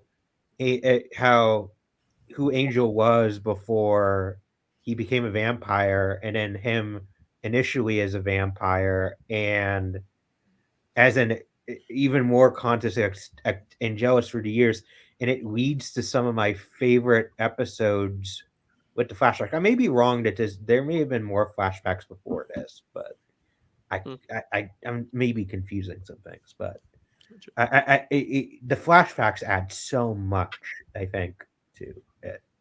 I just want to add that we also get one of my favorite Joyce lines in the entire show, which is, "Have you considered not being a Slayer?" Any other thoughts on becoming a Chad? You're a vampire slayer. Well, I just don't accept that. Yeah, it's so fantastic. Her reaction. Yeah, this one's interesting because like I got into this show in middle school, and it's something that's helped me get Kerri, and then now we're married with a child. So thank you, Buffy. But when I was in middle school, like I was just like a 11, 12-year-old kid, and I was like, what is this show? And I fell in love with it. But it was like this episode, I think, was one that like really made me fall in love with it because I was just like a kid who didn't really understand. I mean, Stacy was in college, like she understood like a lot of like complex stuff, and for me in middle school, I was just like the same wavelength as Stacy, just like bawling my eyes out at this. Just like I don't know if I like understood like the romance and all that stuff, as deeply, but like something about it affected me, and I just like it was. I think the first time I ever cried at a show or a movie or really anything, and it was like one of those where I just couldn't stop, So I was just like so affecting. So this is such a phenomenal episode to pick, and so much great action. Like there's a sword fight. It's amazing. Great pick. Yeah, this was my number 3, and I think it's just an absolutely perfect episode. Nice. Yeah, we all love it here. It was on my top 5. Matt or Carly, do you have? Yeah, It's wonderful. yeah. Carly. Yeah, I love this. I love how like the whole second half of the season is building up to Buffy being able to kill Angel. Yeah. And, close your eyes. I can't even say that without wanting to cry. Oh, it's just and like the music and like the way she kisses him and Sarah McLachlan song. Like and I knew it would like when I watched this, I knew he would come back, but it still devastated me because it's just so. And of course, he gets his soul back, like right at the last moment where it's too late to save him. And like we didn't even talk about the fact that Kendra dies in Becoming. Like there's just so much that happens in these 2 episodes, and it's just so good, so good. There you go. Alrighty, Chad, you're on the clock. You're up. And I was just sitting there talking to Kerri about like what should I pick. I was like this either way. Everyone's picked a main? Correct. Yep. So I was between. I'll just say what I was between. Right, I was between Willow and Xander because Ron and Hermione. Not really. Exactly. They are the Ron and the right hand and left hand man. Yeah. Exactly. Buffy is Harry. Sure. But the thing about it is, I was like, well, I picked Dark Willow, so I could pick Willow. That would kind of be fun. But I feel like I've talked about Willow because of that. We've already talked about Willow a lot. I feel like we haven't talked about Xander that much. And I just talked about my middle school, experiences and stuff like that.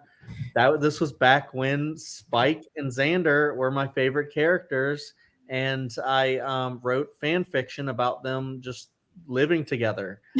After the, it wasn't sexy, okay. They were just roommates. I was going to ask for the link, but I was about to say Chad's like the kid in Superbad drawing like erotic Spike and Xander fanfic. On his No. notebooks. I No, that's love not me. that. No, that's not me. But I will say, yeah, so I'm gonna pick Xander just because I don't know. It's probably one that just could tank my whole thing because I know that Xander's very divisive. And honestly, I don't know. I think Stacy might end up winning this just anyways because she's got Bangel and Buffy, and yeah, I think you might. I don't know, but regardless, I'm gonna pick Xander just because I'm gonna go with my heart pick, regardless of what this looks like on the bracket, the board, because I think I just love him so much. I love how complicated he is, and I know why a lot of people because it took me a long time to. Because I used to just write them off. I used to just hear people criticize Xander, and I would get so mad. And I still do at times when I feel like people are overly critical of Xander. But it took me a long time to realize why some people felt the way they do. And even like hearing some of Dylan's thoughts, just watching it new for the first time, there's some things about Xander I don't love. And I'm like, I get it. I can see that. It's like a high school boy that just says and does the wrong thing sometimes. And it's like, we've all seen that kind of story. So there's a lot of issues with him. I understand that. But honestly, I feel like the highs are so high with Xander that it just makes, for me at least, it makes up for everything that he's done. He is the comic relief. And I feel like most of the time, his jokes are just so funny. I just love him so much, like Buffy versus Dracula or Buffy meets Dracula, whatever it's called. And, just, I think this is string cheese, just every little line that he does, I feel like makes this show whole. But then when they start to develop. Where's the guy who made me his bug eating man bitch? Right. Right. Yeah. And, cause I could sit here and try to think of other quotes, but, I love how they go beyond that. Like they build him up to be, this character that's very divisive, but it's because he has such deep emotions and he doesn't always handle them in the most mature ways. But I feel like sometimes he does. And when he does, I feel like they end up being the best moments of the show. Just like the one that Carly brought up earlier when she was talking about he saved the world by, talking Dark Willow down. And I just think that's such a profound moment. The moment when he talks to Dawn in season 7 and says, sorry, I was about to cry just there. That was a pull of Stacy and cry. Like when he tells her, what does it say? You're not special. You're extraordinary, or something like that. And it's just like when you have moments like that, you're just like, wow, Xander really is just a fantastic character. And I don't know. I feel like sometimes when you take the negatives and you take the positives, he's just that's kind of like what my draft is now. Because I got Spike and he's a very complex character, but I think the highs are so high with him as well. So I don't know. I feel like that's what draws me to some of these characters. Yeah. I just think, plus Xander, I wasn't full Xander in middle school or high school or anything like that, but I identified with him because I always wanted to crack a joke and be the funny guy and stuff like that. And because he's also the one who's not into witchcraft, or he's not the slayer. Yeah. He's just the ordinary guy, which is why he's so relatable to a lot of and audience. Yeah, absolutely. When I was going into high school, because I found the show in middle school, I was going into high school, I wanted to have 2 friends that were girls, and that's what I wanted to do. I just wanted to live Buffy, and that it didn't happen. But yeah, I think it goes to the overall conversation of what's enjoyable versus what is necessary for the story. And we've talked about it with a lot of these things. And I think it's like one of those things where, for much as he can be frustrating, he is an essential piece to the story. You can't have this whole thing without him being kind of that different flavor in the sundae or in the salad or whatever analogy I'm trying to make right now, 4 hours in. But I also think, me personally, the only reasons I've been harder on Xander is because my 2 favorite characters are Cordelia and Anya, and the way things end with the 2 of them. Yeah, it's it's like when your characters are directly negatively affected by those characters, it's harder to like them. But also, it helps them grow into what they will later become, which is necessary for the plot. So it's a very interesting conversation, and this is a great positive draft. I'm not going to go any further because I'm not the biggest fan, but I do appreciate his function in the story more than anything, for sure. Well, I Chad? love that also you were able to find like a positive, even though you just don't love the character, you're able to find that positive in him. Yeah. But also because I agree with you, like it is hard to watch what happens between him and Cordy and him and Anya. But I feel like there are still some moments of reconciliation between them, like when he pays for her prom dress. That's a great moment. I agree. Love Yeah, it. that's the thing, is he has great moments. Like the Willow Yeah. moment is as well. Like there are great moments that keeps him from being like, my least favorite character in the show, for sure. Matt, I'll let you talk. Xander used to be my second favorite character.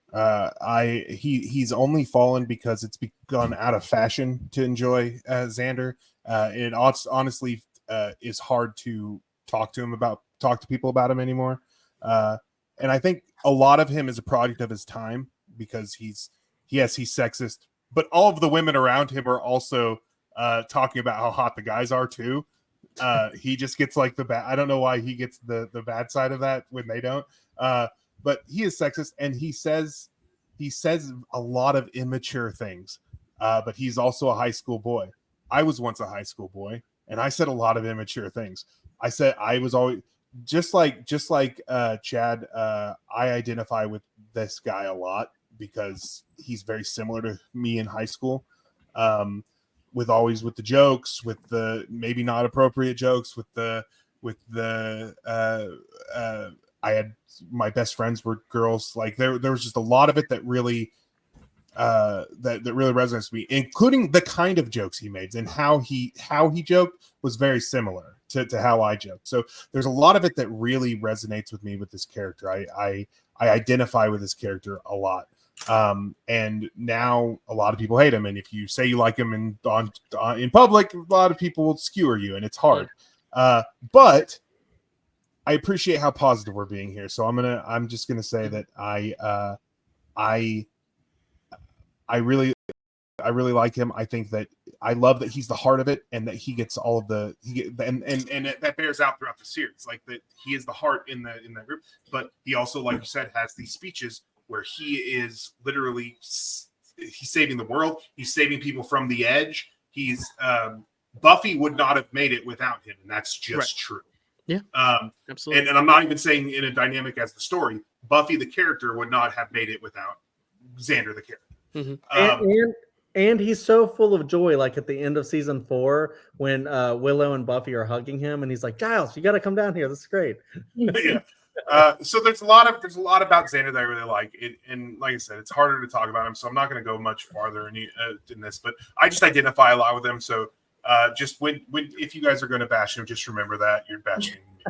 No, and that's the thing, is I think a lot of it is also the meta of the creator saying that is him, like being like, this is me personified through a character. So and now everyone, when they look at it, if they're soured on him, they sour on the character type deal. But I do think I think you're right. Like I think some of us are probably scared to admit that is us. Like and like that is what a high school boy is. It is the epitome of what high school boys are. And it's kind of like when Chad and I on Picture This were talking about Romeo and Juliet, and he's like, Juliet's so annoying. I'm like, but they're kids, and I'm like. But now I'm hypocritical because that's exactly the argument I made against Xander. I think I've come around on Xander more in talking about it than I was even watching the show. And I think I'm glad I have people like you around to like point out those things and say, listen, those are kids. And when you have kids, when you have teenagers, as I'm sure Stacy could attest, like sometimes that's how they are, you know? And Stacy, I'll let you talk next because you have your hand raised so politely and patiently. Oh, I thought you just meant when you were done, but you meant now. No, I'm done. I love the pick. I think he should be represented in this draft board 100%. Yes. He is an essential piece of Buffy. I have my issues with Xander, but I'm a defender of what most people's issues are, because I was a teenage girl in the 90s. I went to high school with a ton of Xanders. And like, it was fine. If we had longer, I could tell you stories of reason Xander is not the worst. He was very much a representation of teenage boys at the time that was accurate and accepted. So I can't really fault him for that. His superpower is construction. They would be broke without him. Check out that And window sash. 2 words, the Zeppo. I should have picked the Zeppo. Yeah. Love prom, Well, though. I feel like I should have picked Willow as my main character. Yeah. I have a lot of regrets. It's okay. No, you pick Cordelia, and I love that. So you get it by vote. No, but I agree, and I do also like that moment that you said with Dawn, because it also, now knowing where it goes beyond season 7, knowing that they end up together, it's a sweet little moment for them as well. Carly. Yeah, well, I just gotta say, I'm sad Angel went unpicked, but I do get why Chad picked Xander. So I really love that scene with Dawn that he was talking about in season 7. Like, it's one of my favorite. That and the scene with Dark Willow are like 2 of my favorite Xander moments, like my favorite moments in the show. Period. I do like later season Xander a lot more than I like earlier season Xander, because I love seeing that growth, and like you can see him mature and become this better person, and like truly you just see how he is the heart of the group. And I really love that, even if he has his moments where he grates on my nerves a little bit. But yeah, I think it's a good pick, and I think Xander is he's a really interesting character, and I like seeing his evolution throughout the seasons. There you go. Yeah, we're a pro Xander podcast, people. If you don't like us, tune off. But you've already given us 4.5 hours of your time, so thank you for the views. Thank you for helping this channel grow, because that's what we need now is hours watched, not your subscriptions, but please subscribe. Moving on, my recurring character, y'all probably knew I was going to pick it. There's a reason I picked a different character in a couple, because this would have probably been my pick, but I wanted to save her for a couple so I could actually have my real recurring pick. It's Larry Blaisdell.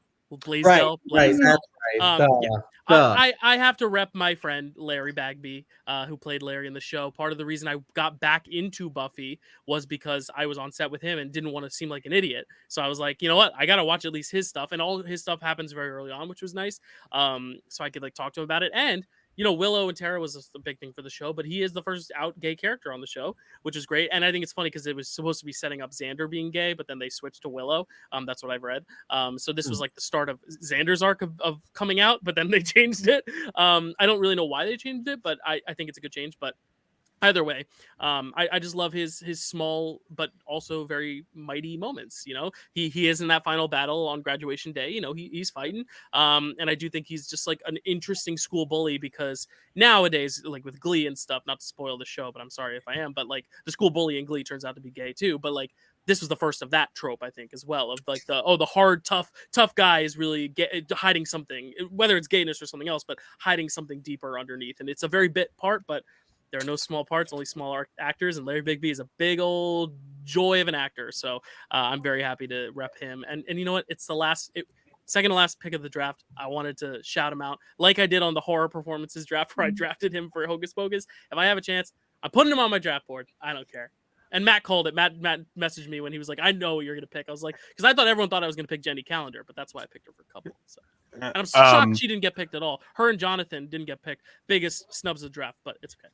Yeah, I love Larry. I've always loved Larry, even before I had a weird 2 degrees of separation from him.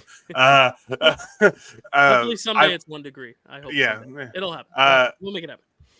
I've always loved Larry, and one thing I've always really loved in this show is that he is one of the white hats in the Wish. That he is one of the white hats in the Wish. I love that. I love that without Buffy there, he still turns out to be all right, like an all right character. So I really love that. But yeah, Larry Bagby. I just saw him in Horizon, and he was awesome for his short amount of screen time. Oh, he really makes his presence felt, even you know, no spoilers, but also I will say, first huge display of like Buffy like just taking down a man too, because we've seen her take down vampires, but just like throwing him in the gym class, it kind of showed all them like don't mess with Buffy, which I like, because then it kind of plays the whole class protector thing as well. Like they've actually seen her be badass because she can flip this guy in gym class. I don't know, it's kind of cool defying the gender norms as well. So he's a part to play in that. Chad, go ahead. I also love Larry even before Dyl met him and worked with him. You know, I hope I can meet him one day. But all that being said, you know, I think he's fantastic, and you know, a lot of stuff, Hocus Pocus, but also this. I love to see him get flipped by Buffy. I love to see his little mini arc that he has. I think it's a very, very funny moment with Xander, because Xander's so confused and like awkward about it. Like, oh, I thought you were a werewolf. Never mind. This That's is so yeah, it's great, and he's an underrated Jim. Yeah, there you go. I figure we don't have a lot to say about the character, but if anyone else have anything to say? No, cool. All right, moving on to the Mr. Irrelevant pick. Matt, you get the last pick of the draft. This is so exciting. We made it all this way. Pick 35, baby. What do you want for your main? No, sorry, you took your main. Who do you get now? Couple. That's right. Sorry, Couples who's left. I didn't color. Next time I'm gonna color code it. It's a lot. I actually feel better about this pick, that I knew that I was going to be picking it because that was of my list. That was the only one left. But I was nervous because I thought this was the first time I was going to have to talk about Xander. Now I've gotten the Xander stuff out of the way, and I can say that Xander and Anya is my couple pick. Yeah, lasagna. Love it. God. No. I love their relationship. I love that, and this is true with Cordy and Xander too, is that they are dicks to each other, so that like there's not one where you feel bad for the other one so much all the time. I mean, there are moments where maybe one is meaner, or in the end, yes, he breaks up with both of, or he causes the breakup of both things. But I love that. That she is always negging him, and he is always commenting on her quirkiness. I like to think that he does it out of love, like he's playing with her a lot. Like sometimes it's obvious that he's just confused, but sometimes I feel like he's actually like they're playing around. I feel like that's the relationship they have. Hell's Bells is one of my least favorite episodes because it just makes me so sad. It makes me so very sad, but I'm glad that happened, because then we got her getting to have her own little arc again with the reconstruction that happens in season 7. But yeah, Xander and Anya, they're always fun. I love them together. I'm glad that they get to have that both of them get to be happy for a little while. That's important too. And I'll say they have my favorite number in the musical number. The musical episode. I love their, because it feels very old-timey. Yeah, I love that Anya is upset that it's a retro pastiche and not a breakaway hit. Yeah, the reason Anya is my favorite character, and I didn't talk about this because I knew this would probably come up, because it is one of the central couples, especially those few seasons, is that she makes me like Xander more, and I think that's a big thing. And I think same with Cordelia. That's why I like them so much, because they take a character that I think is flawed and not likable and made him more likable and more understandable. You know, like I kind of got it, and like you said, like they kind of poke fun at one another. It made me understand his humor and his style of just speaking and his communication so much more. And it sucks. I agree with you. Hell's Bells sucks because I hate seeing them break up, because I honestly think if they had made it to the series finale as a couple, I'd be pro Xander, but I think it's because of that I'm anti Xander, but it's necessary for the story. So like that's the whole differentiation. But I love them when they are a couple together. I love how they kind of become a couple. It's so unconventional and it, you know, not normal. That's what unconventional means. I just synonyms, but I really like it. It's very unconventional, and I just love that about it. So yeah, I think it's a great, especially for last pick to get a marquee couple of the last few seasons. It's a great pick, Matt. Yeah, JD. I think you and me have similar wavelengths when it comes to Xander, but I agree, and I agree with you. I think Anya and Xander. Anya makes Xander better. As a matter of fact, we were talking about Hell's Bells. Everybody's like, I hate Hell's Bells.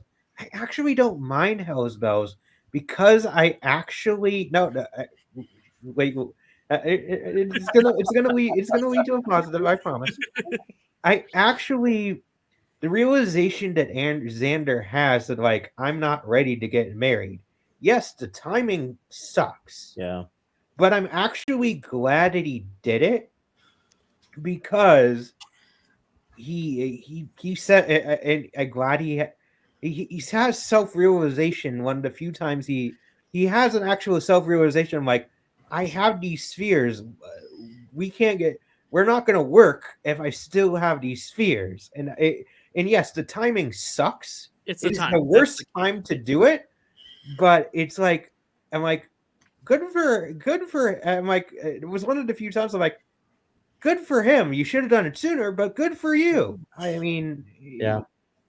Yeah, if it had I happened earlier actually- in the episode, or even earlier in the season, or even like they were married for a little while and got divorced, kind of like the Barney and Robin How I Met Your Mother thing, it would have sucked. But it's the fact that it was at the altar that always just like I hate that trope. It wasn't. I He know. was tricked I know. at the altar. It wasn't like. I don't know. I get upset about how everybody's anti-Xander I and know. Hell's Bells because it's not his fault at all. Right. All right. Yeah. yeah, no. Oh, I want to be clear. I think he makes the right choice. I just that episode makes me so. It's the sad. Scott's tots. It's the sad. Yeah, It's so unfortunate the way it all. Yeah, I agree. Let's Yes, talk about the couple though. frustrating. We love the couple. I'll go Carly and Chad. Sorry. Yeah. Yeah, so I'll start by just talking about I just love them. They're so cute. I love Xander's type of women is just kind of a bitch sometimes. Like both with Cordy and Anya, like Kind like of. yeah. I just love Matt made great points about like how they bounce off each other and like just they bounce off each other really well. They're really sweet. And I love how like they're together for so long. Like in terms of the wedding thing, I totally get why Xander did what he did. And like it's really sad to see like how scared he is that he's gonna ruin both their lives just with this. And it really shows like I feel like the show doesn't focus on his child, like the stuff with his family, as much as I kind of would have liked to see it. And that's like such a big thing. Like he comes from such a like we don't know the specifics really, but he comes from such a messed up family dynamic, and like it's so sad to see like that reflect into his marriage with Anya. And like he didn't even really want to propose to her. He kind of did it because he thought they were all going to die. Yeah. And then they were suddenly maybe going to get married, and you can kind of just see his doubts and wants more with feeling. And it's just, it's just so tragic. Like it's one of the things that happens where it's like, that sucks. Like it would have been so much better if he could have just communicated, like, even if just like, we need more time. Can we just push this off into the future? I do think he's he's a bit of a dick about her hooking up with Spike later, but also it's very in character for him. Like I understand why I forgot they hooked up. I forgot. Mm-hmm. I remember liking that at the moment, but then not. Yeah. I remember. I was like, good for them, but then I was like, oh no. Yeah, it was tough. But overall, for the couple, I do really like them. They're really cute together, and yeah, they're definitely up there in terms of my favorite ships. They're adorable. Yeah, Chad.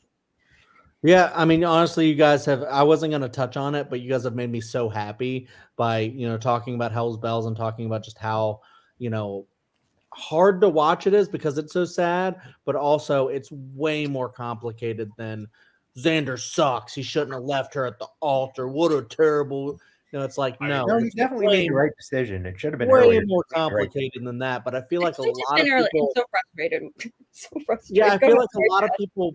I feel like a lot of people paint it as black and white. Like he shouldn't have done that. He sucks, and it just added onto like the mountain of why Xander's the worst. And I'm just like, guys, come on. But anyways, that being said, talking about the couple itself, I love the couple. They're kind of the Corey and Topanga of Buffy. They're the mainstay. They're the staple from what, season 3 to on. 4. Yeah, season 4. Okay, on. That's right. It's just one of those that it's sad when it ends.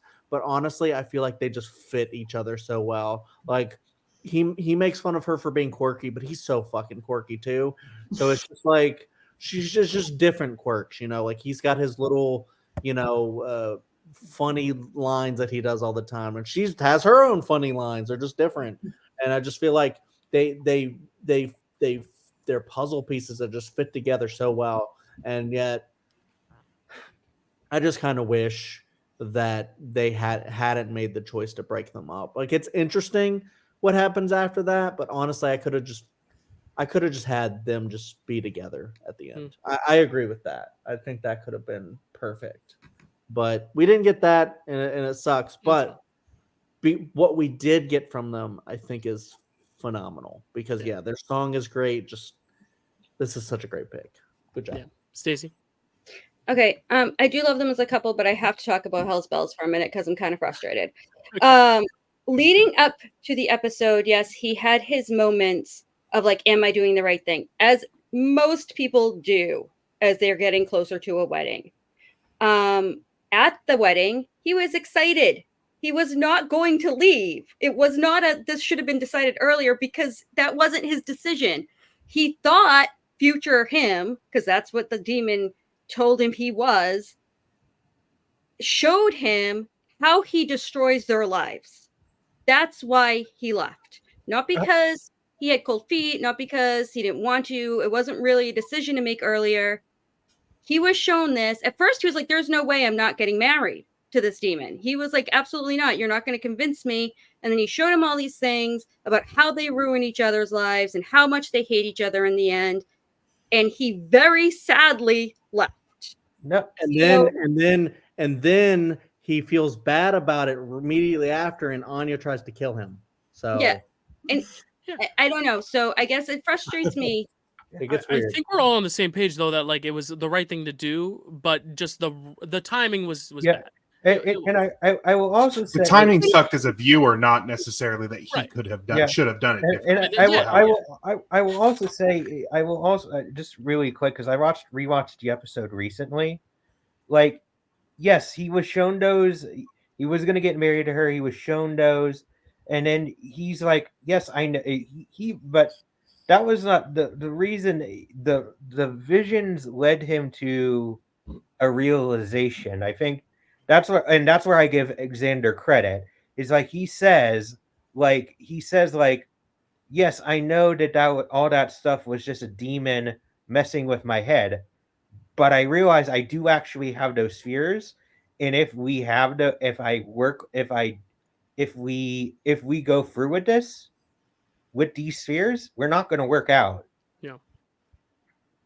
So No, as I said, it said you know, I'm with you, Stacey. I agree. It's a very interesting debate. Yeah, it's not black and white at all. That's also coming from someone whose second favorite movie is Eternal Sunshine, where the whole message is we may fail, but I'd rather do it with you than like, you know, which is why for me, I'm like, okay, but even if you know it's not going to be great in the future, like still try. You still love her, try, you know, and that's my perspective of it. But again, it's a show. It's not, I didn't write it. So I'm such a devoted, and I'm such a devoted Anya stan that it's hard to be objective about it. But yeah, it's great. Interesting episode. It's good TV. But Anya and Xander are still cute when they're together, and it's an adorable couple. Great dance number, great musical number, and with that, the draft is complete, which is very exciting. Just a shade under 5 hours, right? But with honorable mentions, it's gonna have to be a little longer. But for the sake of time, let's just rattle through them rather than like saying things about each of them, and then if we want to talk in our Buffy group chat about why we can, but you all can speculate out there. But I'll start with you, Kerri. We'll start at the top. Do you have any other I usually read the draft boards last, but before the honorable mentions, we'll do honorable mentions first. Do you have any other episodes to name, just to rattle off? No. Okay, Chad, any? Yeah, I had Restless. I almost went with that because I adore Restless. I rewatched that today. I love Restless. Lie to Me, Conversations with Dead People. There's so many, but yeah, JD. Don't Kill Your Boyfriend on Your First Date, Angel, School Hard, Halloween, Becoming, Superstar, The Wish, Amends, Lovers. I did that one. Pang, Hush, Restless, Normal Again, Selfless, Storyteller. Nice. One more to throw out. I'm sorry. Is him from season 7. That was my very first episode I ever watched. So nice. I love that. Carly, honorable mentions for episodes. Prophecy Girl, the 2 Faith episodes, Consequences and Bad Girls, Surprise, Doppelgangland, and Graduation Day and Angel. Nice. Stacey, any honorable mentions for episodes? I'm going to use all my time on reoccurring character. Okay. My other honorable mentions, we already talked about Graduation Day. Doppelgangland was on mine. Something Blue, just such a funny one. In my top 4 episodes of all time is Who Are You? I love Faith, so I love that episode. And then Selfless because I love Anya. That's her episode. Matt, any other honorable mentions for episodes? Yeah, Something Blue, Restless, Conversation with Dead People, Storyteller, Tabula Rasa, which is the one that pairs perfectly with Once More Feeling, Doppelgangland, Amends, which has the greatest ending of any episode in Buffy. The Zeppo, I Only Have Eyes for You, which was referenced earlier. Pangs, Superstar, Normal Again, Doppelganger. Cool. I have Doppelgangland twice. Apparently. We've gone through all the big bads, so we'll go to recurring characters next. Chad, did you have any honorable mentions for recurring? Jonathan should be on here somewhere. But everyone else was mentioned. Snyder. Yeah. Snyder. JD? Jonathan, Jenny Calendar, Wesley, and Kendra. Carly. Ben, unless someone vetoed it. Harmony, Jenny, and Amy, who I love. Yeah. Stacy. So I'm going to give a shout out to Jeff Kober, who played 2 different characters. He was the very scary vampire Kravik, I believe his name was, in Helpless. And then he was also Rack in season 6, the Magic. Oh yeah, he's amazing. I've worked with him at cons, and he is just a love. And so I just wanted to give that shout out, and that's why I'm going to spend all my time here, so I could talk about him a little bit. Nice.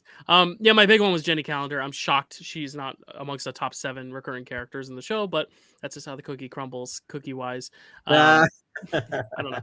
I botched that. It's 5 hours. Matt, any recurring characters for you? You guys basically did. Snyder was the only one, but again, I only had 2, so Snyder was just off my head later. Yeah. Kerri, any recurring characters for you? Kendra and Clem. Nice. Clem. Oh my god, I can't believe I didn't say Clem. Clem is so adorable.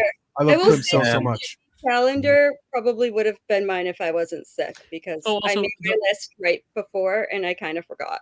The Buffy bot as well. No. Silence crickets. All right. JD. That's great. Yeah, JD, any main character? I mean, there's a list of main characters, but any main characters that you were close to picking? That weren't already chosen? Dawn and Willow could have been chosen by me. All right, Carly. I'm really sad Angel didn't get picked because I love him. Maybe for the next draft, but also Willow and Dawn. Yeah. Stacy. Angel, Willow, and Oz.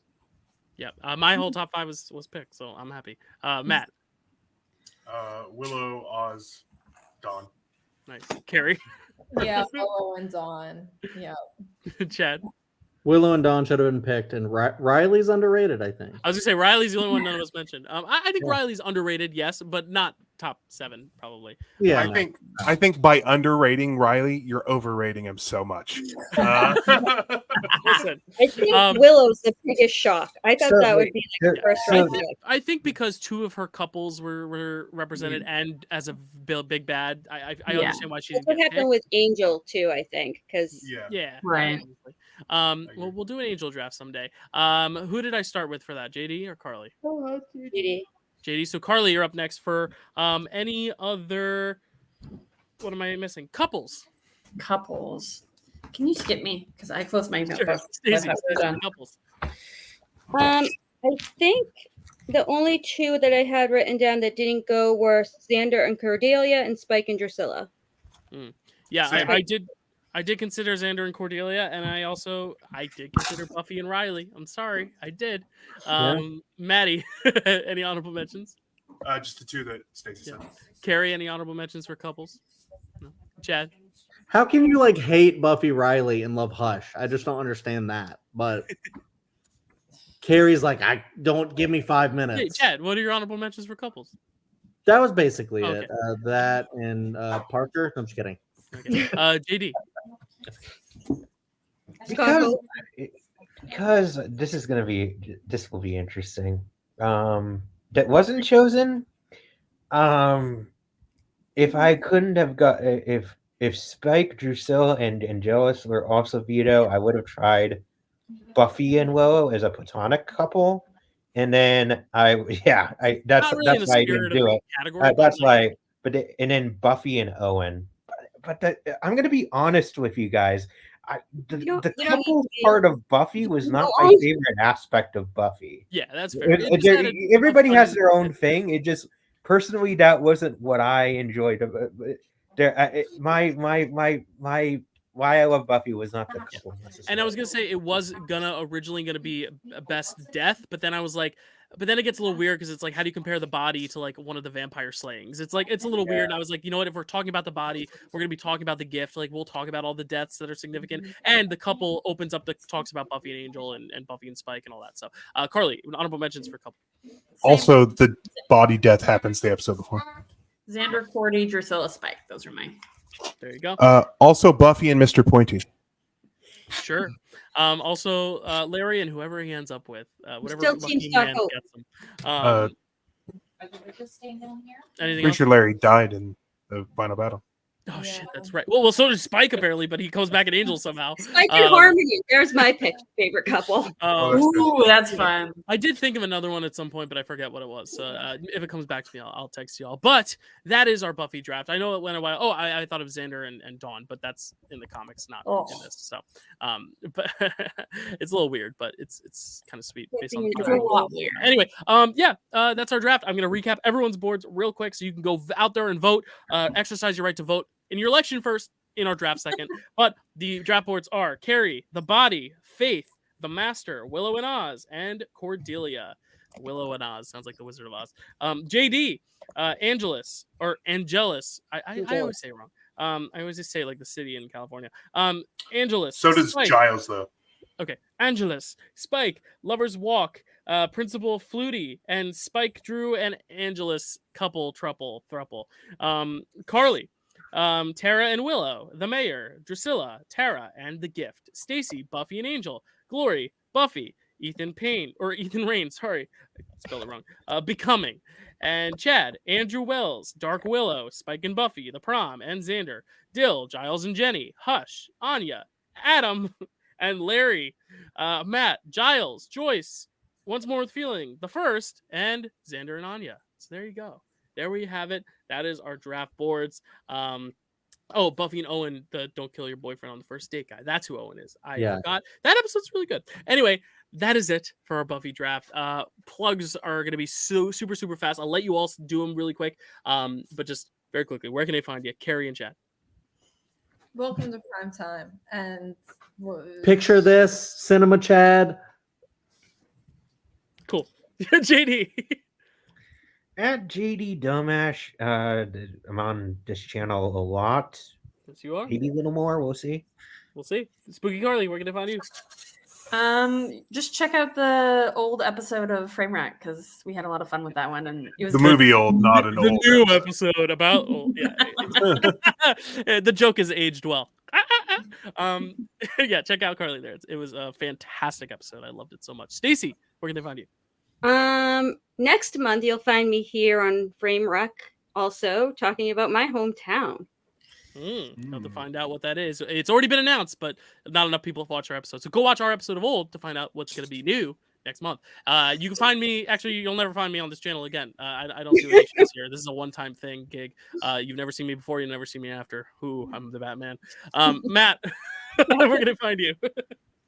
You can find me on here on Framewreck, Draft Day, whatever. Mattman XIII all over the internet. Yeah. I'm such a bad jokester, but this is the end of our draft. And thank you all for watching. What a great night. I am very honored as a Buffy newbie. Not as new as JD, but as a Buffy newbie, I was very intimidated. You all know I lost sleep over this because I was half nervous, half trying to make it perfect as perfect can be because it's so meaningful to all of us. And I couldn't have asked for a better panel. No offense to anyone watching who wanted to be on the panel, but I could not have asked for a better panel. This is a great discussion. The goods, the bads, we were able to be critique, concise and critical, but not mean, and we were able to be positive and uplift the things we love. And Riley is not going to be on the draft board, so Matt gets his wish, we all get our wish, and the wish didn't make it on, but Anya did, and I'm very happy, and you all are going to hopefully have a tough task voting. So thank you so much, and we'll see y'all. Happy spooky season. We'll see you next month for 2 drafts because I got to make up September's. Thanks. Bye.